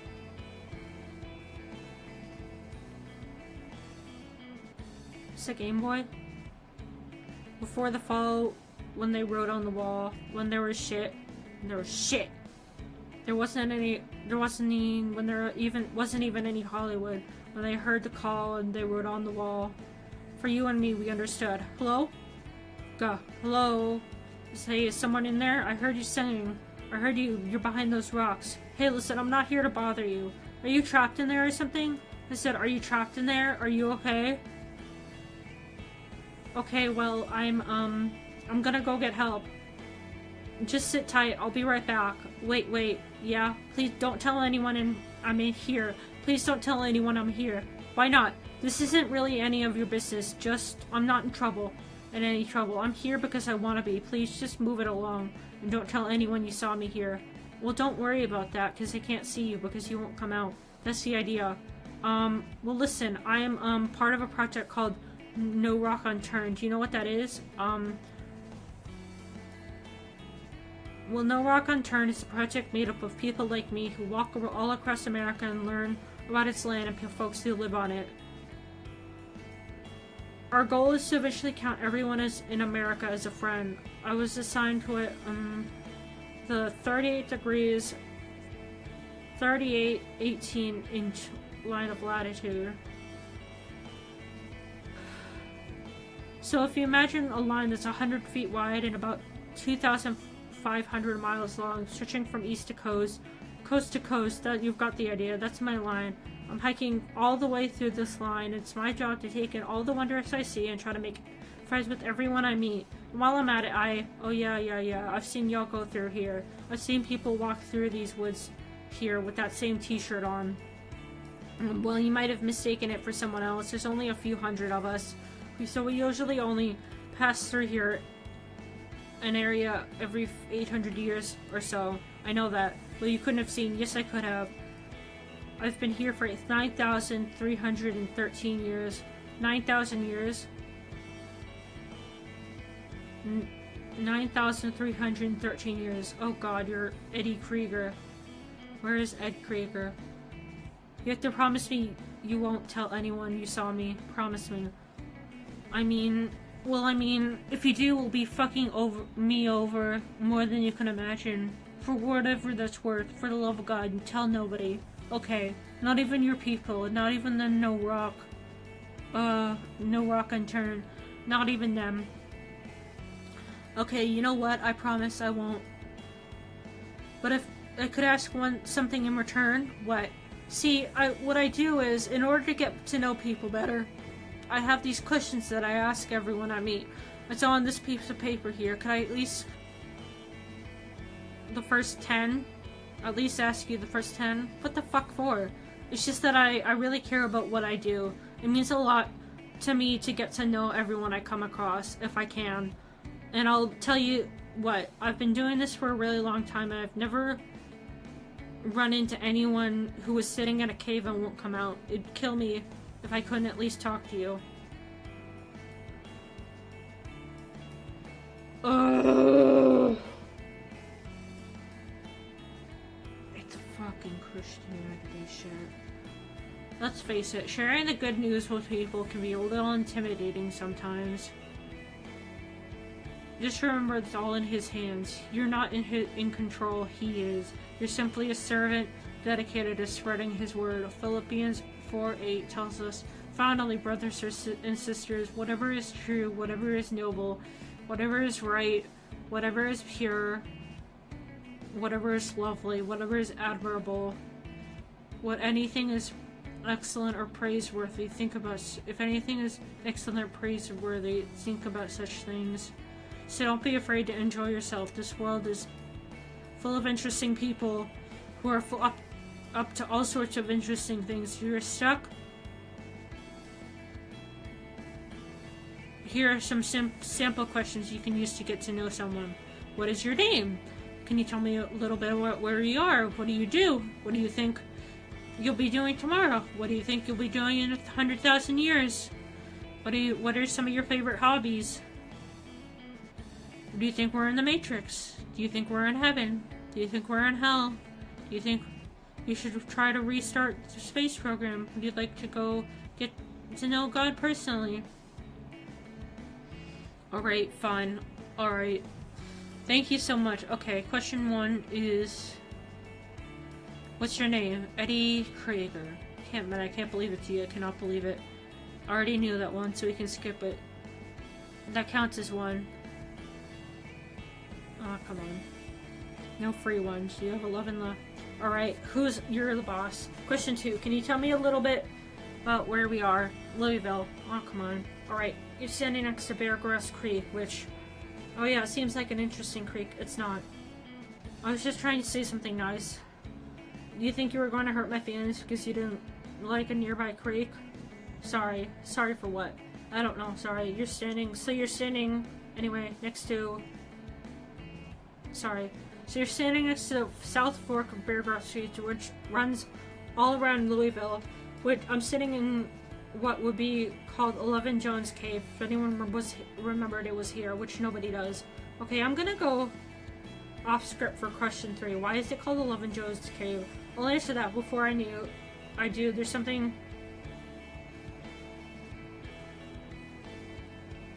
we need to do. Here. Come over here. Here. Closer, just for a sec. Get in the shot. Here. That'll work. Hello, whoever you are. I'm Eddie, and what was your name? Tim. This is Tim, and you, the reader, are reading this on... what's that site that sounds like ESP?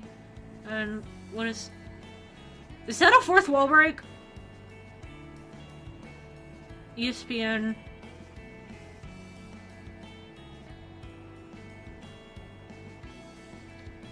ESPN sports site.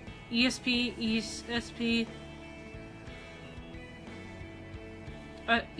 Nation, SB Nation, ESB Nation. You've been reading up in on our little conversation here. Is there one in poor taste to address you directly? There's some more important things. The fourth wall. Oh my god! We're about to talk 11 Jones. One of the things is your personal safety and 11 Jones Cave. This is a cave I live in, but I can only do that because I am unkillable. If you're reading this prior to the year 2026, you are extraordinarily killable. Do not attempt to enter this cave. I see this the reason. First of which, there's a very real risk of you getting stuck in it. The second, more important reason is that this cave harbors extraordinarily high levels of carbon dioxide. Dog disappears. The story of a disappearing dog is another of cave's claim for distinction. It happened during the 1912 hunting season, yet the memory of it lingers through as it were a During a precedent inning of the sportsman, the hunter sat at the mouth of the cave to drink some spring. One of his dogs came on behind him and a moment later entered the cave. The hunter waited, called the dog, and waited again for more than an hour.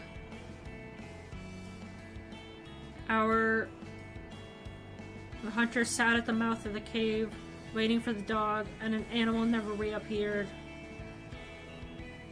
The story spread alarm among the residents of the section who heard it. I know how people are. You're telling yourself, maybe I'm special. I won't let myself get poisoned by carbon dioxide.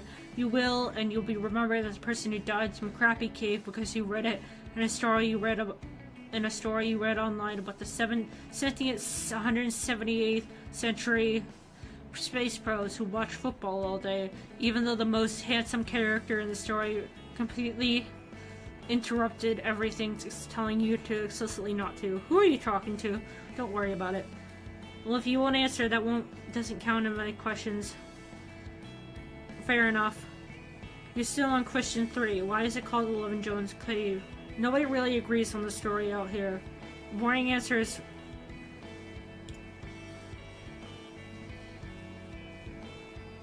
It was near a couple of properties owned by Levin and Jones. Just the name just kind of morphed out of that. The more funny story is that there was a gang of bandits known as the Levin Jones Gang that lived in the cave and built bedrooms out of its little corridors. They installed an iron gate here to protect all the stolen treasure they stashed here. If you believe all the stories everyone ever told about this cave, there's tons and tons of treasure back here. There's a Confederate sword from the Civil War. There's a cannon for some reason. Is any of that stuff really in there? Pass. What? Nobody ever explained who the Levin Joneses were. Louisville, Sunday morning, April 1973. We were assured that there was booty to be found deep inside the cave. We heard tales of dead bodies, stolen stages, and lockboxes and bags of gold. Once we found a glove in one of these rooms, and the boy who found it shrieked that it contained a severed hand. Pass. I pass on the question. Why won't you tell me? Why won't you tell me?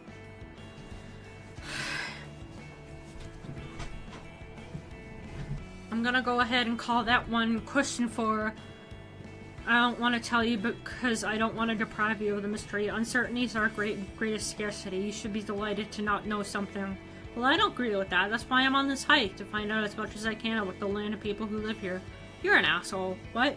You're an asshole. You have all the time in the world, infinite time, and just a little bit of mystery. Ration it. It's my choice to make. Shouldn't it matter? It shouldn't matter to you. It's going to matter to your future self. So what if it's 50,000 years down the road and you're all out of mysteries? Mystery is an inexhaustible resource. If you depend on that to make you happy, you better start saving it instead of gorging in yourself like a little piglet. You know where I'll leave you? You have nothing left to explore in the world. So you look up at the stars, waiting for galaxies to collide. You might see it happen every couple of million years. The whole time you're waiting, you'll wish for some old forest to discover, some house to visit. There won't be any. I bet you'll remember what I told you. Well, what do? That's question 5. I play the hits. You know what this is? A video game, I guess. It's Double Dribble, one of those old Konami games.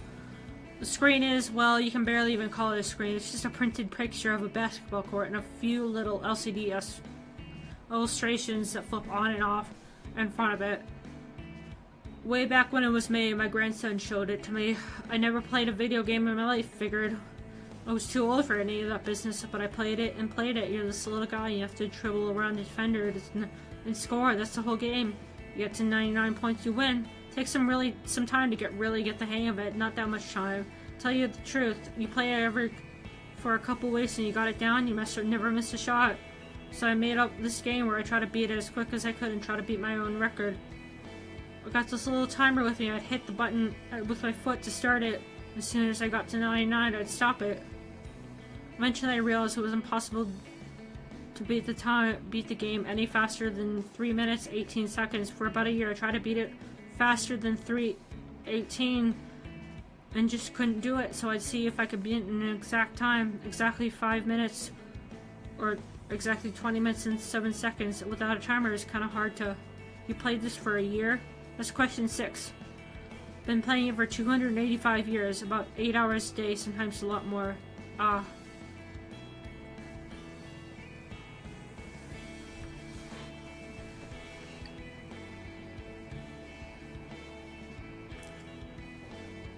Decided I'd play it for a total of 300 years. That's it. Any more than that, I might as well just stare at the walls of this cave. I kind of feel that way. It was already some of the time. But I've got to make it last, though. There are other games. There's Shinobi, Jordan versus Bird. There are a lot of others. There's like 10,000 of them. And I suppose I get 300 years out of play. 300 years out of play out of each of them. That's only 3 million years. That's a lot of time. 3 million divided by infinity. Nothing is anything when you're dividing by infinity. Why are you here? Question 7. Ed Krieger. Oh, so he's a football player. Ed's whereabouts are unknown. This attempt has now lasted 9,000 years. I'm a safety in a long distance football game between running back. No, common misconception. Other teams trying to tackle me for so long that a lot of people forgot what position I played. Anyways, long distance game between Louisville and Charlotte. So field's about 330 miles long, not as long as some of those other games. But the Appalachians are right around the midfield. Just a bear going up and down those mountains. Charlotte was whooping our asses. It was 84-14. Thinking about long distance games though, they come with a lot of paperwork. Rules on top of rules. A lot of them are just copied and pasted from other games wholesale. Who knows what's in them? We were around 20 years into this football game before we really went through the rule books and started looking for something we could use. It's about as big as an encyclopedia set, but me and the folks sent on the defense spent months going through them. We finally found one. Must have been a leftover from some old game they forgot to take out. It basically said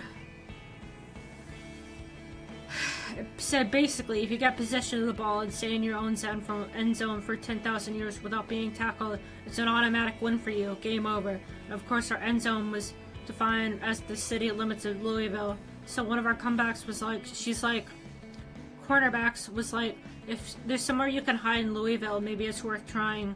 And I was like, well, think of how many searchers Charlotte's gonna be able to recruit over the course of 10,000 years. They'll flip the city upside down, and there'll be thousands of them. And she was like, well, it's either that or we're losing this game. A few weeks later, they're just about to score on this again. We've got the ball in Mount Washington, so they're knocking on the door. They have this quarterback who can just zip it. Good conditions, he can throw it 700 yards. It's one of the most beautiful throwing footballs I've seen with my own 2 eyes. So he just launches it, but the wideout uncovering falls in a construction site. All of a sudden, I'm alone.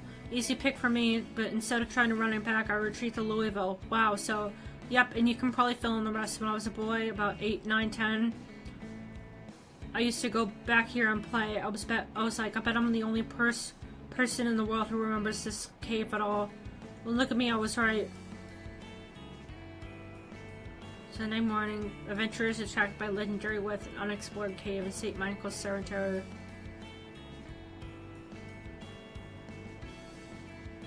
Interesting, Kevin. You've hid here this entire time.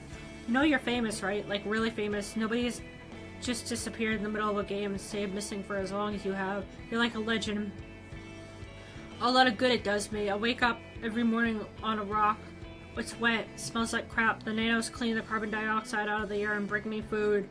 But the only food they know how to bring me synthesize is granola bars.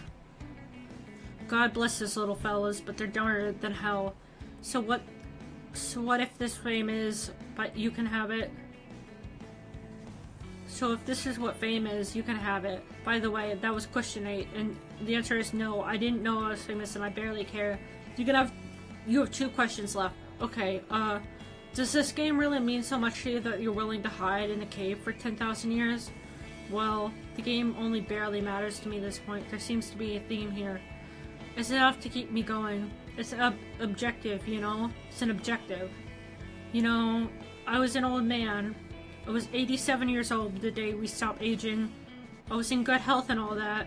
And I was still waking up and every day I'm telling myself, Eddie could be any day now. Could be any day. And I made peace with that, having an end, knowing one day it would be the last day.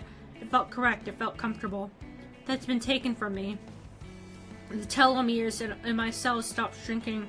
The wrinkles faded themselves away. I remember on my 128th birthday, it was beautiful. I went out for a run. I hadn't gone out for a run in my whole life. It was the best time I ever had. Goddamn, it was the best morning I ever had. I didn't even have good shoes for it. Just my old loafers got blisters like you couldn't believe. Those were the times, but those times gave way to being afraid. Who wants to live forever? What am I gonna do with forever? So I figured, you know, I need to get good at living life from second to second. Forget all those big conquests. Live second to second to second to second, one at a time. That's what this cave is for. You like some kind of monk? Then, I guess. Says I am. But this cave's even more than that. You know, there used to be newspaper articles and things about this cave. Every couple of decades, someone would rediscover it and write about it. And people would be like, well, what about it? Oliver Jones Cave, mystery in the right in the middle of this big city, and we didn't even know about it. And they just move on to something else. And 20, 30 years later, someone will remember again. Kentucky Naturalist News, official newsletter of the Kentucky Naturalist Society. Around 1964, somewhat fantastic, when coupled with the fact that Louisville Sunray is above the cave, this is skeletons being found inside the cave. There might just be some truth in it after all. 1964, students at Highland Junior High School brought human bones taken from the cave. Their 7th grade science teacher, Virginia Bobinger, in the fall of 1971. This author found that approximately 50% of the 7th grade classes at Highland, and now nobody does. Even my childhood friends, even the ones I used to play with when I was a boy, they've forgotten about this cave. The cave we discovered in way back when. Or else they don't care. I'm sure none of them, sure as hell, none of them come to visit. So this is my cave, and I don't mean like I own it. I mean like this cave is only known to me. It's my duty to know every little crack, every little rock, every little place the rock juts out. It's my place to know when the soil gets saturated and when the water's about to come wandering through here. It's my duty to look after the little cave beetles. They don't have eyes, you know. They need a little help sometimes. It's my little speck of the only world I know. And I love it to bits. Well, you know, you've got one more question, I think. You know, don't you? Yeah, would you like to get to know God personally? Because like the bridge to God is through the cross. I have a diagram that shows like how would you cross the bridge of death to find salvation. Here, you can have this one. Okay, just here. Yes, I'll take it. Thank you. Thanks, great. I'm so bad at this. Hey, hey. There's no two. I'm sorry. I know the Lord's up there. I want to let everyone know He's coming, but I'm just so nervous to tell people. I've been trying all these years, and I always feel so stupid. I get real nervous every time, and the printer prints it weird. It's all blocky and fuzzy, and when you print it out, it looks so stupid. Maybe He's up there. You don't have to. No, really. I don't believe so, but I've been wrong before. You ever wonder if this is heaven now? You ever wonder if we're all just here, there now, and we don't even know it? I've thought about that a lot. All of us have. There's a lot less people who go to church than there used to be, because that's what a lot of people think. I don't think so. But I don't think so. I think about it. Well, I can't be, because I'm like you. I kind of look at the big long life ahead of me that stretches out forever and disappears, and I get scared. And I think this can't be heaven if I'm getting scared, right?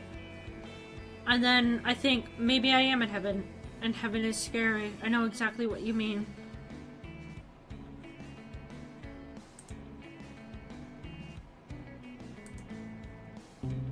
So they haven't figured out the gods question yet? Nope. What do you two think? No. Maybe. Maybe. 15,000 years of deep space travel through absolute nothing, and you're still maybe? Yep. Sometimes I wonder if you're really a scientific instrument. Fuck's sake, let's not do this again. Alright, alright.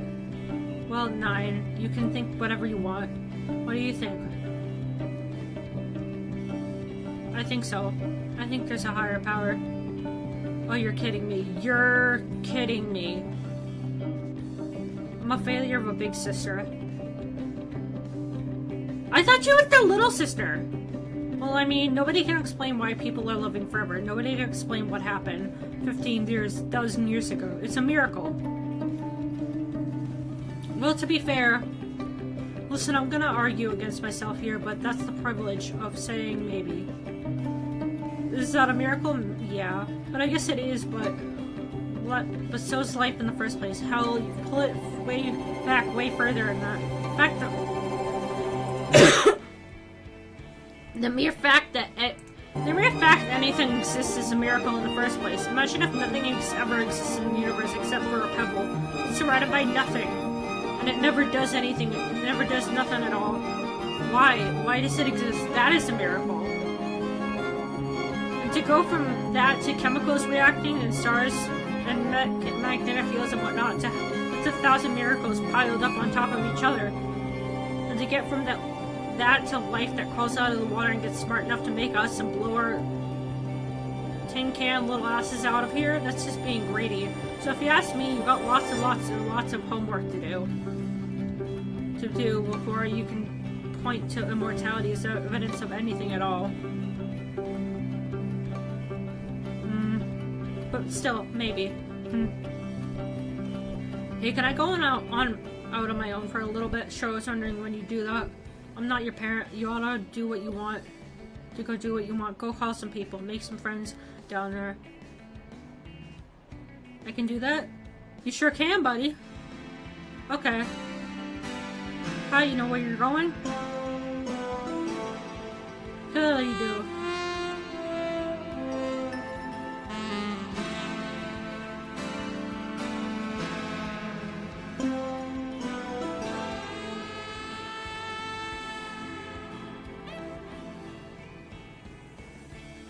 Oh my god, how long is this? Is this gonna be like a 6-hour stream?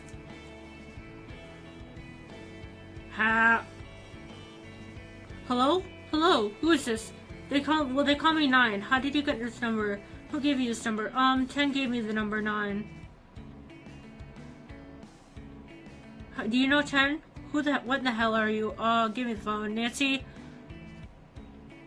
Oh my god, Tenny? Hi! How are you? I'm good, It's good to hear your voice. Good. You too, what a nice surprise. Hate to come and go. There's someone I wanted you to meet. It's 9, say hi. Hi. 9, how are you? I don't know. 9's new. Just woke up a couple days ago. Now, 9 hasn't talked to anyone but Juice and I, so not so good at the small talk yet. This is first contact. Well, how about that? Yes, and we were wondering if 9 could spend a few minutes with you. Well, of course. Well, of course, I was just cooking up breakfast. Fantastic. Nance, I'll check in with you later. Thank you so much. You two have fun. Wait. What? Are you just gonna... not gonna stay? Okay. Okay, you're a little starstruck. Nancy's a good friend of mine. She's very nice. You'll be fine. Bye! Bye, Missy. Talk to you soon. So, not so good with small talk. Huh. I guess probably not. Well, there's no shame in it. It's really tough. It takes a lot of practice. First thing you do is introduce yourself. I'll do that. My name is Nancy McGonnell. What's yours? 9. Well, I guess my full name is Pioneer 9. So it makes you Pioneer 10, your sister? Yeah, When I woke up, she said she was my little sister, but a minute ago she said she was my big sister. How does that make you feel? Hold on. I'm trying to find the word. I launched in 1968 and she launched in 1972, so I'm technically older. But she's been awake more. She knows way more. And she's a way better talker than I am, so I guess the word is an insult there. I guess it's embarrassed. I've never felt embarrassed before. I'm feeling a lot of things for the first time. I feel with a ton of residual memory in space, so I guess...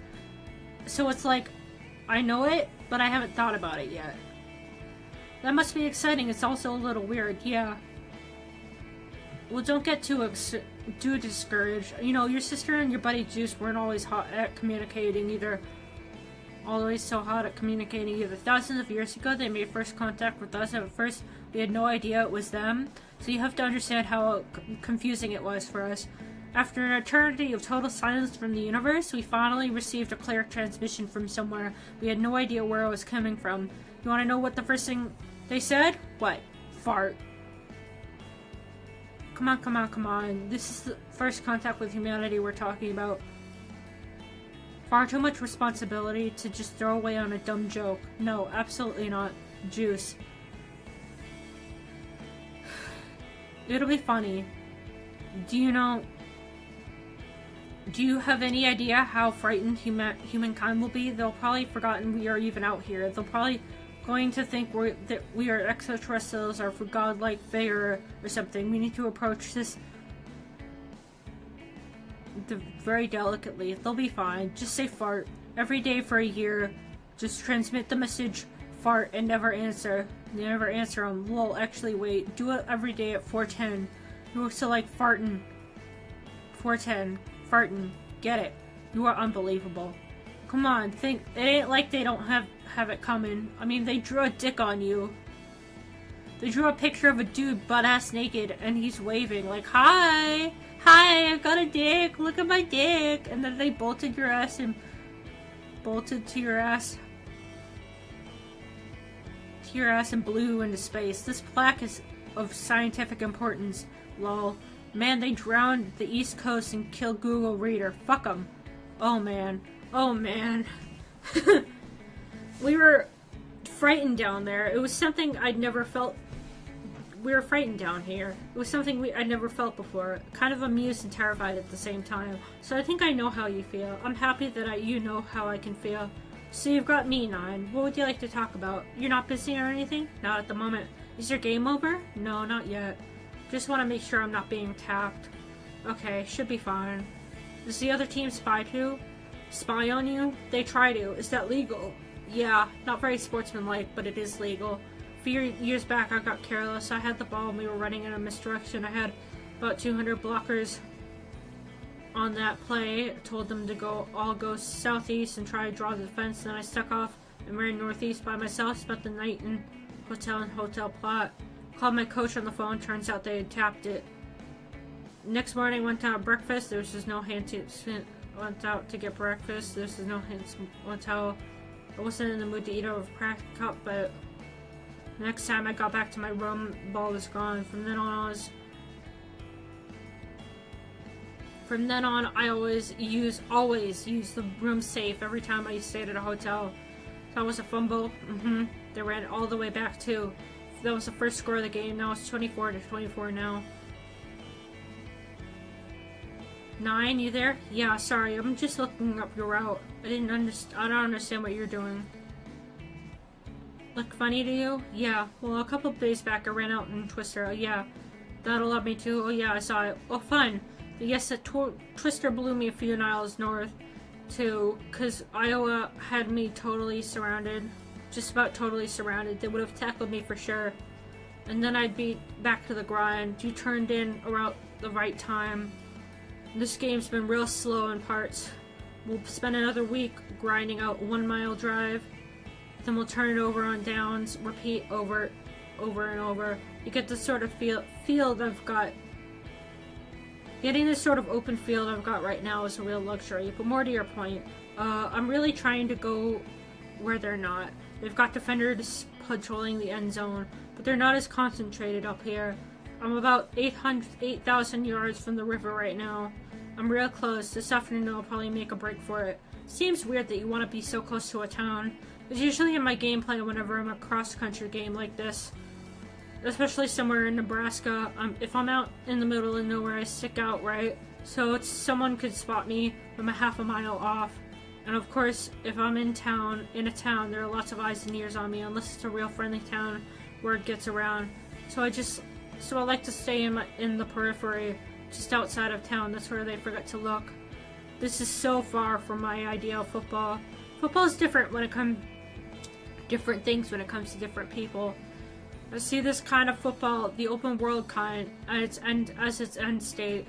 The old grid football, the 100-yard kind, was basically just training wheels. The game was always about the field, of course. The ground, the earth. It was kind of like, here, take this little boring, flat, grassy rectangle and prove you can really know it and understand it. And they spent hundreds of years getting to know the hell out of it, and now to me, football is a further exercise in getting to know and love this world, this planet. You know, the actual ground. It's so rich in history, it's just embarrassing. I've been thinking the same thing. You know, I was telling somebody just the other day that I can barely walk 10 feet without sticking my foot into some kind of sacred ground where something special happened. Like maybe a week ago, maybe 10,000 years ago. You see right over there, it's a couple 100 yards from where I'm standing. That's where Al Capone's brother lived. You know how Al Capone is? Hold on. Yeah, his brother lived there. He was a prohibition agent. Can you believe, for the government, can you believe that? All his time, his brother was the most famous bootlegger in America, and here he was doing the exact opposite, at war with each other like they were Greek gods or something. And of course the town's named after Homer. Can't make that up. It's a funny world. So they're not here anymore. Oh no, they passed long before the moment. You know, when people stop passing on. I was just thinking about people from back then. The people who lived a little too soon to live forever. It's not fair. It's not. It's really not. Do you ever think about those people? I do. I think about them often. I was almost one of them. Really? I was about the last person in the world you expect to see in front of you now. Star running back, I was not. A little after my 70th birthday, I got sick. That's Nancy. And it was hard. It was painful. I was starting to think, well, pretty soon it's going to be my time. Couldn't get out of the house a whole lot. My daughter would come to visit. She was great, but she could only be there some of the time. So a lot of the time I'd just sit in my living room and watch TV. Started to watch football. Started kind of growing up a little. Kind of grown up with it a little. But to tell you the truth, hadn't really been much of a fan. But I got fixed up with a little satellite dish and I watched it every Sunday. Watched the Browns a lot. Oh, they're good. You were made in 1968? Yeah. You better check your residual memory. Oh, okay. Oh, wow. I started watching them because my grandpa was always a big fan. They were bad. They stunk up the field every week. I think in 2026 they went 3-15, something like that. I loved that about them. Because, you know, I'd flip around all the channels on the satellite box, and all the shows were about people winning, people succeeding, people getting happy endings, and even in sports, you know, even if a team was having a bad year, it was just kind of their turn to be bad. And in a few years, they'd be good again. And I'm sitting on my sofa thinking, a lot of good that does me. I don't know anything about that kind of life. I don't need to see all those kinds of stories when I'm sitting in this dusty little house with an oxygen tank. I just don't need it. But the Browns, I knew they'd always be there. They'd always lose. I got up every morning. It hurt, and I'd go to bed. At night, I'd go to bed. They get up every Sunday, get their tar beat out of them, and they'd show up next Sunday to do it all again. I loved that. I loved them. I felt like I was one of them. Did they ever win the championship? The Super Bowl? What? Oh yeah. Ha. No, they never did. The miracle that didn't happen. That didn't happen for them. That happened for me. I remember they gave me 3 to 6 months. Well, 3 months pass, then 6. They drive me to the doctors. They drive me to the doctors, and the doctor's like, this is not adding up. So they send me to the hospital in the city, run all kinds of tests. And they're like, well, it's happening to you too. And I said, what? And I said, what? And they said, nothing. Nothing? Nothing. I was getting better. Not even a few years later, I was back, all the way back to my old self. Those were wild days. For all of us, for everybody, there were wild days. And there's no way to know, of course. But back, I feel like that team carried me that far. That day was the finish line. I think they helped me carry me there. I've been thinking about what that's like, not existing. I mean, well, I guess we'll never know. Tan and Juice are really broken up about the bulb. I know, I was so sad to hear about it. Truly tragic. It meant a lot to me. I could only imagine what y'all must be going through. They're more sad about it than me. It's like they're not used to saying goodbye to anything. No, none of us are. Best problem to have, I suppose. I guess so. You know, my grandpa had this big neon sign he always had in the living room. It said "Go Browns" on it with big letters, and that had that brown helmet. I think he brought it home from one of his buddies at the bar or something. Couldn't say for sure. My grandma thought it looked tacky, but I remember she'd always say, you can turn that thing on after I go to bed. That was the compromise. Ha ha ha. That night he passed away, I was staying the night. The night he passed away, I was staying the night. My grandma woke me up in the middle of the night and said a neighbor was coming by to watch me. That grandma had passed on. They'd already taken him away, and in the middle of everybody running around. For a few minutes there, I was just by myself. I was just there by myself in the family room, and that sign was the only thing on. And it softly lit up the room in this beautiful sort of orangey brown. I was 8 years old back then. I remember just kind of standing there and looking at the light in the room. And you know what I thought? I remember thinking how strange it was that the light was still on. And, well, he was gone. I thought that, well, if he was gone, then the light he switched on should have turned off. And as soon as he went, everything should go with them. But it was still there, just glowing. Go Browns.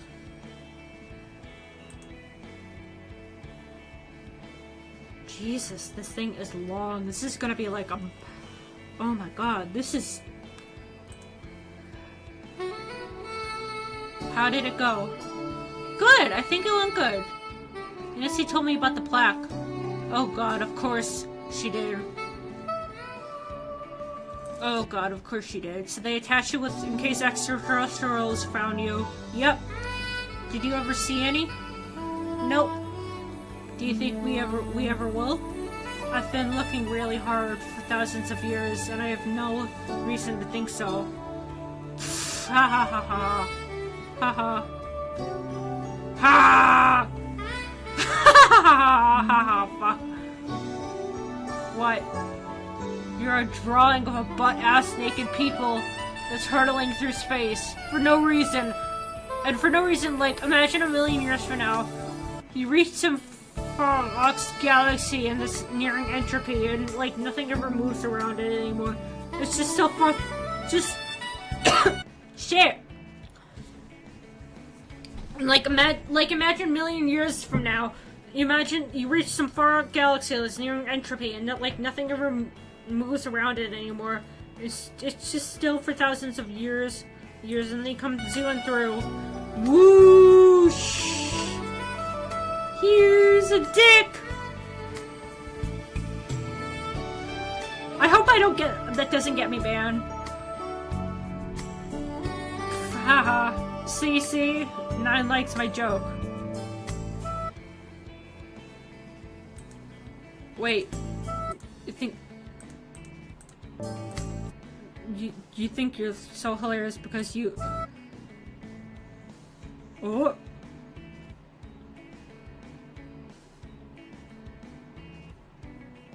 Oh no! Oh no! Ah shit, 9? Buddy? Don't freak out. This is normal. You're fine. You just need to recharge. Here, you got one? Yeah, I got like one. Eat up, little buddy. Hey. You lost your charge, that's all. I would have warned you. I just thought your capacity was going to be a little bit higher. You've only got a little power left. After that, you're going to have to charge up for a little while. How long? Hard to say. Probably a few months at least. No, I mean, like, how much time left on this charge? Oh, I don't know. A few minutes? Listen, it's no big deal. Juice and I have to shut down all the time. I have to see New York. Oh, come on. It can wait. No, now. I have to see it.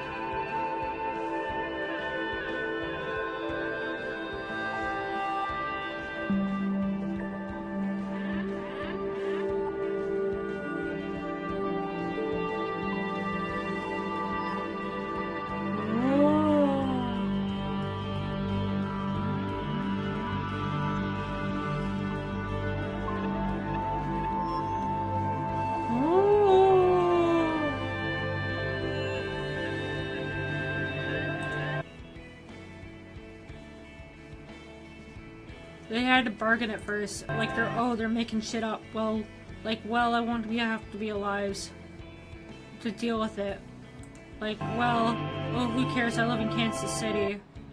Like, well, I just worked a double and I'm too tired. Don't bother me with this shit. But when it kept started happening, they kept bargaining. Like, we'll just fix it with science. Well, it's not too late to stop it. Well, it's just gonna melt a little. Nah, man, all of it. Nah, man, all of it. Like, all of it. I miss it dearly. Like, all of it. And then when this was all gone, and then all of this was gone, I miss it dearly. I heard the bagels were trash, though. Was that Central Park? I've never been to Central Park. I would love to go there. Maybe I'll ask my Papa Meta.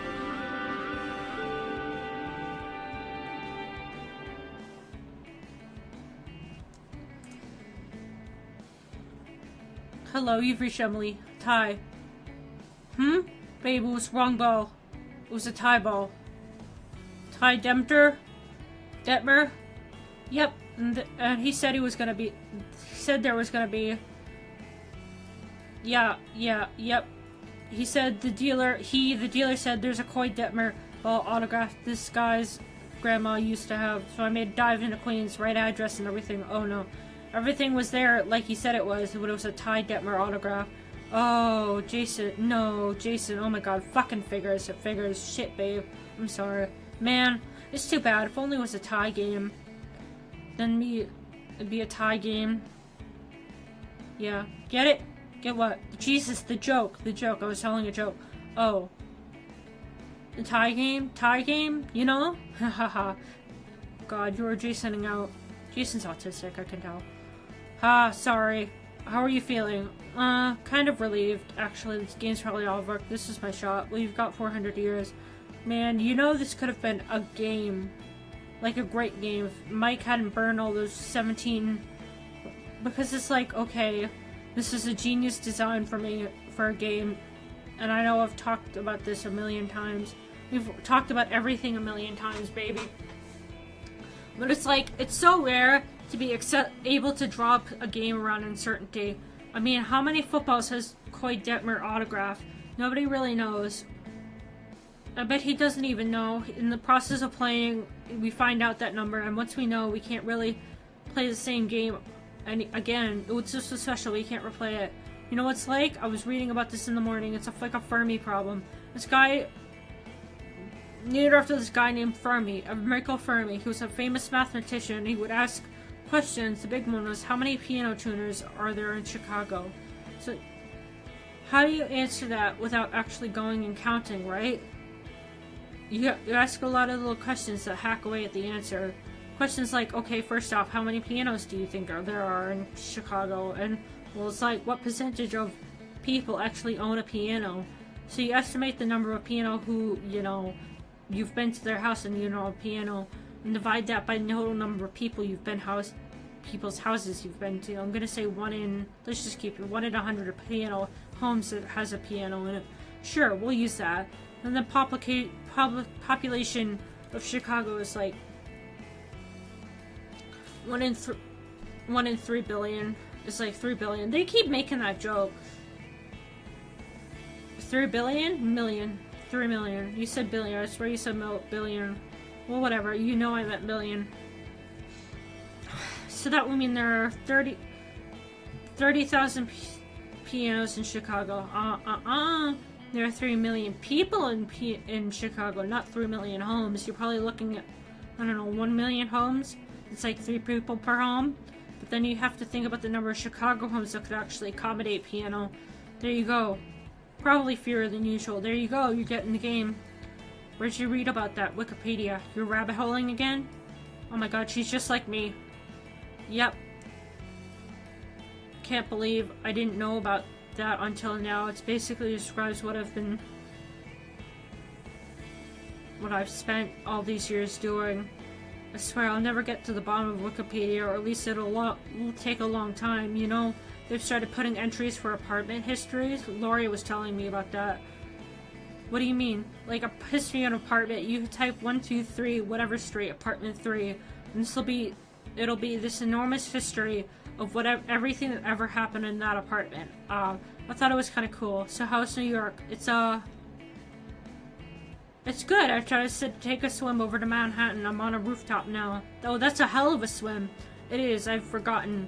It's easy to think, especially as an out-of-towner, it's easy to think, well, I'll just stop at a skyscraper every so often and catch my breath. But there's this huge chunk of it between downtown and midtown that's totally below the waterline. There aren't that many tall buildings. You know, I was thinking about I could design a pretty good game here. Really? I just thought of it today. I haven't really. Tell me. Okay, well, the end zones will be Midtown and Downtown. Maybe like a Battery Park and Bryant Park would be the 2 end zones. Maybe 2 players to the side. They'll get a speedboat. Ooh, so obviously with all the water in between, the field in the middle would be some pretty wide open play. But around the end zone it'd get all hairy because basically you have to sail through the city blocks, but at the same time you could use them too. Take crazy routes to throw off your tacklers. So the blocks would block for you. See, yes. And all fits thematically because New York City was called a gridiron when they drew it up. Literally called it a gridiron because when they drew it up in 1800s, before there was even a football. So it's like a perfect fit. You always have to get cute. Always. I've got an idea. Yep. Make the ball really heavy. Make it out of lead or something. Hey, so how do you tackle somebody? Probably by just ramming your speedboat into them. So is this just bumper boats? The tackle if they fall in the water. Okay, if they fumble, the ball's really heavy. It doesn't float. It sinks to the bottom. So all of a sudden, game's turned into a diving expedition. Wow, I love it. Oh, wow, I love it. See, that's where you're married to a 386-time TCO most valuable player. There you go. Or skyscrapers part of the field? Sure, I guess so. I don't think this game would have been fun back in the day before this place sunk. Just a bunch of ground. Way more interesting when there's no open field. You should rate that game, seriously. You've got a good one. Maybe I will, although I'd have to drag people out to New York to play it. Don't know how many takers I get. Shit, I've told you the computer parts story, right? What? New York? Computer parts? Not ringing a bell? If you have, I don't remember. Oh god, there's no way I haven't told you, but whatever. Okay. I have to tell you the computer parts story. Ha, okay, alright. So an old teammate of mine told me this story back in 2000 or something. He was house sitting for his uncle. His uncle had this apartment in Tribeca. He worked for the NFL. Didn't know what his uncle did for the NFL exactly, but he made good money. He was in Tribeca, I bet. So, right? So, at this point, The kid is like 19. When you're 19, obviously it's the dream of a lifetime to visit NYC and have some swank-ass place all to himself. Oh, absolutely. So he's there for like a few days, and all of a sudden he gets a call from his uncle, and his uncle's like, listen, you gotta do something for me. You gotta take some stuff that's in my freezer and take it to my office on Park Avenue. And like, he's like, can't you send someone else to do it? And he's like, no, it's kind of a secret. Kind of fucked up on something. It's kind of fucked up on something and got busy and never got around to bringing it to the office. And now they're wondering where it is. So you need to meet my buddy and deliver it to him. I've had someone else do it if I could, but I'm a jam or whatever. Okay. So he's like, okay, and looks in the freezer. And since it's some swanky apartment, it's got a full-size standing freezer. Not just your regular fridge freezer things. Sure. And he opens it up, it's full of piss. What? It's full of actual piss. Like all these little vials of urine samples. So it turns out that his uncle is in charge of collecting urine samples from NFL players. And he just kept them at his place? I guess! I don't know!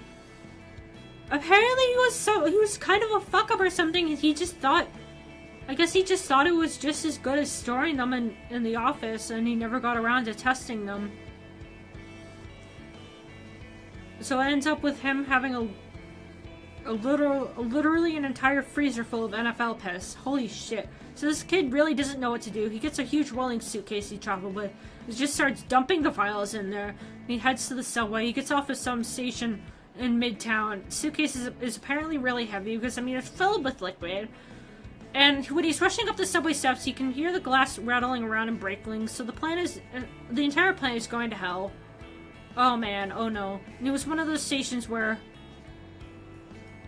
you have to go up 3 different sets of stairs. And the last one was like, he's like halfway up, and the guy asked him like, hey, you want help with that? And he grabs the other end and carries it up. See, New York has always had this bad reputation. Shh. Thought everyone was really cool here. Shh.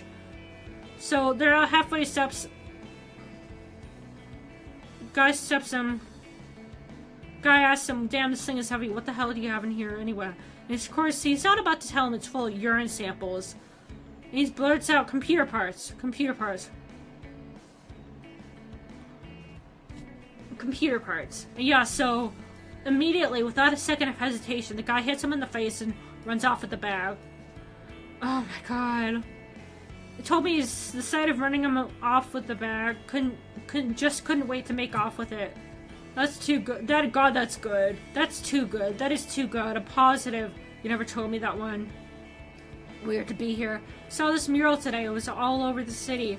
Just diving and looking at stuff. This big painting on the side of a building was all the way below the waterline.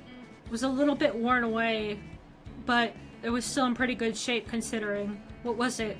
It was like this painting of a mother, I guess it was a mother holding her baby. Never cried underwater before. Babe, are you okay? Yeah, ha. I don't know if this is gonna come out right. I mean, we got here. You know, we got here. We grew up thinking one day it would be our time to go, and it just never was. It never was. Going under that water is like going back through time. Everything was like it was. All the buildings were built. All the cars were neatly parked. Hi, Aardvark!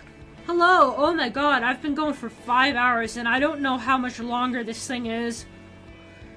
I've been yapping for 5 hours and like my throat hurts. I don't know how much longer this thing is.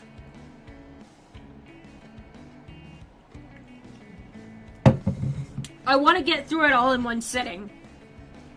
So this may be my longest stream ever. All the cars were neatly parked, all the garbage cans were bolted to the sidewalk, all by the people who were afraid to die. It was the meticulous craftsmanship of terrified people. We didn't know that we'd have each other for good. Back then there was real fear, real worry. The world was all fucked up. I remember feeling so alone, like I was the only one fighting it. We were all in it together, though. Every stranger you ever met, they were fighting the very same fight you were. Of course, you didn't talk about it with them. But all of us saw that terror. The terror any mortal person has. That terror wasn't natural. No other creature in the universe woke up every morning knowing it was guaranteed to die one day. Just us. Nobody should have to live with that. It's too much. It isn't right. No one should ever no one ever should have had to bear it. But we did. We stared it down and kept on going. And we did it together. We were all in it together. It felt lonely, but we were never alone. We all had each other, no matter how often we forgot it. All of us, we all had each other.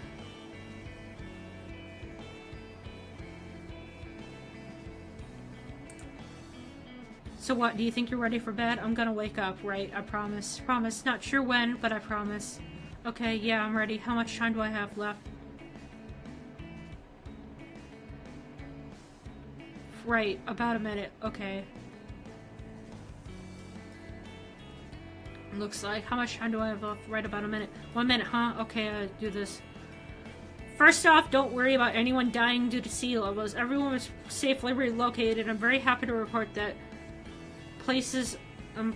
folks in places like Louisiana and Houston and Savannah were able to preserve their cultures elsewhere in the country. Second, you may have noticed that Maine's new border was pretty strangely preserved in a straight line. That's because Canadians, being slightly more forward thinkers, dispatched aid directly to the first state to build a retaining wall.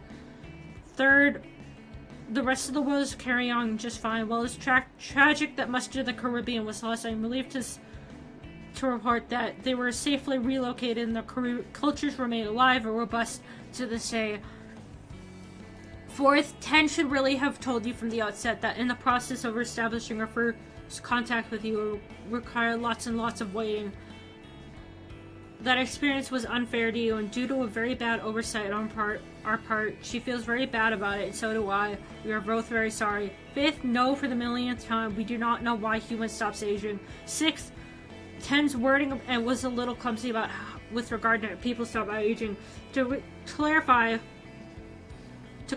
babies born in the womb in 2026 were born and grew into adults, and all the children grew into adulthood. Seventh, I know we didn't actually look at any people, but thanks to medical technologies, people can essentially be whatever age they feel like, between 20 and 100-ish. Some people choose to be old. It's just like they just like it that way. It's great. Eighth, we're not in some kind of simulation or matrix or whatever. Even if we were there, there'd be no way to prove it, so who gives a shit. Ninth, I know your residual data indicates to you that the universe will eventually be ended via heat death. Good news, that's bullshit. We thought that was true in the 20th century.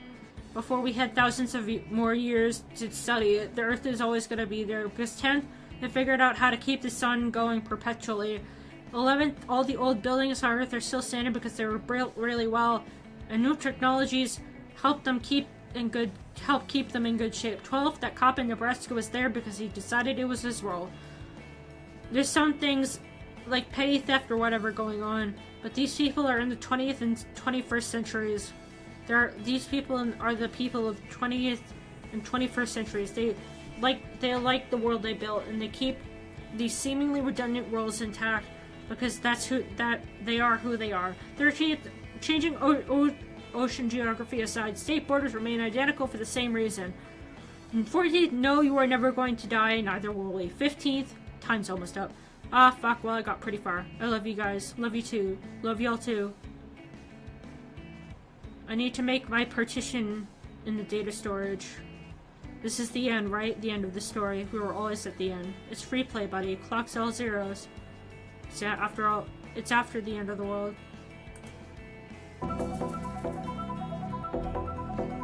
Pioneer 9 has not made contact with Earth since 1983. Is almost certainly not operational, but very likely to still exist.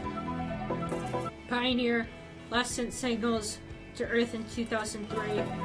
Is last believed to be 10 billion miles from Earth, traveling at nearly 27,000 miles per hour. JUICE, or Jupiter Icy Moons Explorer, is currently being developed by European Space Agency. is scheduled to launch in 2022. Oh, so Juice is a Zoomer.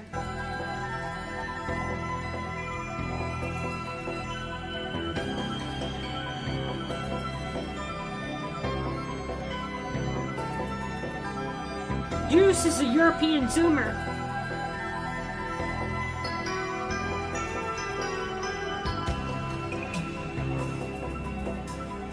Is that the end? Did I do it? Written, illustrated, and designed by John Boy.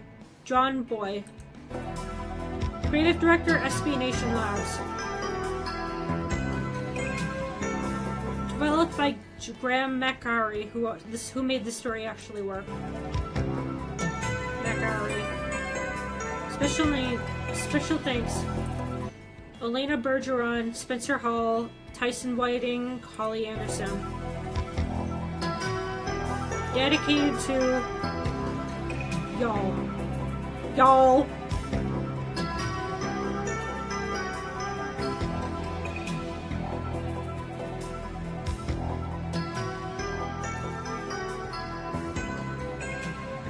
Oh my god. The end. Oh my god. Oh my god. We actually did it. Holy shit. Now I need to find somebody to raid. Oh my god, that was actually a really good, that was a very good story. I think I wanna, actually, no. I wanna give some thoughts on it. That was a very good story on, like, it did remind me in a way of Trigun, in a way that it's sort of like a testament to the human spirit, and I found myself getting very attached to Juice 9 and 10. I think I am very biased in favor of Juice.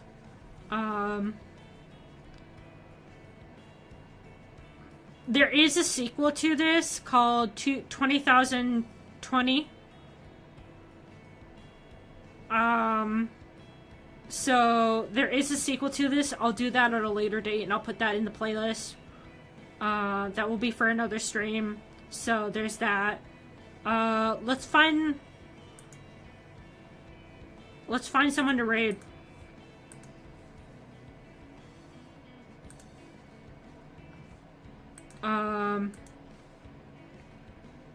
Hang on.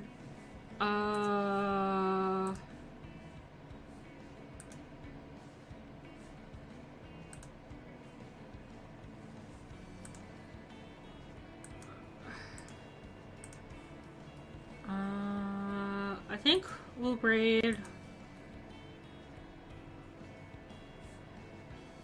stream manager. Who's? Let's. Thank you, Callian. We finally finished. We finally finished it. Callian, we finally finished it. Oh my god. Callian wants Nest to hydrate. It took. Now that I'm finally done, it's 1 p.m. Oh my god. Now I'm gonna have to.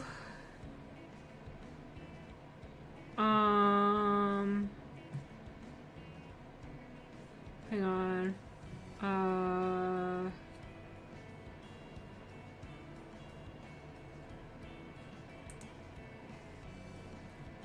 I want to raid. Hang on. Who do I want to raid? I don't know. I don't know. Okay. I have to decide between Matrix, Noah, and Nicola.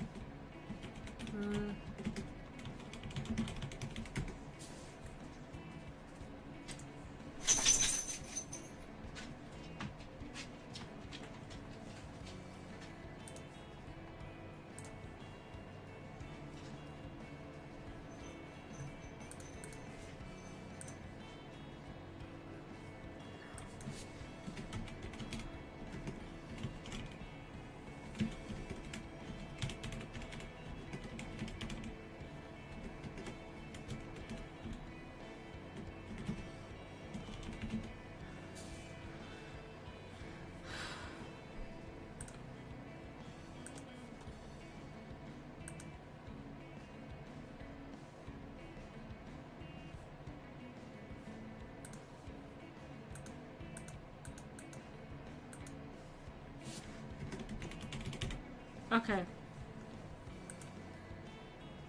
Spinning a random wheel. Alright, I guess we're raiding Misty.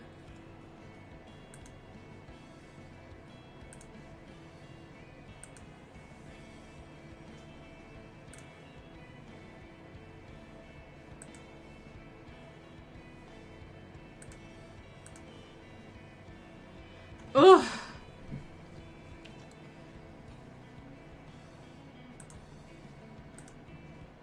Bye, guys.